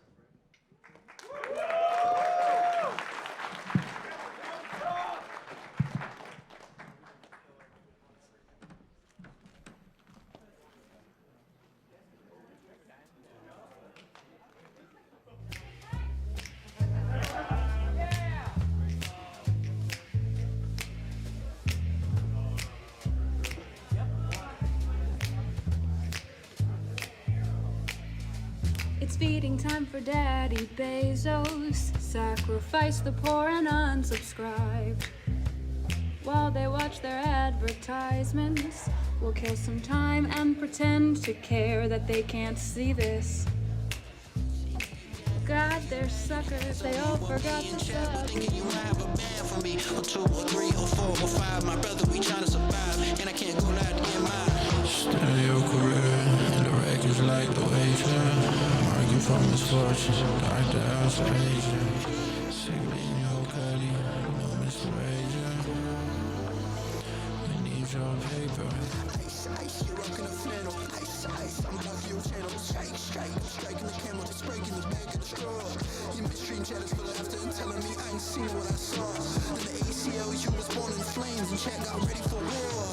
Hey, Mr. Streamer, I hope you know that things won't be quite like before. You could hide, I hope you don't. Let me just get uno mas before you go. You don't fit through the needles, I need to die. Point of view, feeble mind, you need to realize we more than you. Oh me, oh my, the reason why we die is all because of you. I knew that my cold broken heart could never heal. Freedom, lead him to the Coliseum, feed him, bleed him, see him suffer. Leave you screaming like a Lehman brother. C.S. Lewis of the screaming fuckers, I might need a buffer. My IQ is your FIDE number. RDC West Union Protest, Logic Pro X, I guess you could say it's a 3-way, brother. Es un revolt. Non c'est une révolution. Ironically, in astronomy, the word revolution means a celestial object that comes full circle.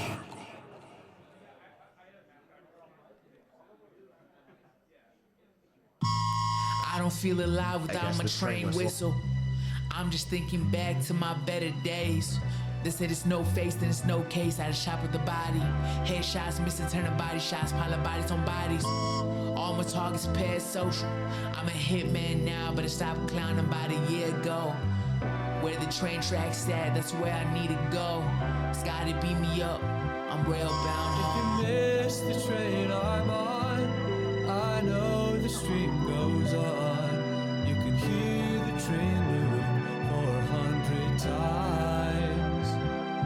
Yeah, if you miss the train I'm on, I know the stream goes on. You can hear the train loop for 100 times. I'm tired of all these circular motions. Point A to point B, the train always moving forward. There's always something to learn when all my dogs around. This ain't nothing for the intro, hot diggity dog, Mickey pipe down. I'm tired of the commotion, train whistle, bring me back to focus. My only goal of achieving mountains of cocaine I can sit on, and a big ass coffee that I can sip on. Railbound take me back and I've been a hyperloop like Eon. I've been wandering for eons, peons think they're beyond. I'm just being honest and they come off cold as freons. Baby, once I had a dream, I found it in a seance. They say, why you running for? Just be on your way and beyond the scheming. You belong on rails. They're just to guide you. You ain't bound by games. Press all the buttons and saw how you play. Life gets too hard. If you miss the train I'm on, I know the stream goes on. You can hear the train loop for 100 times. If you miss the train I'm on, I know the stream goes on. You can hear the train loop for 100 times. And how I'ma tell the world that I've been off the rails, and I've been snorting rails so I can hear the bells. 8 Mile thinking that I'm Eminem, Mogul about high the top of sneak. And it's not all bad. I've been thinking about the train tracks. I'm real bound now, I trade it all back. I'm real bound now, I trade it all back. And it's not all bad. I've been thinking about the train tracks. I'm real bound now, I trade it all back. I'm real bound now, I want it all back. I want it all back. If you miss the train I'm on, I know the stream goes on. And on. Hear the train loop for 100 times. If you miss the train I'm on, I know the stream goes on. Hear the train loop for 100 times. If you miss the train I'm on, I know the stream goes on. Hear the train loop for 100 times. If you miss the train I'm on, I know the stream goes on. Hear the train loop for 100 times. If you miss the train I'm on, I know the stream goes on. You can hear the train loop for 100 times. If you miss the train I'm on, I know the stream goes on. You can hear the train loop for 100 times.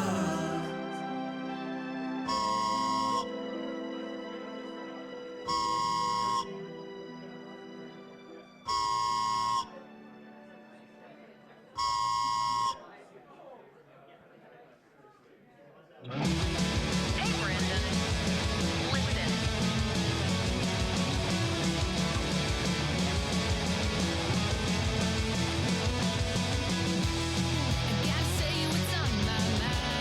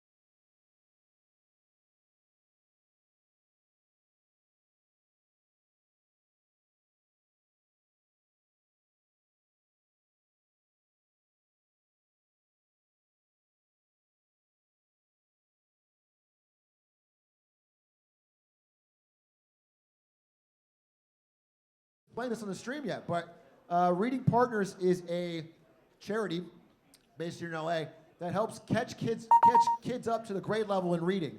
So people will partner with them, and my wife Ari is actually part of the program, and she reads to children, and I think it's really cool, and probably sorely needed.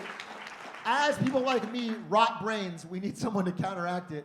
And so I think it's a good charity. I think everyone has supported it, even though I don't want to read any fan fiction. So stop in exactly $200. I haven't seen this documentary. I'm excited to see it. But I just want to say something, because I think by the end of it, I don't know, we're not going to have time for the venue for me to give a speech or whatever. I just want to say, it is really, really cool, and has nothing to do with me, really. How many talented, creative, nice people are here who are working on this and who made friendships through this. I think in the world we're in right now, the fact that some people, even a small amount of people, are like less lonely, spending time doing cool, creative things together is fucking awesome. It's really, really cool. I know I've given a variation of this speech over all these crazy events, so I don't want to overdo it, but it just means a lot to me that you let me be like a small base or foundation to build all this cool stuff up on. And thank you, everyone who chose to show up. Thank you, Rob. Very much.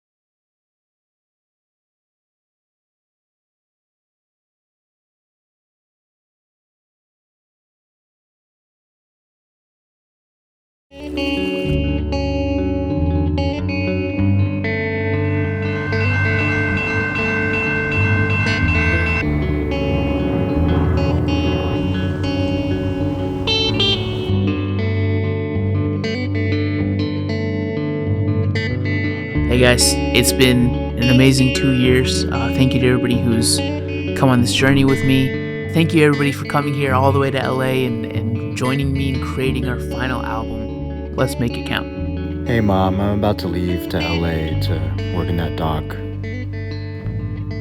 Yeah, it's with those dumb musician people. Yeah, I'll be safe. Yes.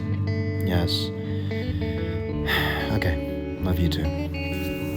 When this documentary comes out, I hope that I never forget the memories, the moments, all the beautiful things that we made together as a community. It's something that I will remember for the rest of my life.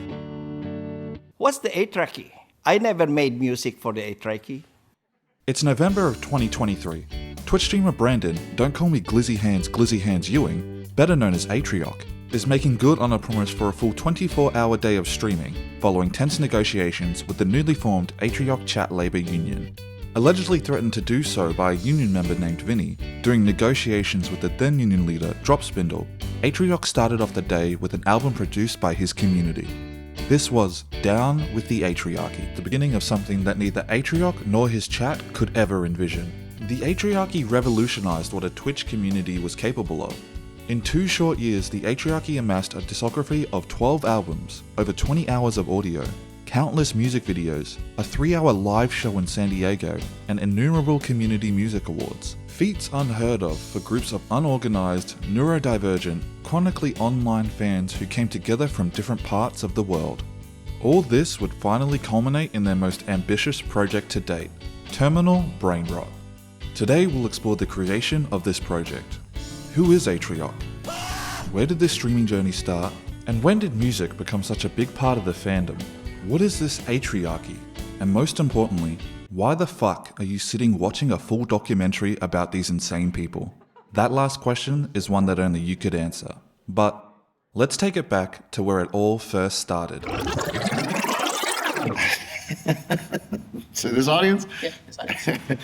Hi, my name's Brandon Atrioc Ewing, and I am a content creator and YouTuber. I was one of the early employees at Twitch, and they needed someone to actually use the product. Nobody wanted to do it. And I was the 21-year-old, 20-year-old who would jump at any opportunity because I wanted to move up in the company. So I volunteered, and I also got to work with my idol, DJ Wheat. And so we did the show together, and I got a lot of on-camera experience. Then when I moved to NVIDIA, same thing happened. They needed someone to go on camera, and nobody there wanted to do it. And I was like, well, I've done it at Twitch. And then COVID happened, and they sent us all home for 2.5 years. And I got very, very bored living in San Jose, playing video games alone after work and using meetings and just sitting around my house in my pajamas. And so I decided to broadcast because one of my friends, Ludwig, was starting to do a lot of Twitch and blowing up. I set a goal to broadcast every day. It did decently well. And, I'd say the rest is history on that one. Sometimes in the deepest cesspools of the internet, there are shining diamonds just waiting to be mined and polished. One of these cesspools was the Atrioc subreddit. Visionaries of our time were busy creating groundbreaking ideas like Spoontrioc and the Coffee Cow bit, while others devoted their time to producing high-effort, low-payoff content. This combination of brainrot and high-effort creativity became the primordial mud from which the community arose. The next few years saw the rise of visionaries like the members of S3K, Flummy, Ooms, Physics, and countless others who continued to create reactive content for the streamer. There was an unlimited amount of unbridled energy and creativity, a pile of dry kindling. All the community needed was a single spark. Streaming was a way to make my brain not mad at me for playing video games after work. To make me feel like I was doing something productive when I was secretly not doing anything productive at all. Because I've always been a video game degenerate. It's over. And so community, I think, were people almost joining in on this playing hooky with me, and we were all just making jokes about me, really. So who am I? I'm Negneg, a member of S3K, some of the OGs in the community, I would say. So the first big stream I ever did, first stream that ever had 1,000 viewers, Ludwig had a custom level created that no one else in the world had played. It was like a getting over it style monkey ball level. And we were racing it, and it was like impossible. We were both going for 5-6 hours. Eventually he had to leave. So he raids me, and instead of leaving, a lot of them kept watching, and I kept going until 10, 11. I kept going. During that time, nobody was making songs yet. This is very early. It was like one of my first streams. I was not talking. I was catatonic. So I was playing Miley Cyrus's The Climb, and I was playing any song that I could mumble the chorus to keep my spirit up and keep going. Monkey go, ooh, ooh, ah, ah. The very first Monkey Ball sea shanty. From when the guy, when Physics did Baby Monkey, ooh, ooh, ah, ah. You whine. Atrioc grind till he loses his mind. Well, the original video I made, there was the infamous Monkey Ball stream, and people were making like Monkey Ball specific shanty songs, and there were some really remarkable songs people were putting out there. You know, I had to really lock in, and I had to give my best performance because I didn't want to make a fool of myself. I think what it was, I genuinely loved it. My reactions were very positive, no matter the quality. And I think that gave people a license to be like, oh, I don't have to worry about if I'm good or not. I can just put it out there, and then the streamer's gonna laugh, and the chat's gonna laugh, and everyone's gonna have a good time. I think because of that, it became part of the culture of the stream, almost by this lightning strike very early. And so I do think music was part of it early on as like a way to keep the spirit up and keep the chat on the same page when I simply didn't have the capability to do it. But like, you know, most Reddits, stuff is very low effort for the most part. And I wouldn't say that things that we did originally were super high effort. They were just enough to be noticed. I started making videos for the Reddit because I didn't actually expect Atrioc to think that the video was funny.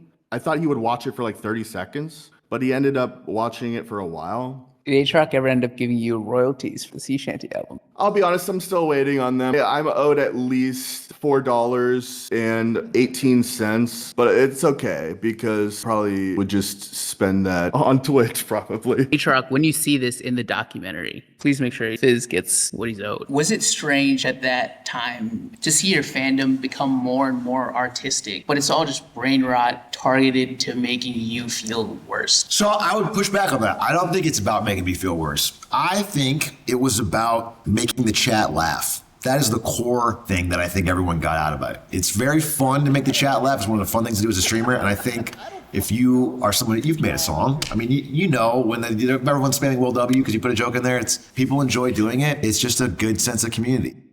And with all this reminiscing of the Monkey Ball past, asking the Atrioc crew sought to recap history through their final album release, Terminal Brain Rot. Monkey Ball samples one of the first Monkey Ball sea shanty, and it's super highly slick and produced, and really just a reminder of like, we started there but ended up here. What the fuck happened? In Monkey Ball, we wanted to look at, you know, how do we make a song about Monkey Ball that isn't just about Monkey Ball? So we took the metaphor of like the bowling ball and talked about like rolling down the street with your windows down, you know, chilling. It was kind of a fun hangout song. Sit on my ass with a frown for hours on the grind. Stare at the monitor while I choke again in hollow night. So my first song pre-Atriarchy was Hollow Head, named after, of course, Atrioc, and he was playing Hollow Knight way back in the day, and heard people making songs for other games he'd been playing up till that point. Of course, like the sea shanties that started it all, and finally decided to take the plunge myself and make a song for him to play while fighting bosses and stuff like that. Was it strange for you to be someone who's not artistic and see your fandom becoming more and more? You think I'm not artistic? Hey, look, you know, we can take a test a little bit later in this interview and we'll... That's interesting. You think I'm not artistic? I make all these thumbnails, I'll tell you that. I got Photoshop skills. Yeah, so we're working on Hollow Knights right now for Terminal Brain Rot. It's really nice to be able to pay homage to what got me even more passionate about making music than I had been before. It's nice to tie it back into it. I remember at the time, the song I made Hollow Head over was I used the beat Atrioc had been listening to for a long time, called 1-9 by Comma. That's the beat I used for Hollow Head, and that song itself has a couple of beat switches. There's 3 beats in the song, and so on Hollow Knights we're paying homage to that track by having 3 beats in one song, which is super cool. It's nice to be able to finish our last project by paying homage to what got me involved to begin with. You could probably really wanted to overanalyze it, trace it back to the Reddit and like Forehead and Psychic and... There was a guy, he would rap and he was like actually really good. Forehead? Forehead, yeah. I think that was the point I realized was like, the standard's too high now. I gotta back out. I gotta try a new lane. What got us there? I mean, it's like all things. We would do it and then we'd make a video about it, and the video would be so funny and entertaining to a new group of people who would come in and want to do what the last guys did, but even better or with a new twist. This was the start of something brewing within the community, and it wasn't just coffee. What came next shocked the streaming landscape forever. 83 Bloon songs. It's been 24 hours. I'm gonna lose on 98. I don't even know what I'm doing. Oh, God in heaven. Uh-oh. Atrioc's gonna win. You spammed it 80 times. Ah! Dude, what is happening? Dude, I'm trying to figure it out. Oh, I'm going to become the Joker. This is the most cursed Pop-A-Thon ever. Welcome to the Pop-A-Thon. We're gonna be popping some balloons today. For the next minimum 72 hours, I have one goal: to get chips, difficulty beaten, on every Bloons expert map. I will not stop until that is done. That whole thing was just insane. It was truly an insane weekend. And what's crazy is that I signed up to do a subathon knowing I had work on Monday. Dragged an air mattress into the room and tried to do something that I had no business doing. I mean, I had work that I had to do that weekend. It was great.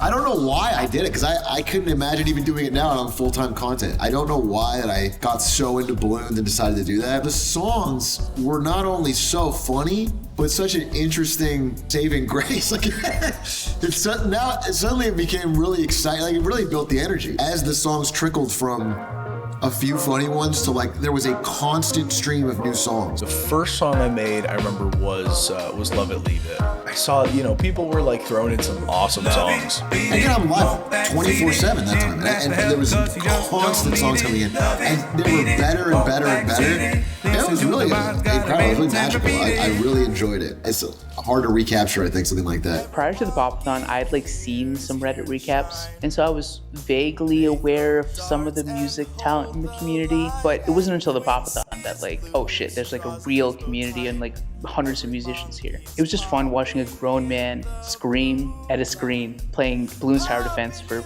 72 hours. It was fun hearing people make the shittiest music possible in their bedrooms, in their closets, whispering into iPhone mics. It was fun seeing people make fully produced songs at the same exact time, and just like the energy kept me going. There is a parody song, Poppin' in the Blue Light, that gets stuck in my head once every 3 months, and I'll put it on while I'm working. It was Drop Spindle. That was probably the first time I was like, this is too good. Atrioc described it as the loudest he's ever laughed on stream. I liked that you could just have an idea and run with it. All of my best creative pursuits always come with guardrails, and I liked the concept of parody music. I've always been kind of decent at just off the dome hearing a song and making up random lyrics to an existing song. So I was like, okay, yeah, sure, why not? And I think that was an inspiration. I think that moment kicked off a lot of people wanting to do more stuff. Chances are no one's gonna see it. I'll spam it a few times. I had no idea how to chat. I wanted to understand what was motivating someone to type dumb comments in the chat over and over and over about the Popathon. So I was like, okay, I'll write it from their perspective. Like most people, I only got the idea to write stuff after Ballad of the Backseaters. Why do you think it's become such a big hit? Don't know. Like, genuinely, I don't know. I think there's so many funny songs in the community. I don't know. I think I just got a little bit lucky that my style of delivery and my type of content, or the way I think, connected, and that people liked my voice enough to want to hear it more. I made Quincy on my mind, and Quincy's a hero, which is funny because I don't think he knows I'm the one that made Quincy's a hero. He sings that every time he plays Balloons. He knows all the lyrics, but I don't think he's connected the dots that that's me, since it was so long ago. So I actually didn't work on the Popathon. That was like an entirely a Panda thing. He did all of that himself. Then he asked me like, oh my gosh, look what I did. Because I think he was a little scared to show me at first, like, oh, I did these goofy songs and like they kind of took off, but like I kind of think they're weird, and you might think they're weird. And I was like, nah, it's fine. These are great. First time I did music for Atrioc was for the Popathon. Rainbow Connection. How could I forget that one? Stuck around the longest, and Kermit's like kind of like my whole thing. Hey, you're Beautiful Panda, right? Yeah. Is there like a certain Reddit post that you want to talk about?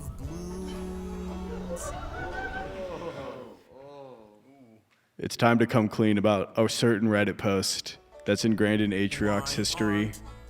Post-Balloons era, there is a Reddit recap where my girlfriend at the time had posted a Reddit post on r/Atrioc that spoke of a cow that liked coffee a lot. Sorry. But it's called like My Boyfriend is Addicted to Atrioc, and it got about 1,000 upvotes. And it talks about how I would sing... Sing what, huh?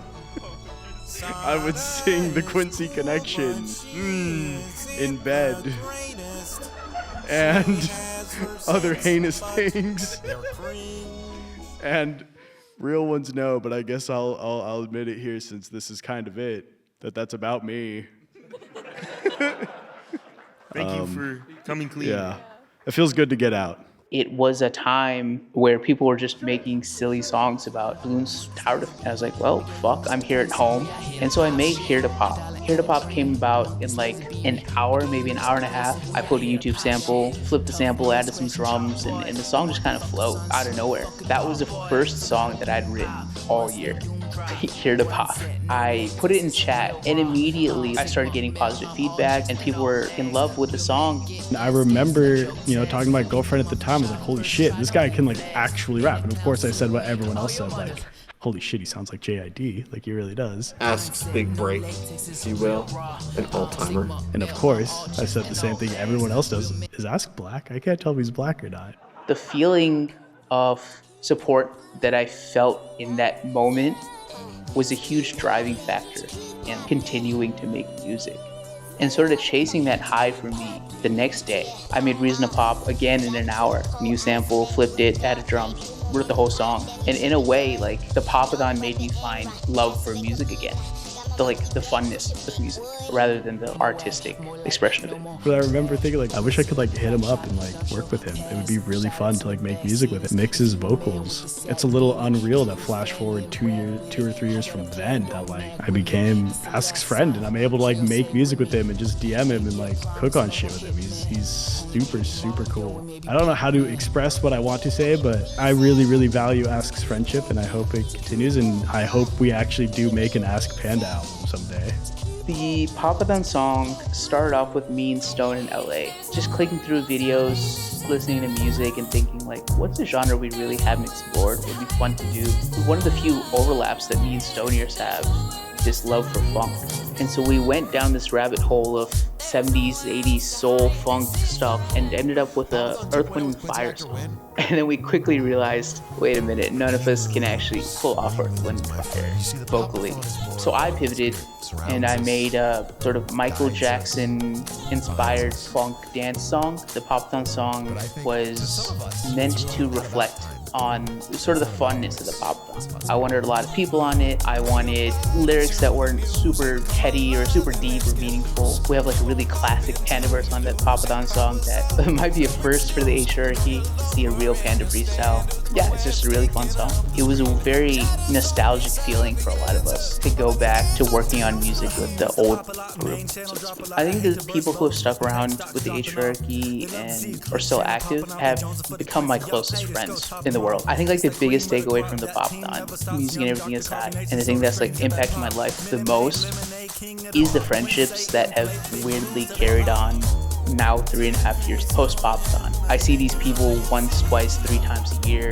We plan big trips. We sit in BCs every few nights for hours on end. We share each other's problems and we help each other through tough times. And it really feels like a close friend group that I've never experienced before, online. One of the biggest headaches has been Dropspindle, who's been trying to leash off my success since the Papadon. She had the Ballad of a Backseater song, but ever since then, it's always been, Drop and Ask. Adding herself to that Mount Rushmore of greatest musicians. It's get your own lane. What are you doing? With me and Ask being the Shaq and Kobe, I think I am the Kobe because people would mourn me if I died in a helicopter accident, and Ask is Shaq because he's a sellout. I'm kidding. I'd been working on music in my room, practicing guitar, making some songs, and nothing really fancy. And then I go on a backpacking trip to the Sawtooth Mountains in Idaho, and I come back a week later, and the entire Papadon had been announced, advertised, and finished in that time, and I was pissed. I thought that I had missed the boat. I was like, man, I could have made some original songs. I would have been up there with the Ask the Storyteller, man. That could have been my moment. I'd be famous. Elden Ring comes by. I was aware of Pay the Musician. He was one of the big inspirations that got me started and wanting to make music for the Atrioc community. What do they call us, Atrioc? Where are you? Samurai.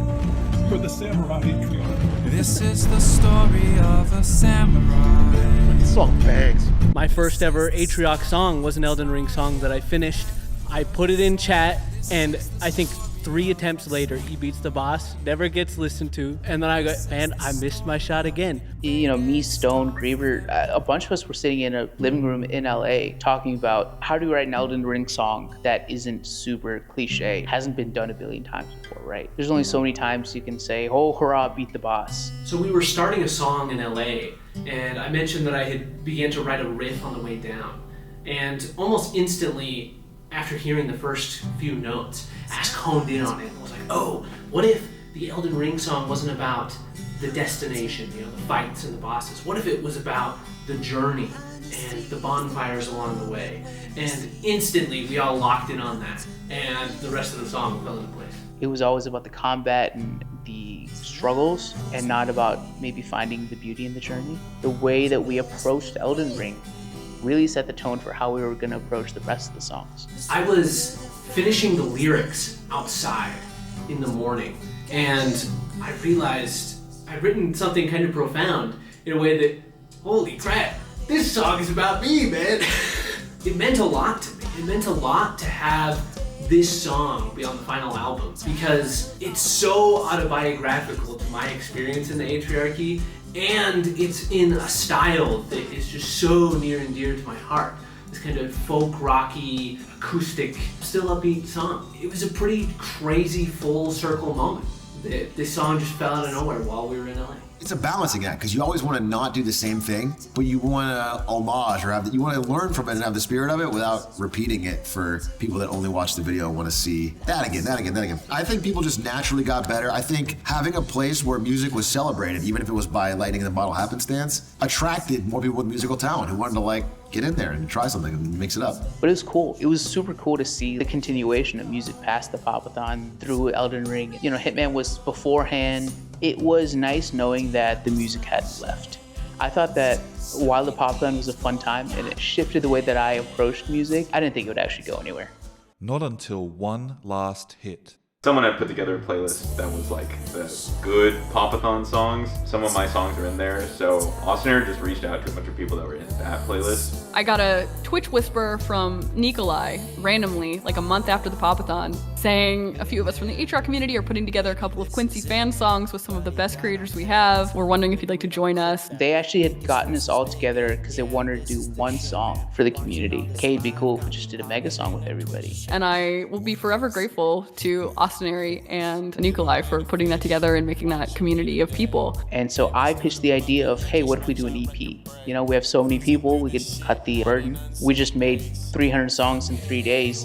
Surely making 4 songs isn't gonna be that hard for 30 people in the server. And we're like, oh, what are the eras of the past? You know, Hitman, Elden Ring, Fall Guys, Balloons, Pop-A-Thon.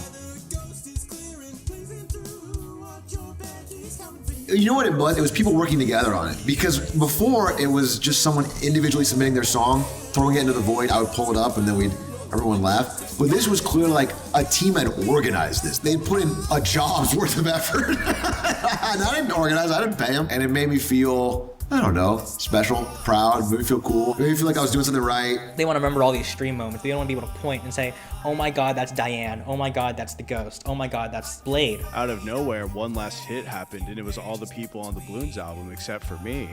And I was like, well, what the fuck? And then I find out from Ask that people tried to find me, but I just didn't have any socials linked to my Twitch. So long story short, like, fuck Ask the Storyteller.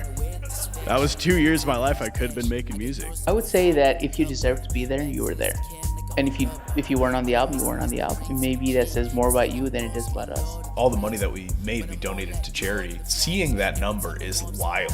I mean, just from Spotify alone, it was like $500. I think it was over $1,000 that we ended up raising to donate to end the backlog. Yeah, even to this day, if for some reason one last hit comes on, I fucking know all the words still. I'll sing along if I'm alone in my car. And like, part of me wants to be embarrassed by that, but the rest of me, like, it's something that brings me joy. There's nothing wrong with that. They made that. I mean, the quality jump from all of the independent, monkey ball stuff into the balloon stuff into one last hit is insane. He's the good at hexagons. Take one step wrong, your good is gone. Young, dumb, dipped in cum. The ghost will haunt you till the crown is. Sorry, what? Sorry, what? What about the Ghost is young, dumb, and dipped in cum? That is not the ethos of the Ghost. Wow, that is truly my magnum opus. I'm not gonna lie to you, it's one of the lines that has made it so that I have not face revealed. I think that was the first time I kind of teared up at a community project. And it was because I could tell so much effort went into not just the songs, but the stuff around. Like, it had custom album art, voices from like really hard to get voices, like Quincy and Diana from Hitman. And it was themed to all these moments that we had as a community. I never saw myself as that guy, as a content creator. And I always saw myself as a business guy.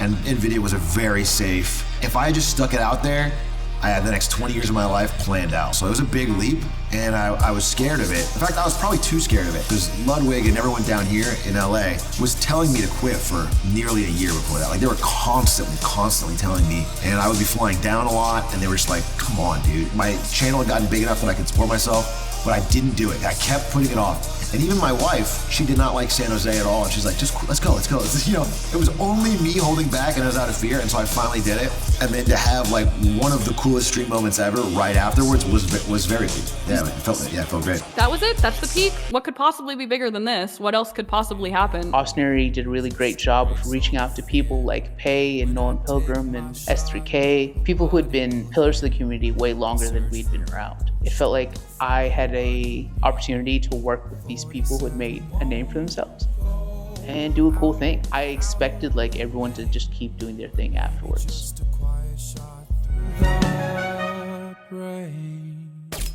I think there was a general sentiment of disappointment in the whole situation. People felt hurt and betrayed in different ways, and it was a rough time for a lot of people who had grown super attached to the community. And I remember right after that happened, there was a big call with everybody, and people were in panic modes. And it was really weird because people weren't talking about the victims and they weren't really talking about Atrioc. They were talking about like, what happens to our careers? And I'm like, what the fuck are you guys talking about? Careers. We just like made music for this guy. I think the way that it affects us is less important than the way that it affects like everyone else, you know?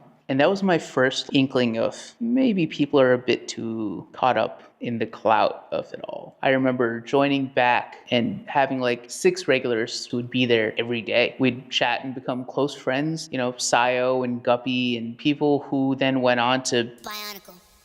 I got involved not even via the music side or really anything. I was just hanging around in the Atrioc Discord, chatting with Ask and doing something for the Bionicle anthem and ask people to send in tags. So I sent in a tag from some random... This bro is tickling my face. Anyway, I did a stupid verse on the Fortnite stuff, but it was mostly just I was friends with Ask. You know, I watched 9 hours of Bionicle lore. I'm not trying to be a tastemaker. You know, if it's fun, it's fun. Bionicle Day, he's reacting to this 9-hour-long Bionicle video. What's another 7-8 minutes of Bionicle, right? Foxy stepped up and Billery and Ludsy stepped up. But the Bionicle anthem was the first time that the collaboration sort of came back in the community. We just created this like really, really fun song with a billion different producer tags. Didn't feel like there was any restrictions or bars or anything. And just riding that wave of, holy shit, you know, this was fun. It went well on stream and people seemed to have a good time. We decided to make the Fortnite EP in 24 hours. After Atrioc's little break, when the Discord was like just a small group of people again, I was one of the active members in the general chat because I just had nothing better to do in life at the time. Because of that, I met Ask and Sheep and Mouse. We all played Fortnite together and tried to cop some wins. I don't think that we really had much expectation, which made it fun. Because like I was like, oh, if he sees it, he sees it. If he doesn't, he doesn't, you know, whatever. But like I'm having fun making it with these people. And I think that was kind of like the magic of that project. I hit up Eric the Pooh and Frogman and Afromat, who was an OG for the old Atrioc rap community, to get on the last song, and Foxy and Schmeck to get on a couple other songs. People who had never made music before, like Guppy and Sayo and Darth Lindis, and people from the community who had just wanted to try to make music had the opportunity to do so on the Fortnite EP. I can't remember the names of Fortnite songs, but I remember how fun that was to have that album when I was grinding it, so. Yes! I'm the greatest! I'm the fucking greatest Fortnite player!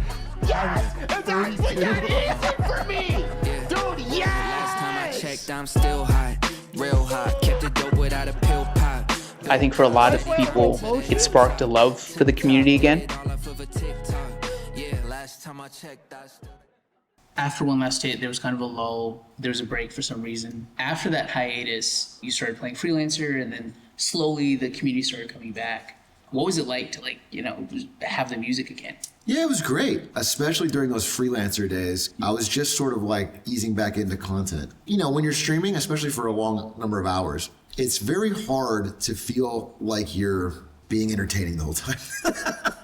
Just being candid, I don't think any human is actually entertaining that long. And so it's so nice when something comes in from the community where it feels like it's collaborative. You know, we're all just trying to entertain each other a bit. You know, I'm kind of hosting, but it's like, so I love it. I love it. And especially with Freelancer, it was very reaffirming and fun to have people make these dumb songs about me having 2 snipers. And I will say, I don't think I ever got a thank you for saving your content back. Thank you. That's sorry. It finally happened, folks. Guppy was in charge of the Fortnite song. And we kind of asked for some direction, and immediately his mind went electro swing. My whole bit since the beginning has been like, we need ska or we need electro swing. To make it electro swing, we needed these like old-timey vocals. And so we asked Frogman to record a few lines in like a transatlantic voice. And one of the lines was, Holy fuck, is that John Lee? and all of us immediately locked in on that one improv phase. We love torturing children, I think is what it came down to. There's a member in the community called Uneasy Flame. Somebody I really respected in the community, honestly. And we asked Uneasy Flame, who was in the Terminal Brainrot sessions, if they'd be willing to do a little dance for us for the Fortnite song. Like the Pop-Down song, the Fortnite song was very specifically tailored to just be fun and goofy, and you know, it should reflect what Fortnite is, like a hodgepodge of random shit thrown into a game to make something fun, I guess. And so hopefully the song kind of reflects Fortnite. After a slow start to the year, the community started picking up creatively, inspired by the Hitman speedruns, the Bionicle Marathon, and Atrioc's incessant obsession with getting a single victory royale in bot lobbies. The passion for community-driven content had shown that more organization was possible. The groundwork had been laid for something far bigger beyond the horizon. The many disparate parts of the community were coalescing and organizing into something greater than the sum of its parts. A storm was brewing, and these fans chose to sail straight for it. I keep trying to find Dropspindle's song. Did you delist it, Dropspindle? Ad break interlude.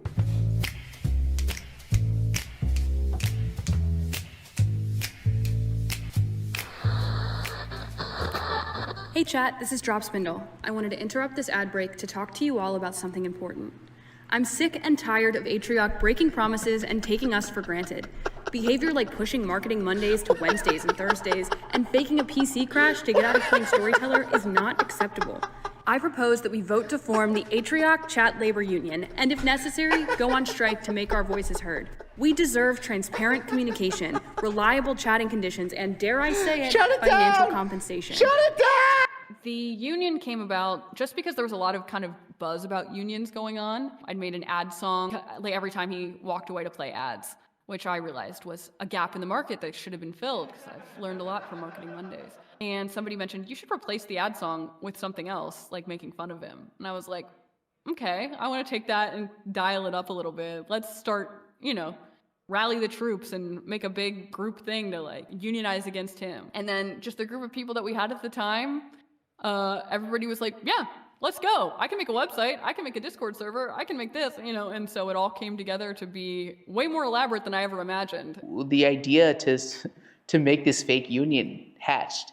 And within a few hours, we'd make the website, we had made a new server, we had switched out the audio file on YouTube, and we'd come up with a scheme to make it so he would click on the new link and not the old link. Kind of crazy groupthink moment where we're all bored, excited to be a part of something and deciding to, send it. Yeah, that was crazy. That was a really, really clever intro. Very rarely am I surprised. You guys had guessed my every move ahead of time and then lured me into a trap. Defend the rights of all chatters globally.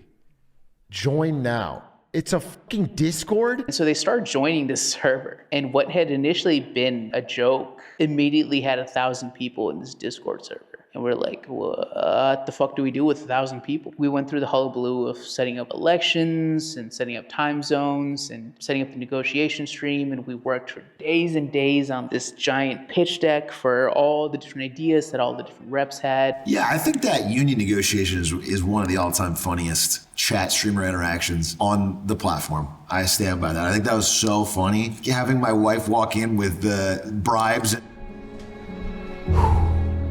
The winds of change have arrived. What is happening? Peace negotiation. I don't know. ACLU donation, if you catch my drift. No! A 7. Do not help these psychopaths! I went from 0 to 100 in the Discord mod, which is truly the most shameful sentence anyone said, but truly because I cared about the community, and I wanted it to work, and I wanted people to have a good time, and I wanted people to also feel the same way I did about the community. People would print out the ACLU logos that we made ourselves and didn't steal from anywhere, and post them all over the city. It was starting to bleed into real life. Do you hate unions? Yeah, just in general. Yeah, I'm pretty Could you What's this? Atrioc hates you. What if I have a fuck if he doesn't love horses? What a beautiful. Yeah, I'll keep that. Yeah, I stand by that. My favorite early experience of the ACLU was going on strike. A random chatter, a tenth of a second on a scrolling page. You finally felt like I had some strength, a community, a group voice that represented me. I was really excited about the responsibility of creating a space for people to feel comfortable, because I'd never felt comfortable engaging in a community before this one, and I wanted to try to make sure that as many people as possible could feel that in this one as well. And we had the idea to make One Last Hit 2. And the idea was going to be, we were going to make an album where Atrioc would go through and kill all his old memes. And when the union happened, I sort of let go of the old idea and I was like, oh, what if we just made an album here now that we have so many people? And so Down with the Atrioc was born. Apparently someone made a fucking album, another fucking community album that's apparently incredible. This is the Down with the Atriarchy full album. Wait, what the fuck? Okay, I'll listen to the first song, I guess. The problem is this is actually very long. I think it's something you want to play while I'm doing something. I don't want to just sit here and stare at it. I thought we'd get like 4 or 5 songs and it'd be fun, and it kept growing and growing and growing and growing, and we had like 30 songs. I thought that was really funny. We're just like, nah, I'm just gonna make stuff up and just double the length of the song. And that's kind of part of what made the Down with the Atriarchy project so impactful for me, is because there was such a clear direction what we wanted to do, and Union album wasn't genre, so to speak. It was just a thematic element that could cross so many different genres. Ask sent this fun bossa nova beat and said, like, what if we fell in love in the teardown map? And I was like, okay, I can run with that. I got reached out to by a little Discord goblin begging me for help. You know, just decided to humor the Discord person, and I just kind of just played a bunch of stuff on my saxophone. And it just worked. Literally the very first message I posted in this Discord server was a demo for a song called Vod Frog. This shit is unreal. This shit is unreal. Nobody had really made a song about being a Vod Frog before, so back then it was a lot easier to come up with topics because there was less music already made. Songs, like people from across the globe pitching these pieces and just being in the middle of it as this like 30-year-old marketing guy from Eastern Canada, surrounded by these talented musicians from across the world combining and creating this project. The first song I ever worked on was actually Believers Rise. Believers rise, believers. Before this Discord server was ever created, I had written that parody, and then a couple months later, the server happened, the album started happening, and it was just like perfect timing. Gamba and Beer, I think I was Aiden and I wanted to make a country song. Gamba and Beer. Gamba and Beer is my legacy, unfortunately. You know what? No, fortunately it's my legacy. I'm happy with the work that I did on that. That one is a rough listen. I've had people, like my actual friends, show their parents because they're like, how did you meet? And they'll show their family that album. And I'm like, you can't. You need to give a disclaimer about Gamba and Beer because that one's nuts. Daylily by Movements was kind of like my favorite song at the time. When I was in the car, again, I was driving, 7 hours a day. I would just let it rip. And I'm like, holy shit, wait, I could actually sing this. I wasn't even at home when I was producing this stuff. I was at a hotel in New York, just doing it in between time spent doing my actual job. I think No Strings is as far back as I can remember, maybe. And yeah, I laid bass down on that. People were giving me a lot of good vibes with it, and I thought that was super cool because I was like, I really don't know what I'm doing, but I guess they like it. I think Ask was just like, let's put out a single, which songs are done? And I was like, oh, well, let's do Atrioc Lily because it's done and finished, and we don't want him to do the Ponzi Scheme Iceberg before the song comes out. So we just pushed out Atrioc Lily. And has he done the Ponzi Scheme Iceberg till now? 2 years ago, he still hasn't done it. I play folk music live to 30 to 100 people, and sometimes it's silly and sometimes it's serious. And then to go from that just solo project that I had into this machine of engineers and production people and some of the most talented musicians I have ever seen, let alone worked with. I remember just being so cooked, and I was like, guys, I don't think I have it in me to finish. I got brain rot. And then you guys were all so supportive. The energy was just so infectious. I just decided to push through it and get that song done, and you guys loved it. So I don't make music. I don't sing in front of people. This group sort of changed that. I saw everybody making songs. Some were good, a lot were actually really good, but many more were terrible. And I thought that I could add another to the terrible pile. My hit single, We Didn't Start the Slop Stream, like everything I do, was written and recorded in about an hour. Ghost Clown, Coffee Cow, Spoon Atrioc, Big A, Big Awards, S3K, ACLU, Little A. Do I remember any of it though? Not really. I will say it was mildly infuriating. The only song he didn't listen to all the way through was the Colin Ballinger apology song parody that me and Frogman did. Yeah. I'm always trying to fuck over Frogman. I'm so glad we didn't listen to that. You listened to like a minute and then you pulled your uke out and you started doing everything that Frog was gonna do. I'm gonna play Outer Wilds. And I'm gonna play Inscription. It was funny. I mean, I wrote like a short, succinct 4-minute version of the song. And then Frogman was like, nah, I want to do the full like 10-minute song. And it was still way too long. And so we had the idea of splitting the album up into Down with the Atrioc and Down with the Atrioc. When we say you down with the Atrioc, the first 2 songs were Phantom Tax and Ave Maria. What was going through your head? I'll tell you, I was trying to get out of it. It clued me into the fact that Atrioc doesn't know what he's listening to and doesn't know what he's talking about. That meant that like what I perceived as scuffed and low effort was something that he and the other people apparently really enjoyed. Teardown's important because you can play it in front of people who are regular people. I am the #1 listener to Teardown on Spotify, and since I know #2 is probably gonna hit us eventually, fuck you, it wasn't even close. I had an older person watching it with me, my grandmother actually. She literally had a heart attack listening to it. She had to be rushed to the hospital. Sorry for your loss. Anyways. And I also really was addicted to the 16-ton song. Oh, this is great. Some streamers try to read out all of the subs. But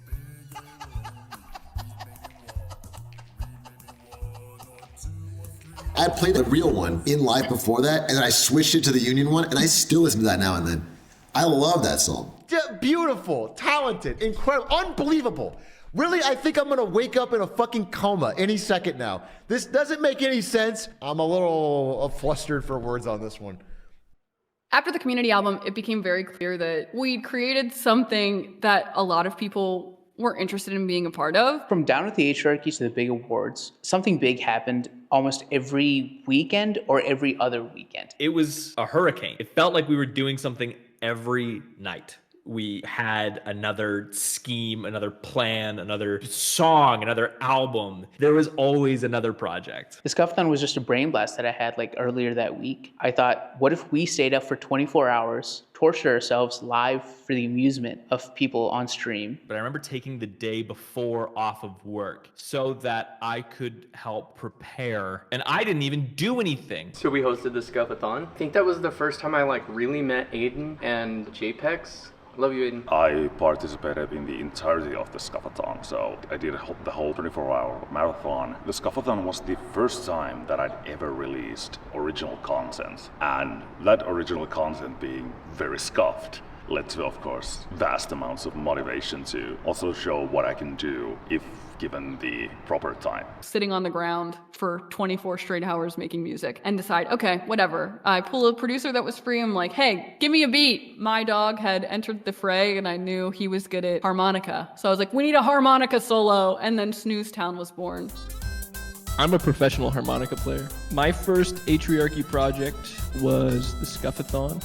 I made a very bad song called Woody's Downfall, and then I stayed chained to my chair for the full 24 hours and recorded the greatest song ever recorded by the Atriarchy, Snooze Town with Drop. I was so anxious. My first time doing anything along those lines. There was 3 of us who had no clue how to even record or piece together a song, and and we just had to. In the spirit of the Scuff-a-thon, we created a truly scuffed song in Bobby Wonderdog. Shout out Bobby Wonderdog. Very fun to make it like a game of sorts to like make music. So you have your teams and you have a certain amount of time and you're trying to throw out ideas and whatever. And my group got stuck with Jeffrey Dahmer, barely know her bars. I say call that a murder. It was genuinely such a fun experience. Just seeing everybody excited about the, I'm going to say it wrong, rise above the disorder, not rise against the disorder. Yes, rise above.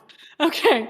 I never imagined that it'd raise $10,000. It also made so many people try music for the first time, and Confuzzled and Griever, who to be these great musicians, got their start from the Scuff-a-thon. Yeah, it's something I look back really fondly. And lose the name of Ohio. Wow. Amen. Amen. Amen. Thank you everybody for coming to the first ever Scuff-a-thon. My timeline's probably bad, but there was a period where it was like insane, the amount of output. Because I remember a specific example that comes to mind. I started playing a game called Ready or Not. I played it with Spectacore for like 3 hours, maybe once. And then the next day we were gonna play 1 more hour or whatever, and there was already a full-length Fuck the Police type album. It was kind of an unreal turnaround, because we hadn't even announced that we were playing that. It was just like a spur of the moment. And that was when I was like, my frame of it is like the artists I would listen to growing up who would take 3 years to make an album. So I always thought it took a very long time. I thought maybe you could do it faster, but it'd be a little... And the Christmas album, again, was another way to tell people, like, this doesn't have to be super serious, and there's no barrier to, like, making music.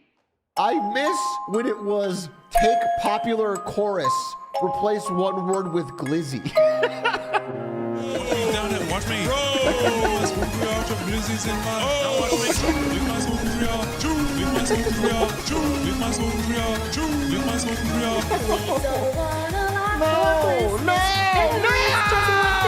I will say, we spent a really long time writing a song called Stans for Atrioc. And Stans was going to be a Stan parody from the perspective of Stans, who was mad that Santa Claus wasn't coming. And so we had written all these verses for Stans, and we'd written a verse for Atrioc as Santa Claus as the last verse. We didn't tell each other that the other person was going to be in the song, and to be a little surprise. But Atrioc, Don't Know Walled us, Stans put in a lot of work to make sure his stuff was good, and I'm not sure why Atrioc would do that to us. Do you hate Ask the Storyteller and Drop Spindle?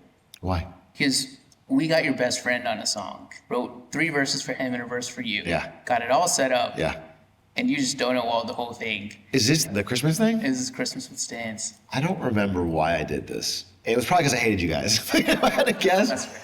I think it was probably more my personal nerves or something about rapping. Listen, this happens to me all the time with VO. I've been re-recording Hitman VO for this contract for 5 months now.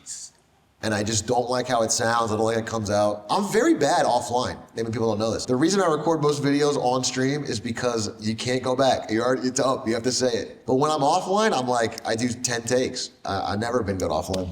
And with the increase in music production in the community, it became clear there needed to be some sort of glue to hold everything together.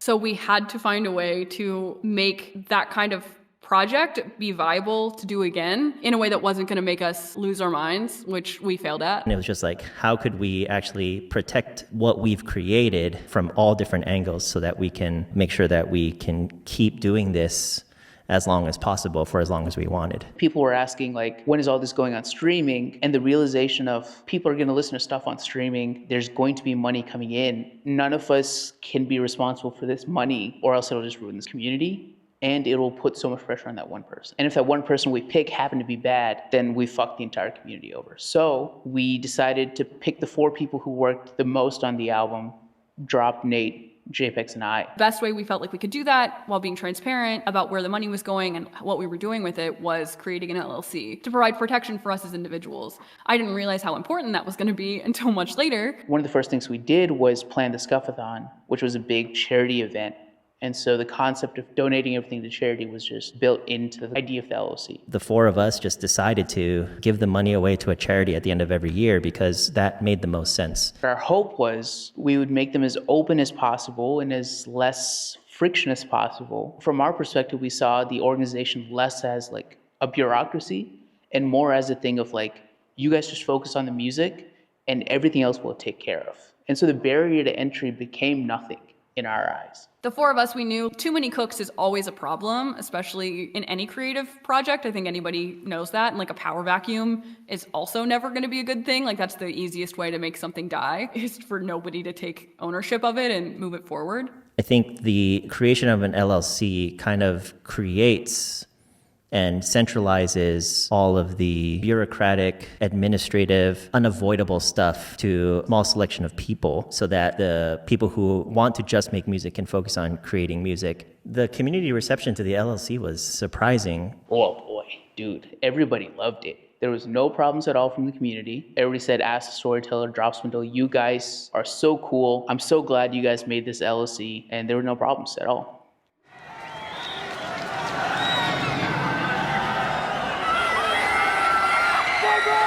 That was truly the first night of the whole whirlwind of becoming Drop Spindle that I realized, oh, there is another side to this. Dozens and dozens of people felt left out from the LLC for some reason, despite not being part of the music and only being elected reps, who would hound us and threaten us and bring us into voice calls to harass my friends and backstab them in VCs and hidden texts and go on Twitch streams to boo at us while we were making the LLC announcement, stalk us IRL. What else happened? Oh, tell Drop Spindle that because she was a woman, she didn't know how to run the union or an LLC, so she should give over the union because clearly she didn't have control over what was happening. If you wrote that, fuck you.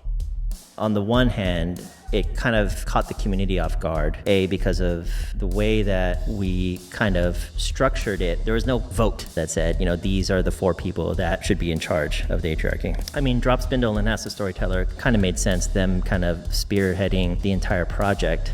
Nate being the project manager of the Down with the Atrioc album, I didn't make a lot of sense at all. You see time and time again, like a lot of music collectives who don't put out anything because they just don't know how to deal with the money aspect of things. You see a lot of projects never go to streaming or never go beyond the hard drives of their computers. And I think that the LLC was necessary for other people to just focus on the whole reason why they did music in the first place, which was to just put music and make content for that. When people were actively in VCs live streaming their camera or sending screenshots trying to find the paperwork for the LLC and dig up our personal information. There was a lot of tension and drama that came with the creation of the union that we weren't expecting. Like, it marked a shift in the community where the union stuff that had been so pure and fun until then felt like a bunch of people who felt more self-important than they should.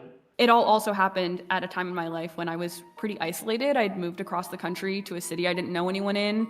That connection to people and connection to art and connection to feeling like a part of the world was really kind of life-changing to me in a way that was bad and I fed into for too long. Dealing with people who took it way too seriously, but also saw this as an effort to build their own names in the community and build their clout or power or whatever the fuck you want to call it, was a really tense time. I think it soured a lot of relationships for me. It tainted a lot of the good that the community was having. That's not to say like all the events weren't still fun, the community was still fun, but behind the scenes, there was just so much drama. It was very difficult because our friend group had become really entwined and grown quite a bit throughout the process, but everybody couldn't be a part of the LLC, or maybe they could have, and in retrospect, I absolutely do wish that we'd include a wider amount of people in earlier, but everything was moving so fast. That's how everything worked with the union. It was just like, if you were around when we were having the conversation, you were around and that was it. It was rough, Drop is someone I consider a very close friend, and seeing her become so jaded with the community that she had spent so much work to build in the last 2 months. Her getting to the point of, okay, I hate the things that I've built. I hate the Drop Spindle moniker. I hate all the things that I used to love because these people spoiled it for me was really hard. But I'm glad that we had a really strong friend group who understood and they were there to support each other. But yeah, man, it still makes me mad to the day. It still makes me mad that something that was so loved and cherished can be ruined so quickly. Despite some negative reviews towards the LLC, the Atrioc band was flourishing, and it was time to push the limits. What's left after hundreds of thousands of streams, nearly half a dozen albums, and thousands of dollars donated to charity already? More genres, more mediums, more brain rot. After Down with the Atriarchy, the goal was absolutely to try to catch lightning in a bottle again. Now I have such trust because you guys have done such incredible work. Every time I open a video file that's like an hour 15 or whatever, I'm always nervous because it's hard to know what you're signing up for. It's just hard to know what's going to be in there. It's not my normal content because I don't even watch YouTube videos. You know what I'm saying? Like I limit it just because I always want that eject button. I'll say at the beginning of every album, I'm nervous. No matter what, I'm always a little nervous. And then by the end of it, usually I'll let my lighter out and we're having a good time. This song is for my number one, my shepherd. So put your freaking lighters up.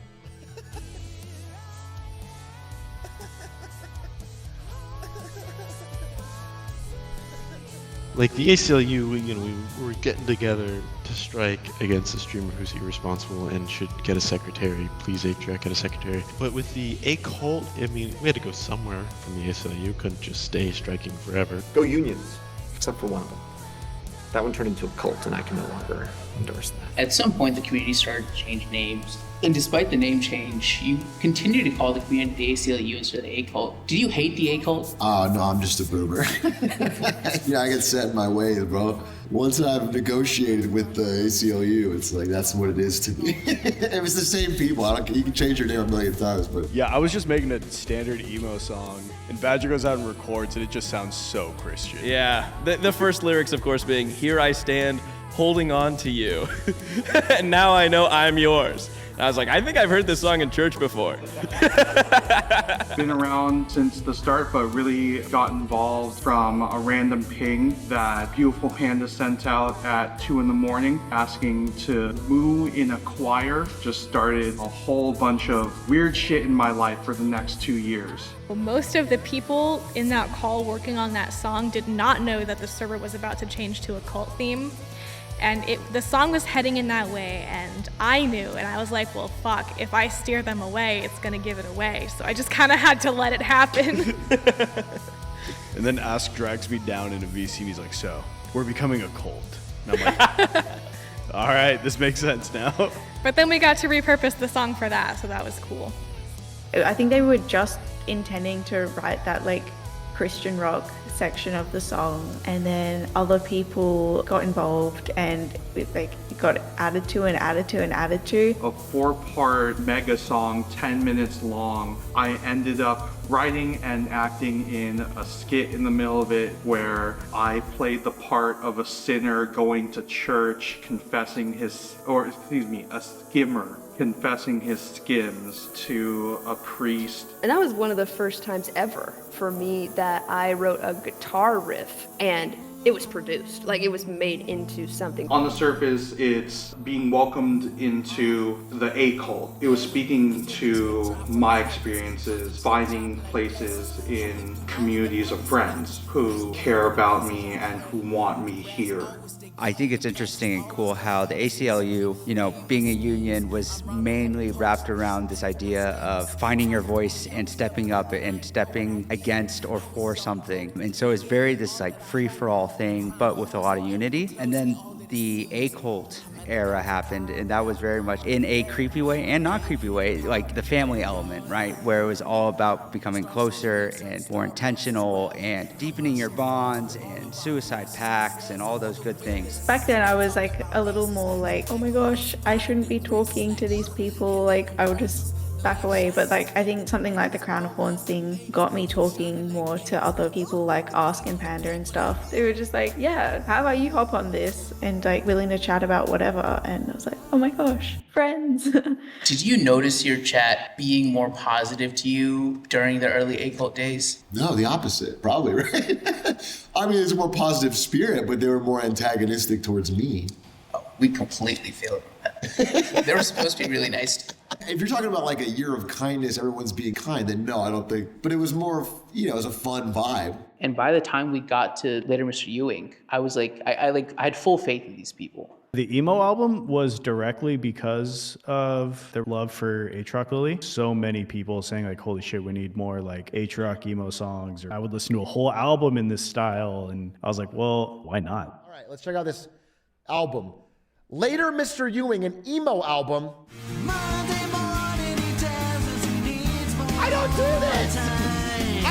Okay, lyrics. Too bad you couldn't see the cow that calf could be. Are so stupid. Because nobody looks at a calf and doesn't think, well, that'll never be a cow. You guys don't know. This is such an insanely deep cut. I read my yearbook on stream one time, and this girl named Emily had written this. This is just a... Sorry, this shit has me crying real tears in the dark. I hope you mean tears of laughter. No, there's two ways to take that. I hope you're laughing really hard and not like this is emotionally. So, this is the POV of somebody that we raid and then chat spams ads. This is brilliant. What a brilliant concept for a song. Still here. Original. Another original. What did I say? What did I say?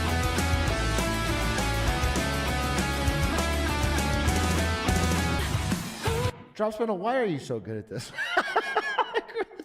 You have a job completely unrelated to music. Really, what is going on? We will sit here with tears in our eyes. Will you stream while we cry? I've already done it. I've already done it.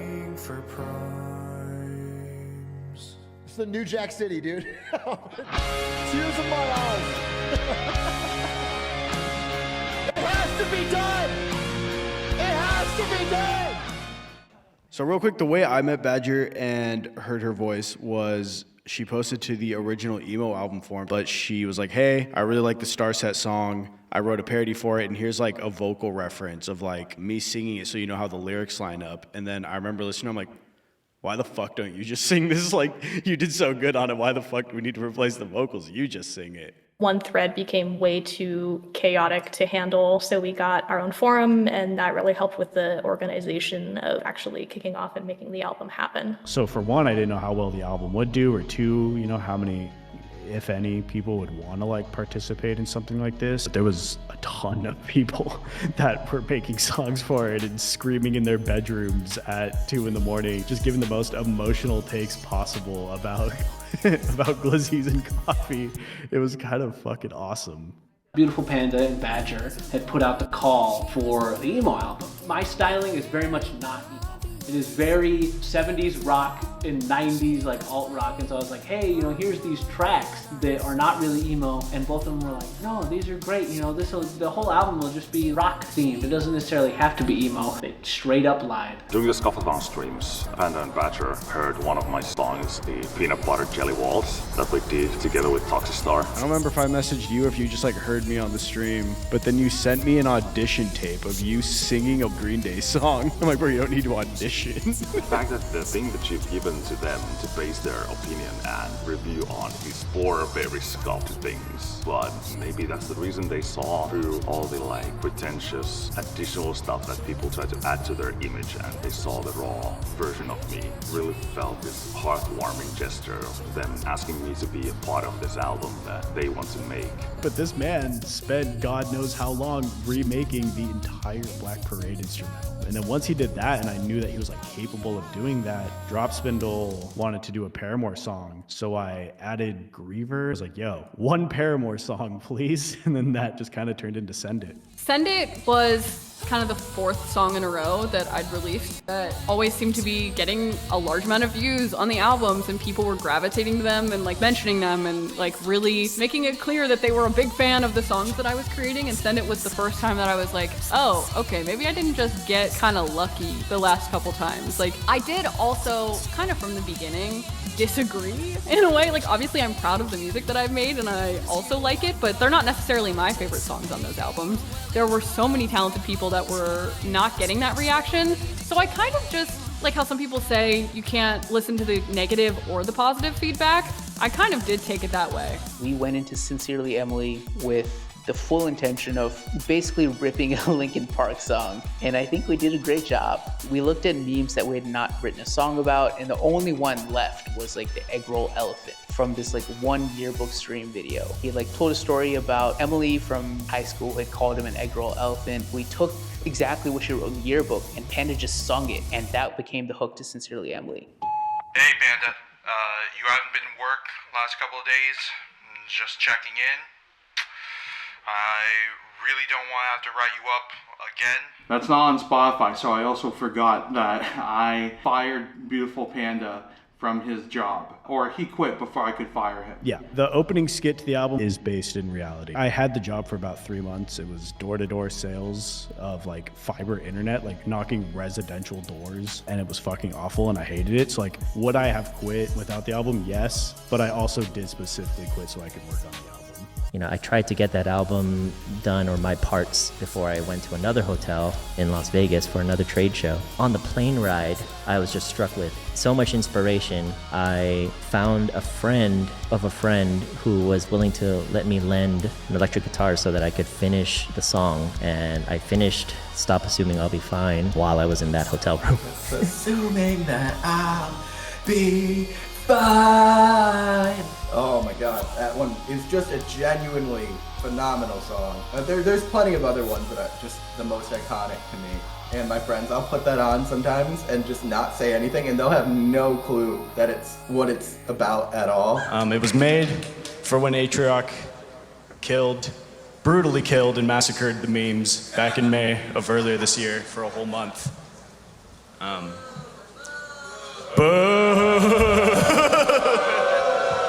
Now, about 7 years ago, I went to Japan for a month, and I went with my best friend at the time named Ryan, who showed me his favorite song in the entire world, the song that meant the most to him. And it was called Terrible Things by Mayday Parade. And 3 days after we got back from Japan, he took his own life. So while this song's made to say goodbye to the memes, it's also made as like a personal goodbye. It's called Stop Assuming That I'll Be Fine.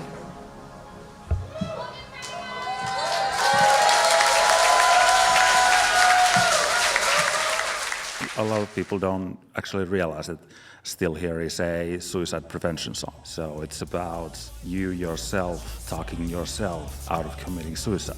The two parts within you, one of them has made the decision to end it all, and then there's this one dude who doesn't understand the solution that the other part of you has come to. They plead and pray for the other part. Should you please stay with me one more try on your back seat? I started thinking, like, how can I get my mind out of that place? I started playing Hitman, and I promised myself I would 100% this game until I do anything. And for some reason, my timeline getting filled up with this Hitman speedrunner. I got it. I got it. I got the world record. Oh my god, we did it. Oh my fucking god, we did it. A lot of what I have done for the community, with the community, wouldn't have been possible without Badger. Sure as shit, that first emo album would have never got done without Badger. It would have never been organized. It would have just been me saying I want to do an album and pretending like I was putting together a community album with really no idea of how to do it. That was like an overload that I was not prepared for. So having her there, it wouldn't have been possible. There are a lot of joke answers I could give about being a secretary or growing familiar with the taste of drywall, but truthfully, I consider myself very fortunate that Panda was basically the first friend I made in the community. He's never been anything but encouraging and supportive, and he has always had my back when I had moments of self-doubt or self-consciousness, or if I needed to speak up or be serious about something, and our tastes and creative visions tend to align more often than not, so I think we make a pretty good team as far as that goes. She's more than just a secretary. She's truly the co-lead of the album, even if she's not kind of the more public-facing one that is, you know, communicating about the album or doing a lot of the mixing and mastering. She's the one that really helps with like the art style. All the albums from that era, you know, all of them, the ones that really stood out to me was like, first you had goofy, almost crummy songs, right? And then it was like goofy but really highly polished songs. And then it was goofy, highly polished songs with a concept and like a theme. And then it was goofy, highly polished songs with a theme, and there's video. And now there'd be like a music video, or there would be incredibly detailed like lyric videos on screen that made it easier to react to. I know that Badger wrote out and hand cut 1,000 words of notebook paper just for her lyric videos. The initial idea for the cover was a school desk with like a bunch of doodles from the community members, just like, you know, doodling in pencil on your desk. That's where I got the idea for the handwritten lyrics, you know, just like doodling lyrics from your favorite song in the side margin of your notebook. those early years of the music community. It was like mainly parodies and mainly kind of like rap focused stuff, and it wasn't really until the emo album that came out where I was like, oh, like it's more than just like this one genre, and it's kind of inspired me to actually get involved at that point. Definitely the first emo album was my favorite. It's the kind of music I listen to, and I really enjoyed seeing kind of Atrioc brought back to his youth, 2,000 years ago, and the emo music he listened to then. He's not found out what look like Wiggler, scoop me a bite means. That's not gonna slide. Wait, that's not gonna slide. Look like Wiggler, scoop me a bite. What did you mean by that? Ask the storyteller. And I'll never tell him, but it means something. That is gibberish. There's one thing that we've never told the world. On May 1st, 2024, Atrioc killed all the memes, and in an effort to restart the community, people were posting things on the Reddit, so he would do a Reddit recap. The brain blast that our group had was the idea of Piss Pony, and I think it was the first meme ban. You tried to kill the memes. How did that go for you? Oh my God, I forgot about that. Yeah, I did try to do that. What a impossible task. I don't even remember what set me off. I think I should see what happened if I did a month without it, because it was so overwhelming, the amount of glizzies and coffee. It never was going to work, obviously, and it didn't work. But I didn't even last that long. It lasted a few days, and then I gave up. I don't think it lasted that day, because you killed it and then you played the emo album. Oh yeah, I don't think, it lasted 10 minutes then. 3 weeks to the day from that album was 5/22. Wow, this has been fun. I'll play it every May 22nd. A day that is so powerful and so spiritual and so important to us as Atrioc viewers that, there's no way that we weren't going to make an album for it. And so in that 3-week span, Frog started the creation of what became Paper Mario Odyssey. It'd be really fun to do small 1-minute bites, maybe 6 of them or something, and they're all really different. It just turned into a whole album. The idea still kind of remained because I still wanted each song to be about 1 minute, but some people didn't get the memo, no matter how many times I said it. I mean, they came into it with a very clear vision of what they wanted. Maximum 30 minutes. People came in and very quickly, every single song was much longer than anticipated. Griever, out of nowhere, really early on, posted a 4.5-minute, fleshed out instrumental, and I was like, shit, I can't ask him to cut this. I came up with the acoustic riff. I usually write with an acoustic guitar first. I wanted to use the word acolyte in a song. It just had to be done. Thankfully, then when I had the first verse and the chorus written, then Stoniers jumped in and wrote the second verse, which is just usually the hardest thing to do on a song. And I just, for whatever reason, I went, drop that controller! And I just knew I had hit something there. And the entire rest of the verse fell into place. It might be hard to accept that God Gamer is a fully original song. I was embarrassed of God Gamer. I was embarrassed to release it. I thought that the song sucked. I thought that it was ass. I thought no one will get the idea because they will laugh at the song. And they did, but in a good way. I think that Griever deserves all the credit. I think that there are people out there that spend all of their free time, all of their working time, and years trying to make it as an artist. Some never make it, and they're incredibly talented. And Griever on a meme song can outshine even people who've worked on it for years. I think that's amazing.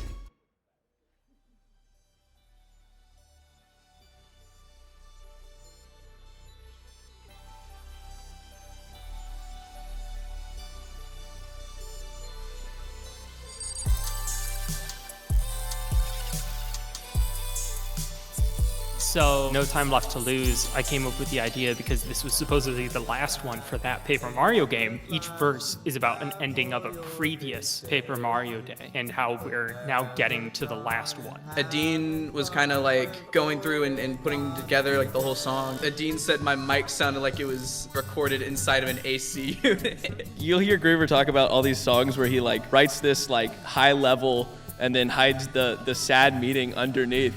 And I was like, My Dog Has Depression is a prompt I'm familiar with. And that was based on a copy pasta about someone not being able to make it to Paper Mario Odyssey because their dog has depression. Hey, Big A, I'm really glad you're doing this stream. I've been begging for it for months because Paper Mario is legitimately my favorite game. I think it's your best content by far. Unfortunately, something's just come up. It seems I'll have to leave the stream. You see, my dog has depression. I need to take him to therapy as soon as possible. I'm extremely sorry I had to miss this amazing stream that I spent so long begging for. I'll be back for the next one, though. Ta-ta. And of course, everyone's like, my dog, that's that guy. He is very proud of that song. I'm very proud of that song too. I think he did a fantastic job writing on it, and I like to think he has gone better. He has gotten help. He is much happier these days. Holy beef. Thought it'd be really funny to just kind of shitpost something where I just scream Paper Mario. I did that song in literally like 10 minutes and then posted it. Here's my submission, Frog. You know, send the invoice to Badger. Call that a barrio. That was my line. I sang that, and then I went through and tried to get every other person to include the lyrics "Call That a Barrio" on all of the other songs on the album. Because later Mr. Ewing had such like dedicated visuals, I was like, well, we gotta do lyric videos. It was an awesome way for the visual artists to participate in these projects. And again, it was just a natural evolution of what we wanted to do in order to raise the bar from a creative standpoint. I was like, can we like get the stage from Thousand Year Door, like the battle stage, and then maybe we could like have animations of like people in the crowd, and then they'll come up on stage. I made a bunch of paper cutouts and took pictures of them to try and help them animate. The idea of like a paper play being put on, the sliding curtains, those are physical curtains that I recorded opening and closing. It all started from Mike's artist coming up with the word Wahallelujah, and we all just thought it was the funniest thing. Wahallelujah instead of hallelujah. We were Jimmy Neutron brain blast fucking geniuses. This is gonna be the greatest song ever. And so we wanted a cool closer for the album, and we were in the middle of the cult era, so I thought, let's make a gospel song. Ask and I really wanted to put a gospel spin on things for a while, and I felt like we could really lean into my gospel background and the chords that I like to use and his passion for making gospel music, and we could kind of put it together. That was still protected in a brain rot way because it was about Paper Mario. Finally a genre that we could really sink our teeth into, and not only that, but we could bring in so many different aspects of what makes gospel so cool, which is gang vocals, choir performance, organs, piano. The irony of making it religious themed was really funny to do for the Paper Mario Odyssey project. We started just sending the beat to as many people as wanted to be on the song. Frog's initial suggestion of 1 to 2 minutes ended up being 1-1-2-2, about an 11-minute song. And I don't know if you can hear it in the final mix, but that's 60 people on that song. Even though I capped it at 17, which would have ended up like 20-25 minutes with the last song being like a big long gospel song, it still ended up like 45 minutes because I couldn't tell people no. And also, most importantly, I'm an ego. I'm a narcissist. My dick is bigger than everyone else's, and I'm better. So fuck Frogman, and I'll just do what I want. I consider myself the walking reincarnation of the Jesus Christ equivalent to Paper Mario, which would be the Toad on the Cross. I believe that the divine role that was granted to me. The night after Ask and I were sitting in the VC working on it, I went to bed. I dreamed that we were performing it live in a church, and in the middle of the song, I took the mic and started doing a sermon. Remembered what I said, woke up in a cold sweat, turned on my computer, recorded it word for word, and then went back to sleep. And then when Paper Mario Odyssey happened, I'm an EST frog. I stayed up all night watching him beat it. And then, when the tracks came on, I was like, oh my God, dude, this is like the sickest thing ever. I was feeling proud. I felt like nice to actually have people appreciate it, even though like my parts were small, and like I was happy to kind of be a part of it, see my name on screen. Listen, I've heard through some certain grapevines that people are thinking that PMO was gatekept or that I only invited friends or something. To be clear, I asked many times, like 3 to 5 times, mass ping getting people to potentially be on these songs, and no one took them up. And the reason there's a song cap is because every other project ends up an hour and a half. So this one, even though it's like long, is like one of the shorter Atrioc projects. So suck on that. For Terminal Brain Rot, we're kind of being given like its finality, so I wanted to like really do a song that I wanted to do. And the past couple times that I've like helmed the song, I've never really gotten to like really lead it. Broadway actor Andrew Barth Feldman uploaded a song he made called Thank You Muppet Vision 3D. ironic but heartfelt send-off song for Muppet Vision 3D, which is being turned into Monstropolis at Disney World. And I wanted to make a song like that. But ultimately, Paper Mario Day is about learning to say goodbye. After a year, it's been a year and a half since the last Paper Mario Day, the final one. You can't let go, and you really don't want to. I think throughout the song there's a bit of like a narrative journey where you like start by saying like, I know I should let go, but then you say, but I really don't want to. So instead I really won't, and I'll live in my delusions. But by the end, you know that your delusions are gonna end, and it kind of ends on like a sweet little, and that was Paper Mario Day.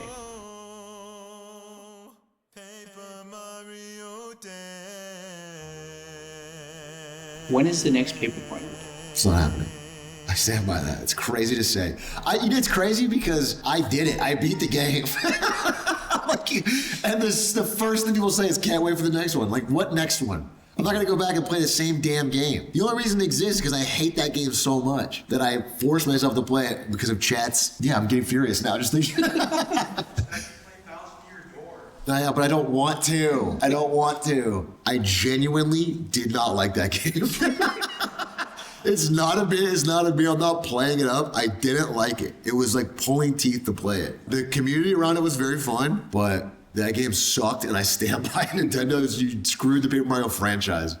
Paper Mario Odyssey hadn't been announced yet, and there were a couple things brewing, and I'm like, well, I don't have anything better to do. What am I good at? It's acapella music. Atrioc was an interesting album. It got started a little bit before I joined the server. Just put a message in Music Gen saying, hey, I do acapella. If there's anything that you need a soprano for, let me know. And funny enough, the one song that they had actually made any headway on so far was an acapella cover of Ballad of a Backseater, and what do you know, they needed a soprano part for that. And then after that got finished, it kind of helped pick up the momentum to continue to finish the rest of the project. Pretty much entirely led by Yub Yub, the one who organized it and arranged pretty much every single song on there. Yub Yub cooked hard these arrangements. Can you explain to someone in the chat who's not as smart as us, you and me, what arrangements are? Like, obviously I could explain it, but I shouldn't, what could you explain it to someone else? Atrionics, the name's derived from Pentatonics, who is probably the most famous a cappella group. Asked me to do all the bass parts, and I ended up just doing all the bass parts. And now I'm the token bass, so here I am. I didn't jump in immediately. Yub Yub reached out to me, and he said that he was looking for a rock tenor voice. I had been recommended to him, and that blew me away. I mean, the fact that my reputation could start to precede me was awesome. It was actually after, I think, the first album that came out that I got really interested in learning more about the community. I offered that I could sing as an alto, and Yub Yub invited me to join the a cappella group. I jumped in and I saw the Google Drive, the infamous Google Drive, where Yub Yub had every single song in a folder for it. Inside, he had sheet music for every single part, and then he had an example vocal melody file for every single part that he had sung out, and with all of the lyrics that you should do. Yub Yub is the GOAT for real. I have not met someone that organized and on top of things in this community. No offense to anyone else. And spreadsheets, I love spreadsheets, so it was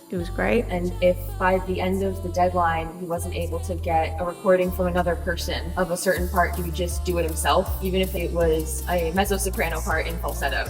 Crazy. It was honestly really funny having Atrionics be the first thing that I interacted with in the music community, because after that I just assumed that everything else was that organized. I want to officially go on record as apologizing to Yub Yub, as I just kind of did my own thing.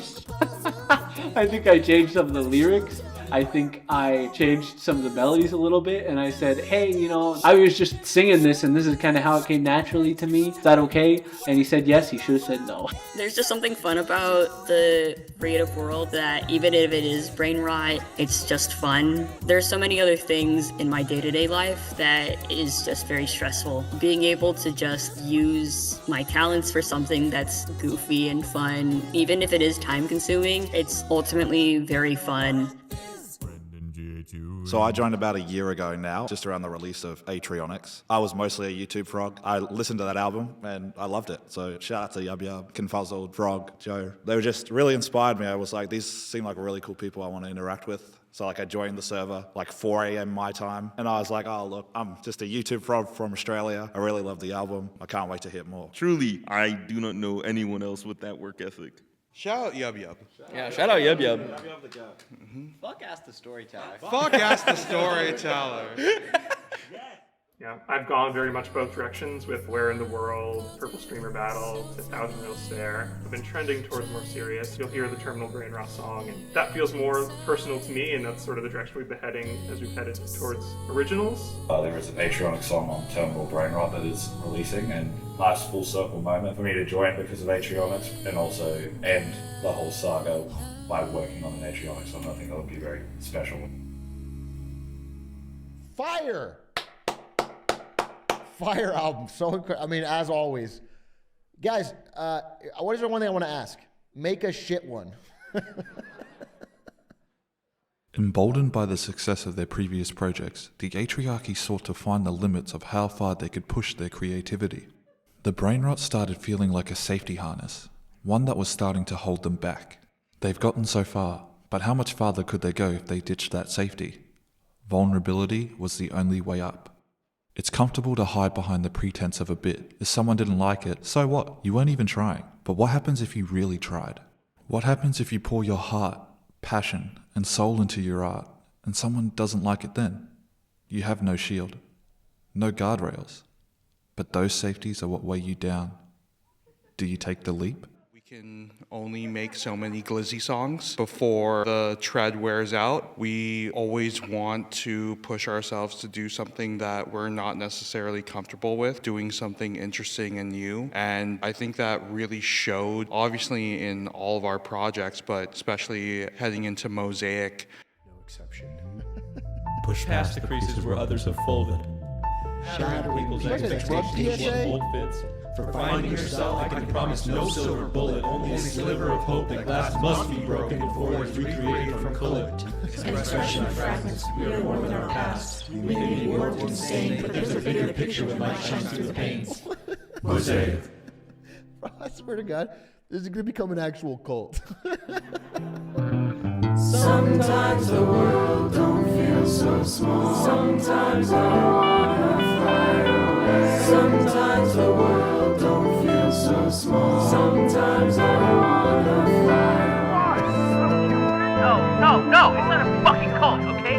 They're my family. They're like the brother that you never were. They care about me, Panda. They fed me glizzies, they gave me coffee, and then after dinner we all snorted cocaine. It was amazing. With the shift of the content that Atrioc has been doing, as I feel like everyone knows, it's been going more and more towards more political stuff. And doing that, it is harder to make something that is specific to maybe Atrioc. If you're doing Atrioc music, then if he's talking about politics, then that just becomes real music, where you're just talking about real actual issues. As everyone just started getting better in their craft, in addition, the shitposting brain rot content was kind of diminishing. You could only start to access yourselves, and I think there was a meeting of the technical prowess and the artistry that they wanted to express. And now you could be more self-referential, but still within the safeguards of the community. That's cool. Like I said, Mosaic was an album for us to really talk about things that were kind of deep and important to us. And you see that in a lot of my verses on Isolation and Crowds, on Favorite Streams, and it's Panda Bitch. No, but I think a lot of it is like self-expression of ourselves as artists. So like, who is Stone Ears? Who is My Dog? Who is these people? I think that's when, we tried to push the boundary on it's Panda Bitch, Like, it's Panda Bitch, right? But going back to Favorite Streams, which is probably the most solo Ask the Storyteller, a vulnerable song. Gemini made that beat really early into the Mosaic process. I had heard the beat, and for one of the first times, I very selfishly said, I don't want anyone else on that song. Hold that beat just for me. I want to write to that song. I had also been going through a pretty bad time, just personally. A lot of anxiety attacks, a lot of panic. Just life wasn't great. And so it was just the headspace going into Favorite Streams, which was the idea of like legacy and the idea of like, what am I writing for and what am I making music for?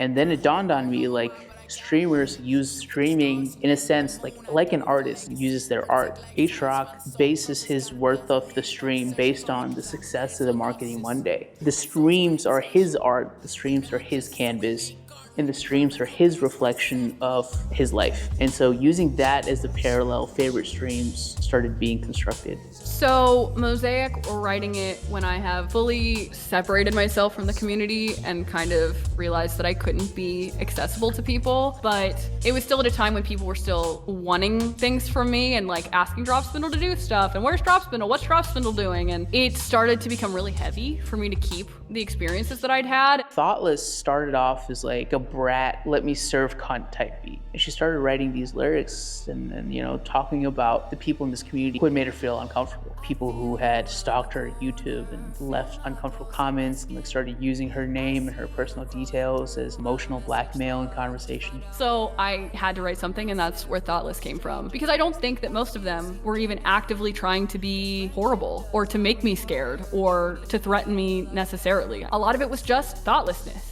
They were taking the information that I had given them about myself and trusted them with and dropping hints about it publicly and telling people that they knew stuff about me and bragging about that. And, you know, always in a time when they wanted something from me that I wasn't necessarily open to giving them, or they wanted power to talk to Atrioc. And the moment that really let me write off the community as a whole and made me be like, okay, I can't do this anymore. There was a guy in the VC that said, well, you really should have expected that for being in a community online. Like, you're a woman online. You should have known that that was going to happen. Like, it was a person that I had talked to and joked with and I thought saw me as a person. To just be like, well, no, you're just a woman, you should have expected it, was so callous and made it very clear that at the end of the day, the community didn't care about me as a person, they cared about me as a creature. I was done investing my own personal energy into being available or trying to make relationships with anyone beyond the friends that I'd already made.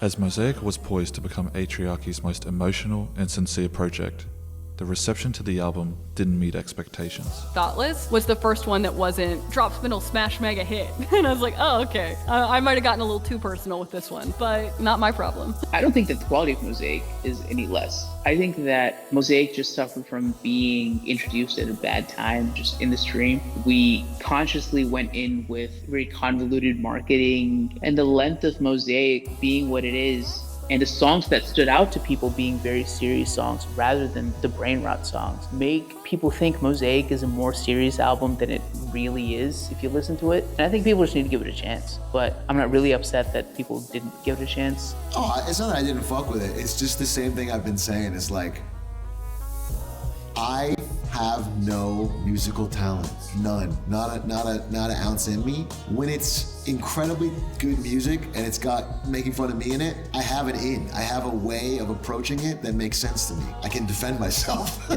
The chat can make fun of me. Everyone involved knows how to engage with it. It's, you know, it's like if I was listening to a Weird Al album, I can enjoy it on the surface level comedy alone and get it. And if he made a deep, serious, soulful one, I don't know how I would approach that. I don't know if I'm the right guy to write it. I'm not a music reviewer. I'm not Fantana, you know? But I wouldn't take it as me like not fucking with it. Obviously, I know it was great. It was, yeah, it was just more of, how do I fit in? How do I help? That's not true. I'm a little upset. Give Mosaic a chance. Listen to Mosaic. Listen to Mosaic, listen to Test Ray. Come back to me.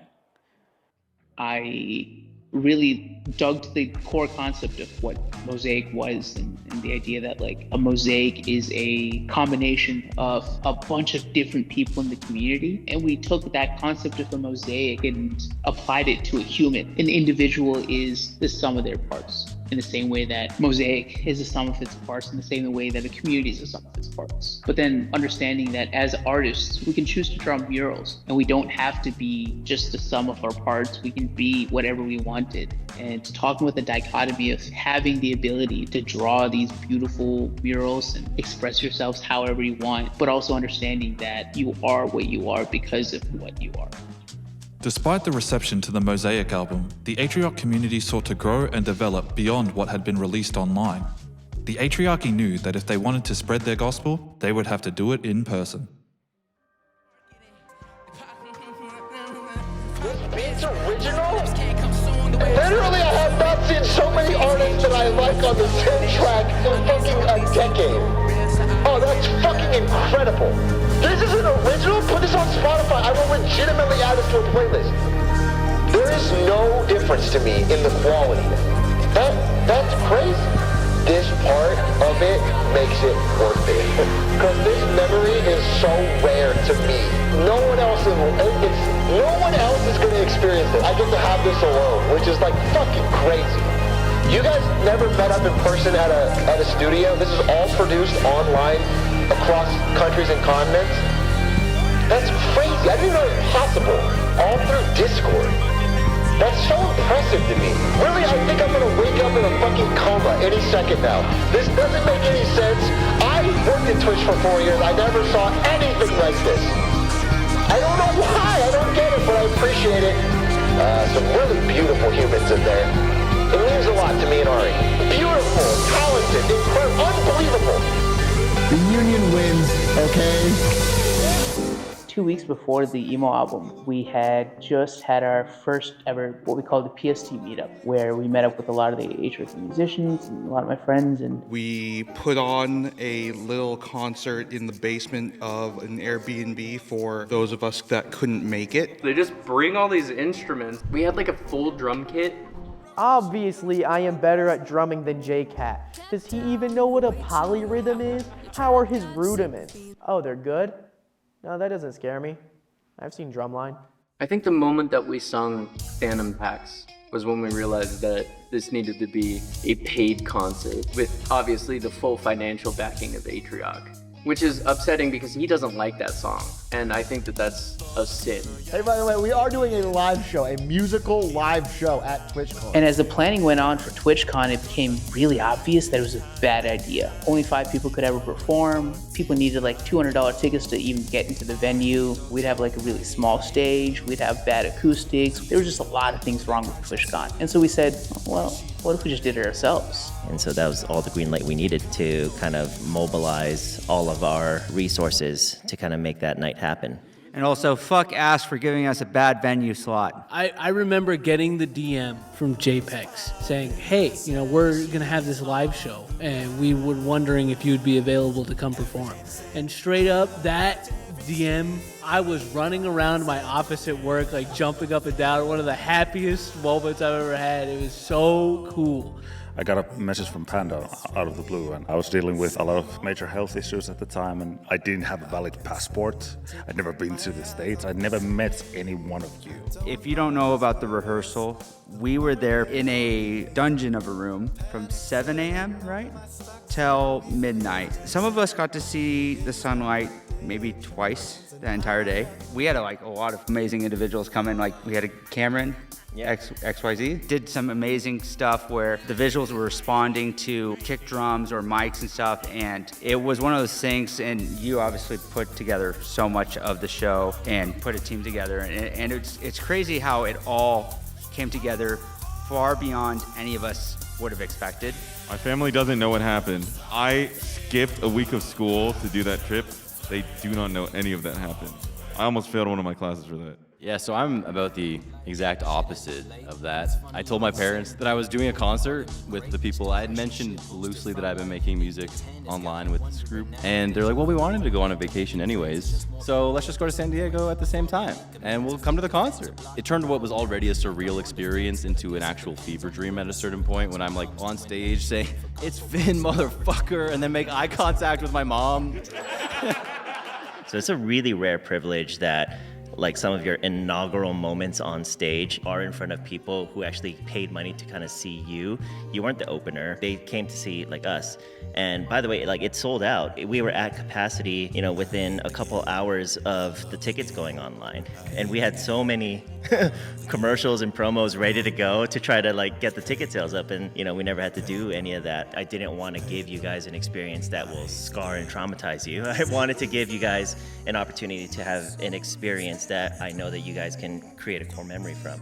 But what I was trying to do was just commit to the bit in the funniest way possible. And the funniest way possible is to actually do it. So what made you say yes to the live show?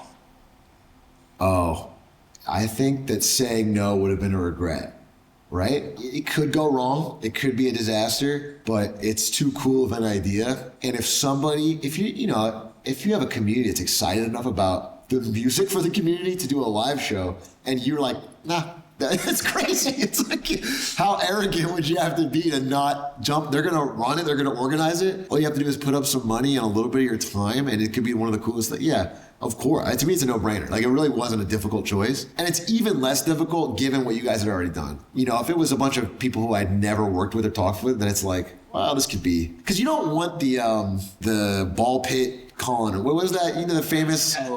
Yeah, you don't want DashCon. You don't want that to. You don't want it to be a meme of like, holy shit, this was embarrassing and terrible. But with you guys, with the Atrioc, it was like, they've done such a good job. Like, it can't be out of their wheelhouse. JPEGs, make a note. We should cancel the DashCon parody we had planned for HCon.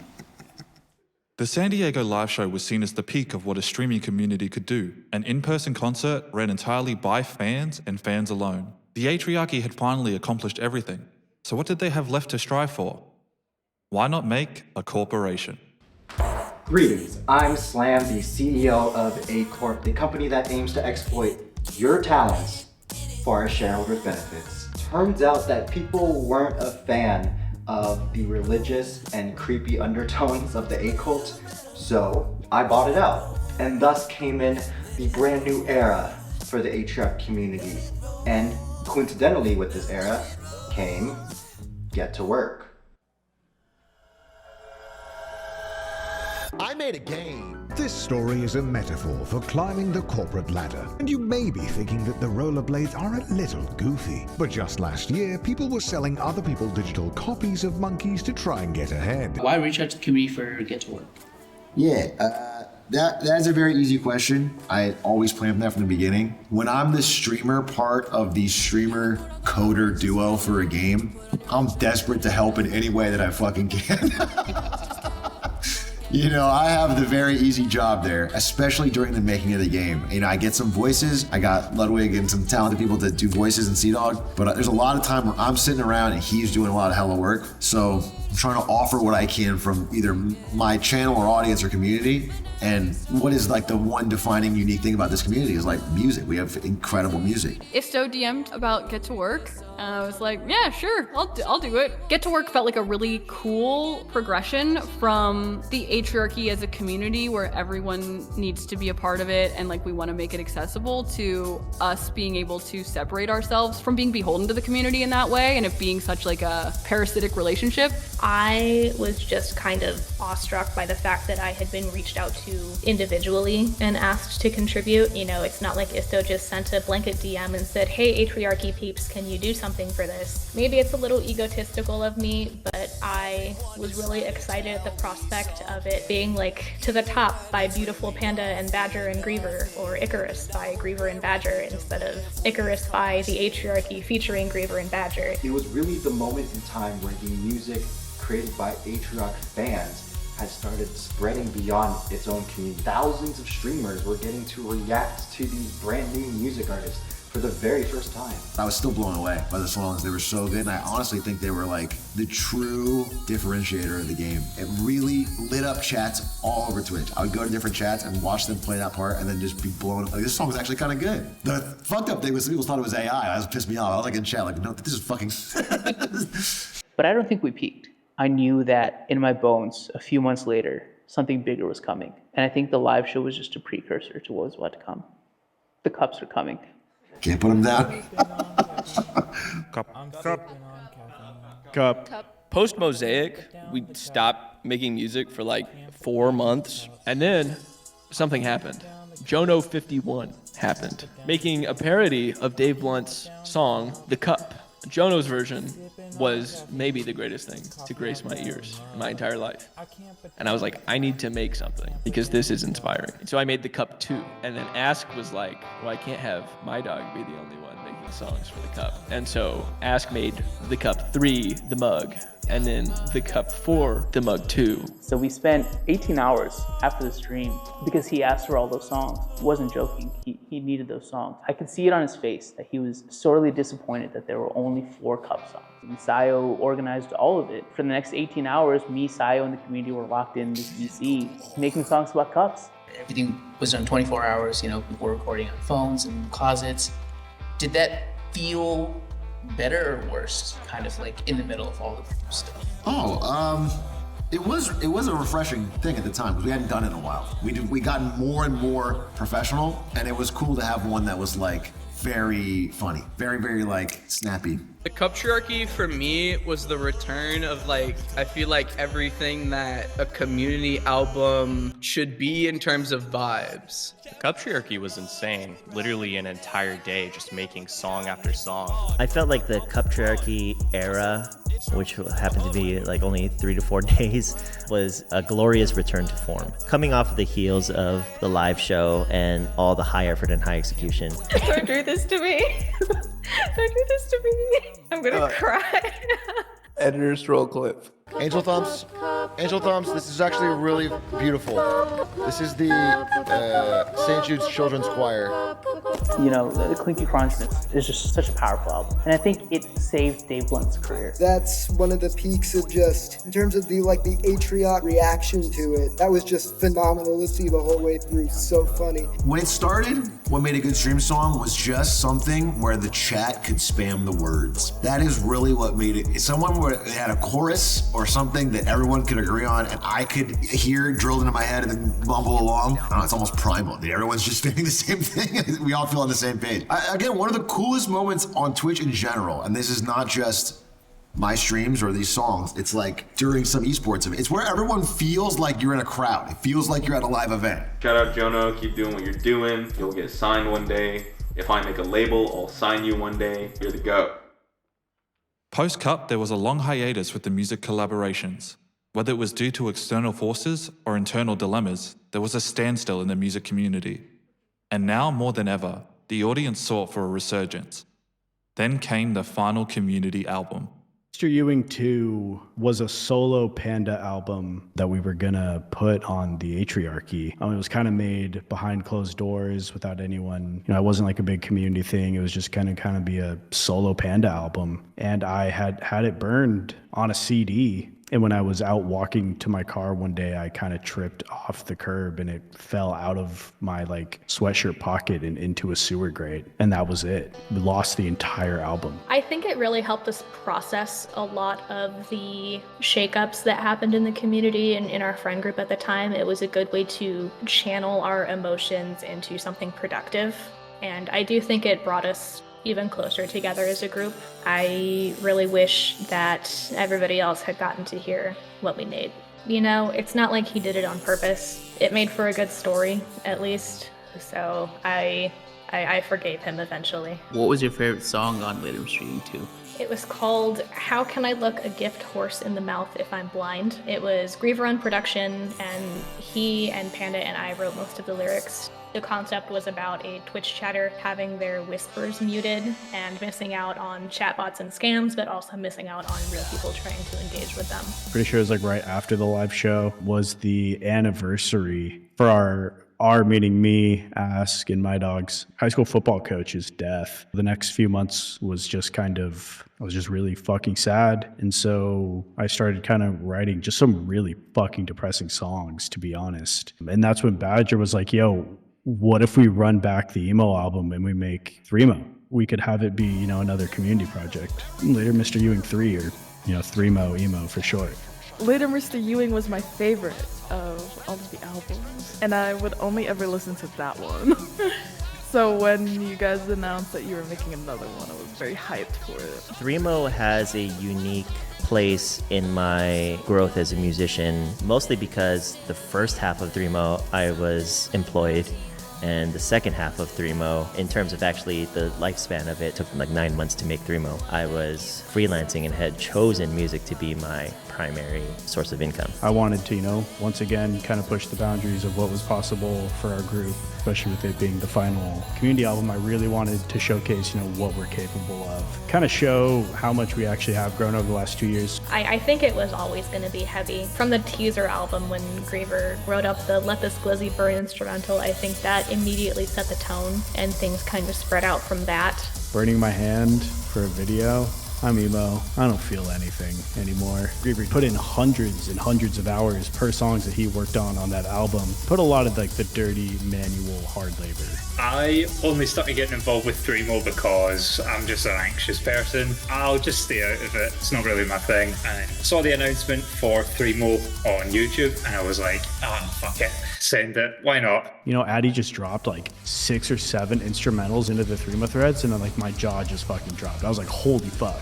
It's insane, the level that he's at. I was just fucking chuffed to bits. Seeing Bloodstream finally be a song come to life rather than just some guitar and drums and bass. I'm finally done with this thing that I've been working on for 5-6 years. I can finally just put it to bed and forget about it. Panda and I really wanted My Dog on the album. Okay, I can record something for the emo album. You know, My Dog is incredible with words, incredible with lyrics. He's so good at crafting a story and adding in like double meanings. He is very, very talented with that. So he wrote the lyrics, he wrote the instrumental, he sent in a demo, and we sent it off to Panda, and then Panda sends us this long DM a few days later about how he doesn't quite think it fits the album and it needs to be either funnier or heavier or something like that. And so we were kind of disheartened a little bit. And then Panda was like, My Dog, this is too emo. We can't put this on the album. And I was like, you're putting it on the album. So they did. Miku had just dropped in Fortnite, and so she was huge, she was popular. She was popping off everywhere. I was like, holy shit, that'd be cool to get Miku on a song. Because I thought it would just be like the most random collab for the Atrioc to do. And it had the effect I wanted. The community all collectively just kind of went, what the fuck? Which is what I was looking for. I mean, I can't say what I want to say here on the mic, but let's just say that girl, she will send me like the most perfect take. I mix it in. It sounds phenomenal. And she'd hit me up like next day. Hey, actually, I don't really like that take. Here's a new one. Dear God. She also just changed the lyrics. Yeah, for people who don't know, I have gone through about 5 or 6 hard drives worth of music. Most recently, at the start of 2023, I lost 2 years of music. And every year or two leading up to that, I would have backups, I would have working hard drives, and all of a sudden, I'd get a knock on the door, a man in a suit would appear, he would have a hammer in his hand. He'd come into the room, go to my computer, pull the hard drive out, smash it with a hammer, and walk out. He flew to Germany. I don't know how he found me in Germany, but he did. But I know he works for the government, and I think it's because I have been revealing too many truths. 3 Planes was very scary for me. It was the first time in the Atrioc where I felt like I had spoken my real truth, you know? It doesn't really match, you know, the album of Threemo, at least sonically, at all. Our reasoning, though, is Joe the Forgy loves Hayley Williams, is also redhead, Ask raps like B.O.B. raps. And Hayley Williams, lead singer of Paramore, is an emo band, therefore Airplanes in a weird roundabout way is an emo song. 3 Planes, 3 Towers, it all just makes sense. I think the government is really trying to hide things from us. And that song was my effort to sort of get the word out. And so I live every day in fear for the man with the hammer. You know, this is my hard drives last time. Now that I revealed their secrets, what next? This might be the last time you'll ever see Ask the Storyteller. But I do it for you. I do it for you, the audience, because you deserve the truth. So we worked on 3 Planes in person when we met in LA, because, you know, we can do it online through the government. Basically, we wanted to take advantage of the fact that we were all together. One of the cool things that you can do when you're together is like write choir sections. 3 Planes was a song that came together very collaboratively. The last bridge section I wrote pacing around a living room with like 20 people, and everybody was just shouting ideas and lyrics, and, you know, we were all thinking the most brain-rotted, stupid things that we can say, playing the logic puzzles of like trying to trace the red string of how everything connected up. Part of the collaborative spirit was like, oh, maybe we should all sing the hook. 3 Planes started off as just wanting me to spread the truth and really became a song of unity.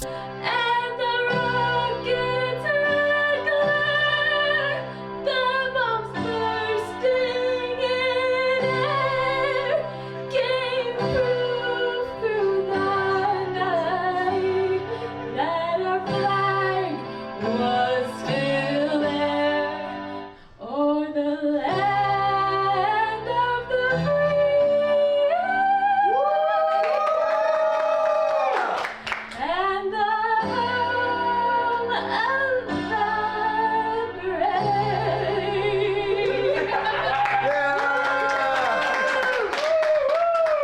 You talked about Three Towers on your podcast.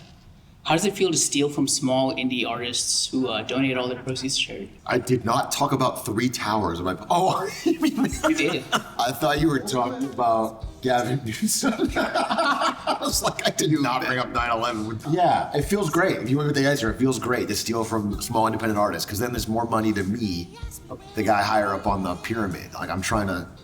It's like a scheme. If you know where it funnels towards the top. So, okay. Yeah. Sort of like a Ponzi scheme. Sure, in a way. A Corp was a weird era. Actually, compared to the previous year, there was not a lot of activity going on, whether it was with Atrioc specific projects or in the community as a whole, the community that we built online in Discord. I think that era was not as quiet as people remember it to be. Because in October, we had Beattober, run by Dean, where people made music every single day of October. And then in November, we had solo album month. So a bunch of artists made solo albums in November. There was still always something happening, but overall, I think it became clear that people didn't really care about the community. They didn't even really care about the music.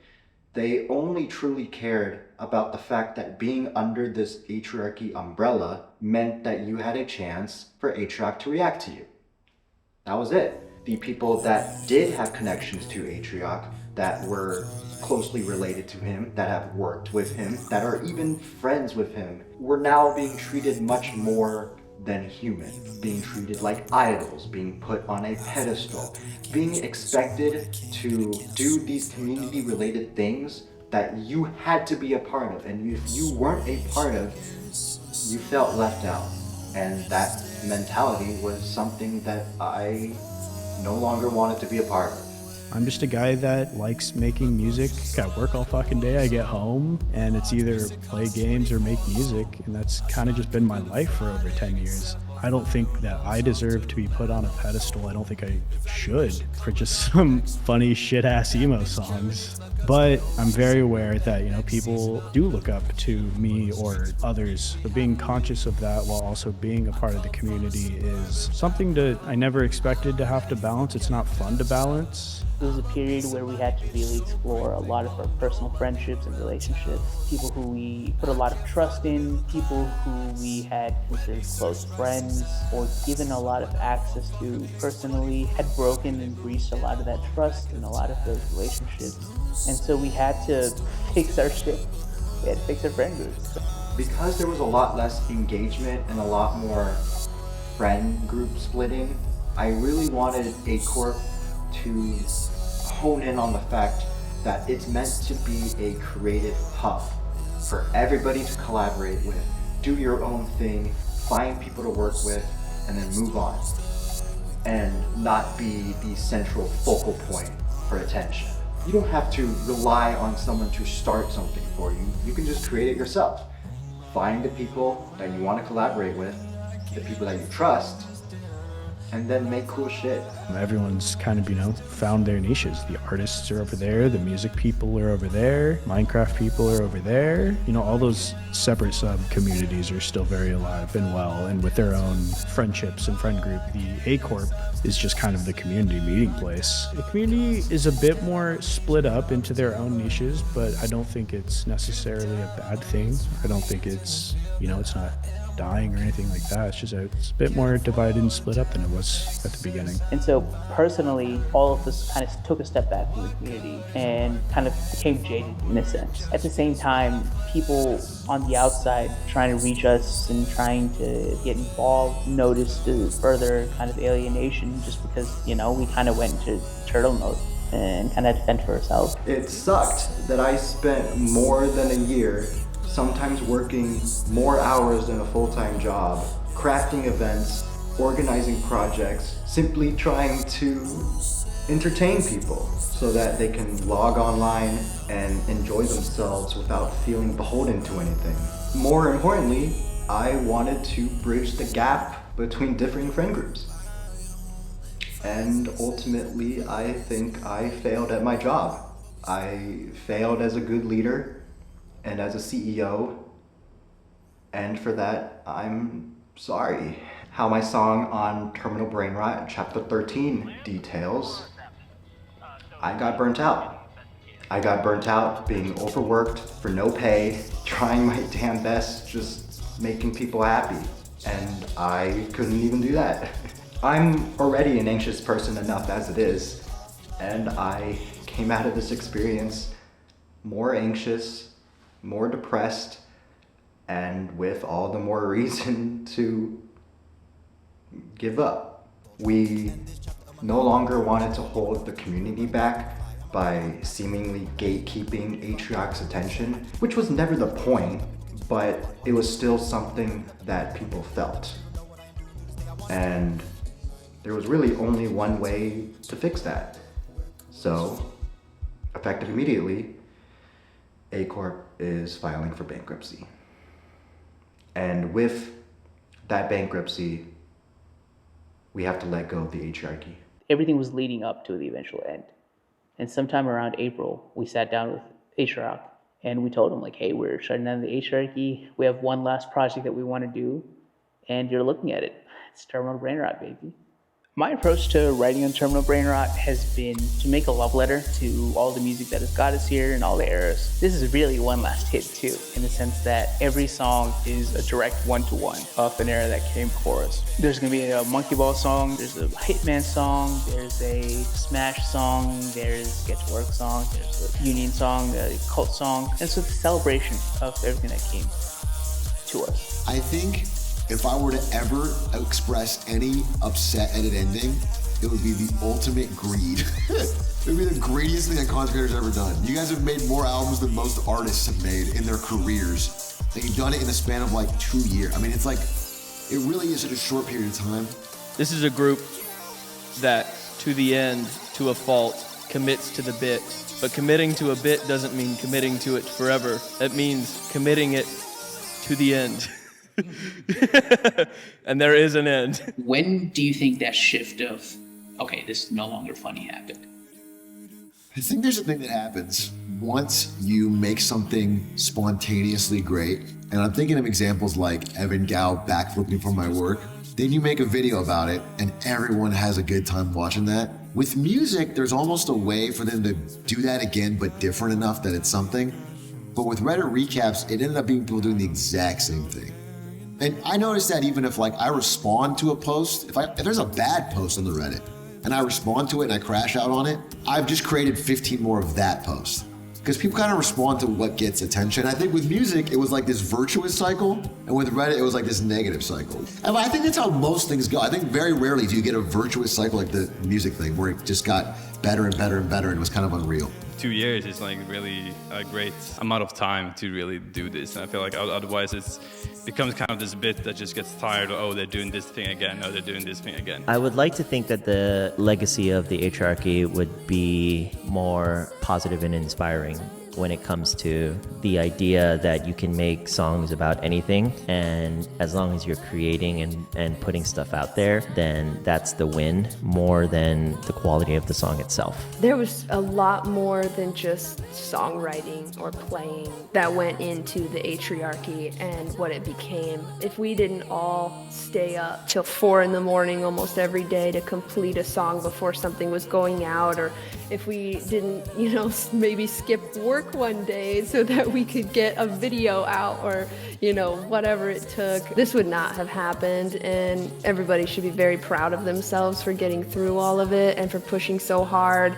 And that's sometimes what it takes, and we did it. I think that's most people's engagements with most communities and most hobbies in their entire life. I think people have seasons, right? There's a time in your life where this is the right thing for you and you're really enjoying it, and then something, maybe you get busier at work and you want to focus on that, or whatever. It could be anything. Or you get in a relationship and now that's your... People just have seasons, and they're all, if they overlap beautifully and it creates something, that's awesome. But when you try to hold on to it and make it this, then you're setting yourself up for disaster and negative feelings. So if someone in my community who's destined to make music stops by for a moment and makes something cool for me, that's awesome. But I don't think like, well, you can't go off and do your own thing. You need to make glizzy cow coffee songs for the rest of your goddamn life. That's not how I think about it. The legacy of the Atriarchy should be that it is possible for anybody at all with any interest in music or making music can and should do it. Shut up and fucking send it. It's in the song, man. Maybe none of us could go full time, and make a living on this stuff, but the things that you do, as the storyteller or Frogman or any of the other members of the Atrioc, the things that you do are incredibly special, and you should keep doing it. No matter what happens with this group or the Atrioc, the stuff that you're doing, the world needs to hear that. And I think that you could also get something from expressing it, because I know I do. I think one thing that often gets glossed over is the truly unique collaborative nature of everything. And when you get these songs and you don't know where it's going, and then 3 other people join in and they insert their own meaning into it, it becomes such a unique form of art. I always sort of thought of myself as the antithesis to the music community because I was the leader and in charge of so much that wasn't music related, and probably will never get the attention it deserves. So I'm really glad that I got to at least put myself out there on Terminal Brain Rot. And not just in an official song that I got to make for the very first time, but also for this documentary. I started out in the community as a journalist for the union, and now here I am documenting what I've done, what my friends have done over the past 2 years. It's a real full circle moment, and I'm glad to be a part of it. If any one of them can say this is something that they expected to do a year ago even, I'll give them $5. Not anymore, I don't have anything more than that. And as those people get older, they'll look back on this number of years with a lot of nostalgia. And it'll be, at least on a lot of people's playlists. I think for the people it mattered to, it'll continue to matter for the rest of their life. I think my advice might not mean much because ultimately I end up on the album.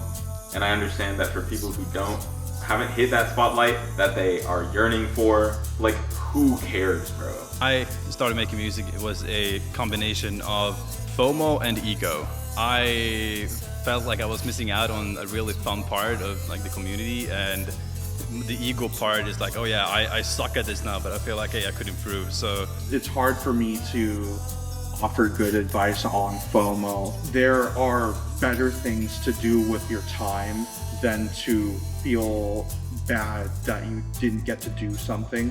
If you have time to feel bad at being left out, then you have time to do something better. If you want to be involved and you didn't get to do it this time around, there's always the next time. You don't actually need experience to create something. You don't have to create something for it to be good. You can create something for the fun of the process, to interact with different people and stuff. I think that really helped break me out of my anxiety shell. The worst thing that can happen is you throw your shit at a wall and it doesn't stick. Just keep doing it until it sticks. If you're happy with it, well, at least one other person will be. And if one other person sees your song and it means something to them, then that's better than it just staying on your computer.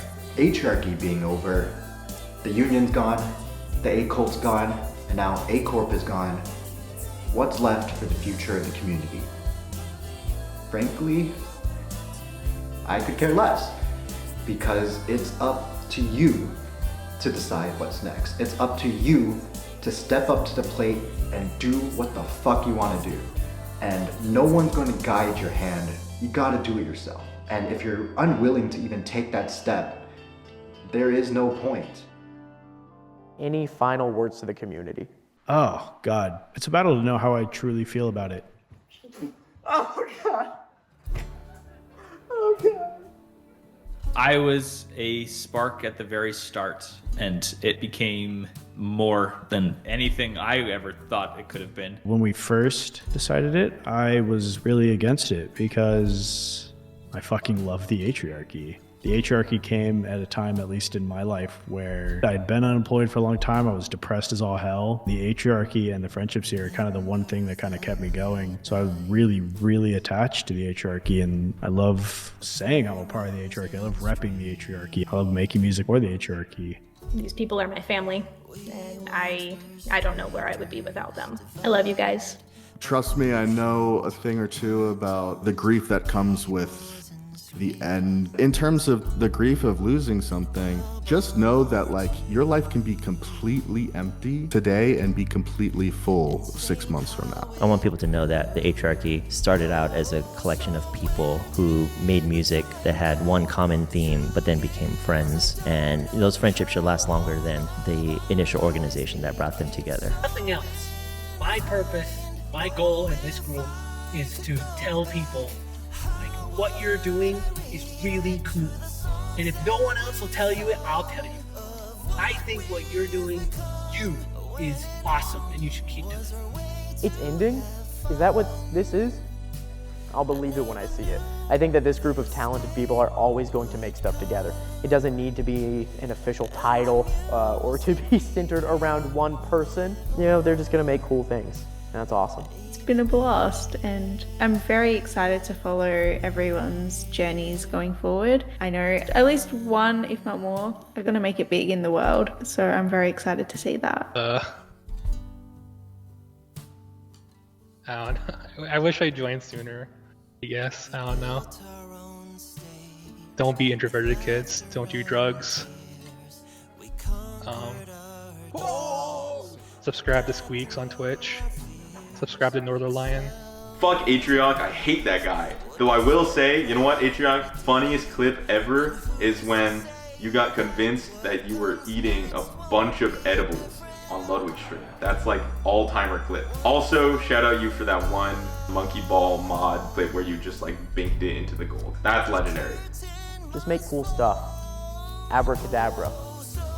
Glizzy. The Atriarchy for me has truly given me my life back. I felt really kind of isolated and lost after, a big move across the country and feeling like I didn't know my place in the world. I'd kind of left behind creativity to focus on my job for a long time, so it's really brought that part of my personality back and also given me so many people that I care so much about and incredible friendships, and I've practically gone into debt doing escape rooms with these friends, but worth every penny. My world is so much bigger now because of it. Yeah, I'm really proud of the stuff that we did and that it connected with people and that our little magical friendship explosion has found its way into other people's lives and, made them want to be part of a community and made them want to make music or do something stupid or just be silly for the sake of it. The world kind of sucks right now, and it's meant a lot to me to make something for the sake of making something. A lot of it's been in the works for a couple months. It's always bittersweet. It's hard to let your babies go, right? I and my friends have spent so much time building the Atriarchy, and there's been so much cool stuff that has happened, and even recently been happening because of the Atriarchy. And so it's not always something bad, it's just things that have happened, but there's still so much good. I'm glad that we're ending on a high note publicly. I'm glad that 3 Moments of Success, I'm glad that people are excited for Terminal Brain Rot. I'm glad that we're not at a stage where everyone's like, oh, fucking Atriarchy again. So I think it's a good time to end, and I'm glad that we're ending it on our terms rather than feeling bullied into it by other people. But also, we'll still keep making music. A lot of us are brain rotted enough. Maybe we'll come back for a reunion tour. Who knows? No. Here's the thing. Another thing about where I don't want to do the same thing again. I've done speeches like this, right? I try to sum up, and I don't want to be inauthentic about it. I'll just say that I really love and appreciate this group. I'm thankful for what you did to other people in my community and for me, and that's that. Like, I'm just thankful. I don't want to make it bigger than that. It really is just a cool thing that cool people did, and I'm lucky to be a part of. Fuck off.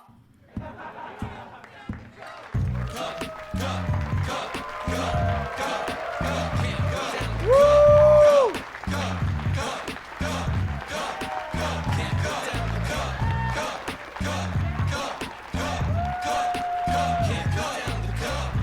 That was cinema! That's so cool.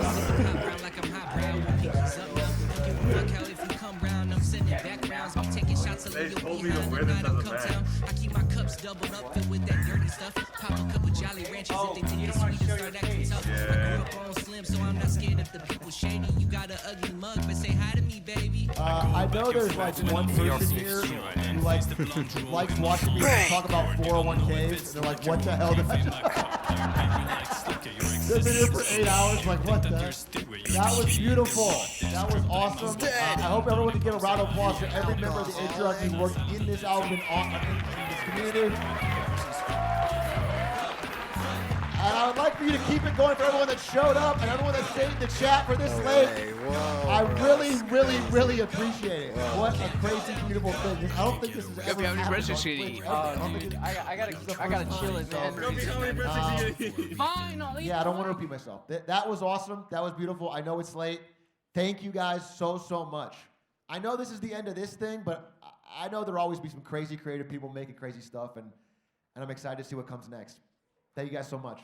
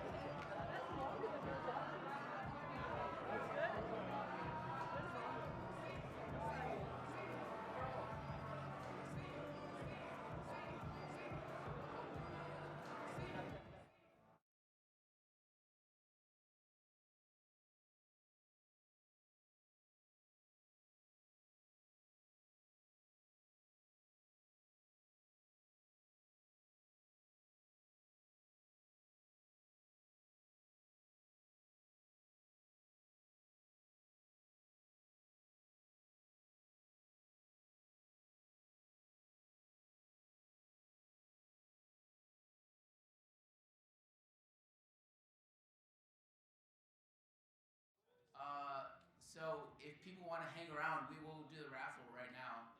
And also, if you want a golden ticket, can you raise your hands? Did anyone win a golden ticket? In your Wonka bars? There. How many people got silvers? 2? Oh shit. Silvers but no gold. Okay. If you got a silver, go to the merch table. You win an amazing artwork and a chocolate vinyl. And then speaking of merch, if you're one of the people that came in late and there wasn't anyone working the merch table, we said just kind of come back later. I'll go to the merch table right now so you can pick up your merch bags, but not right now. I think that's it. Alright, what are the tickets? Can I have tickets? Okay. I get to be the ticket man. All right. We need a drum roll. I think everyone's got feet. Everyone can go into these. All right. We got 5 ticket winners. Pick the first one. See if anyone else wants to pick the other ones. All right. First ticket. This is going to be for the chocolate vinyls. These are awesome. Yeah, the vinyls and the art. I don't know if y'all saw the vinyls. AZ worked on these. I don't know where he is. They're awesome. They look incredible. Chocolate is probably also incredible. First ticket winner is 100120099. Anyone's ticket ended in 099. Back there, awesome. If y'all 5 want to just take, I'll hold on to these. So same deal. Just meet us at the merch table afterwards, and we'll do those vinyls. Or we have them up here. Yeah, we'll do it at the merch table. All right, next ticket. Is going to be a yellow one. 10264-299. Right there, awesome.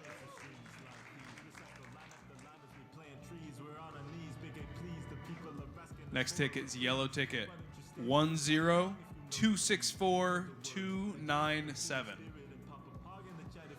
Got one back there, awesome.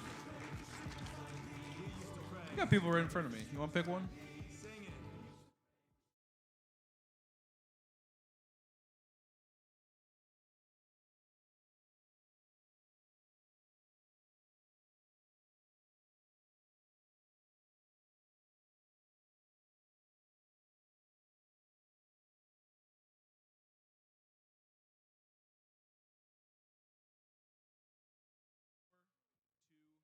Game 3.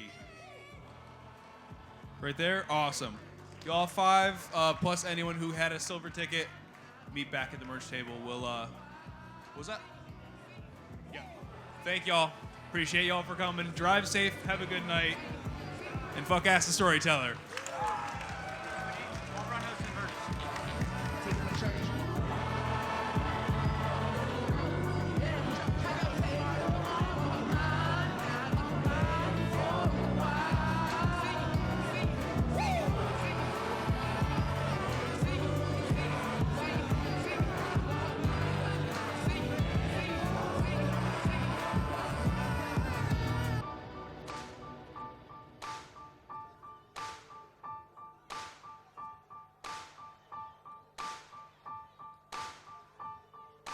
Take me to the mill, Nintendo gaming thrill may come sooner, our annual boomer. Take me to the mill, Nintendo gaming thrill, I hope we're almost there. Praise me to the mushroom man. Gather around, brothers and sisters.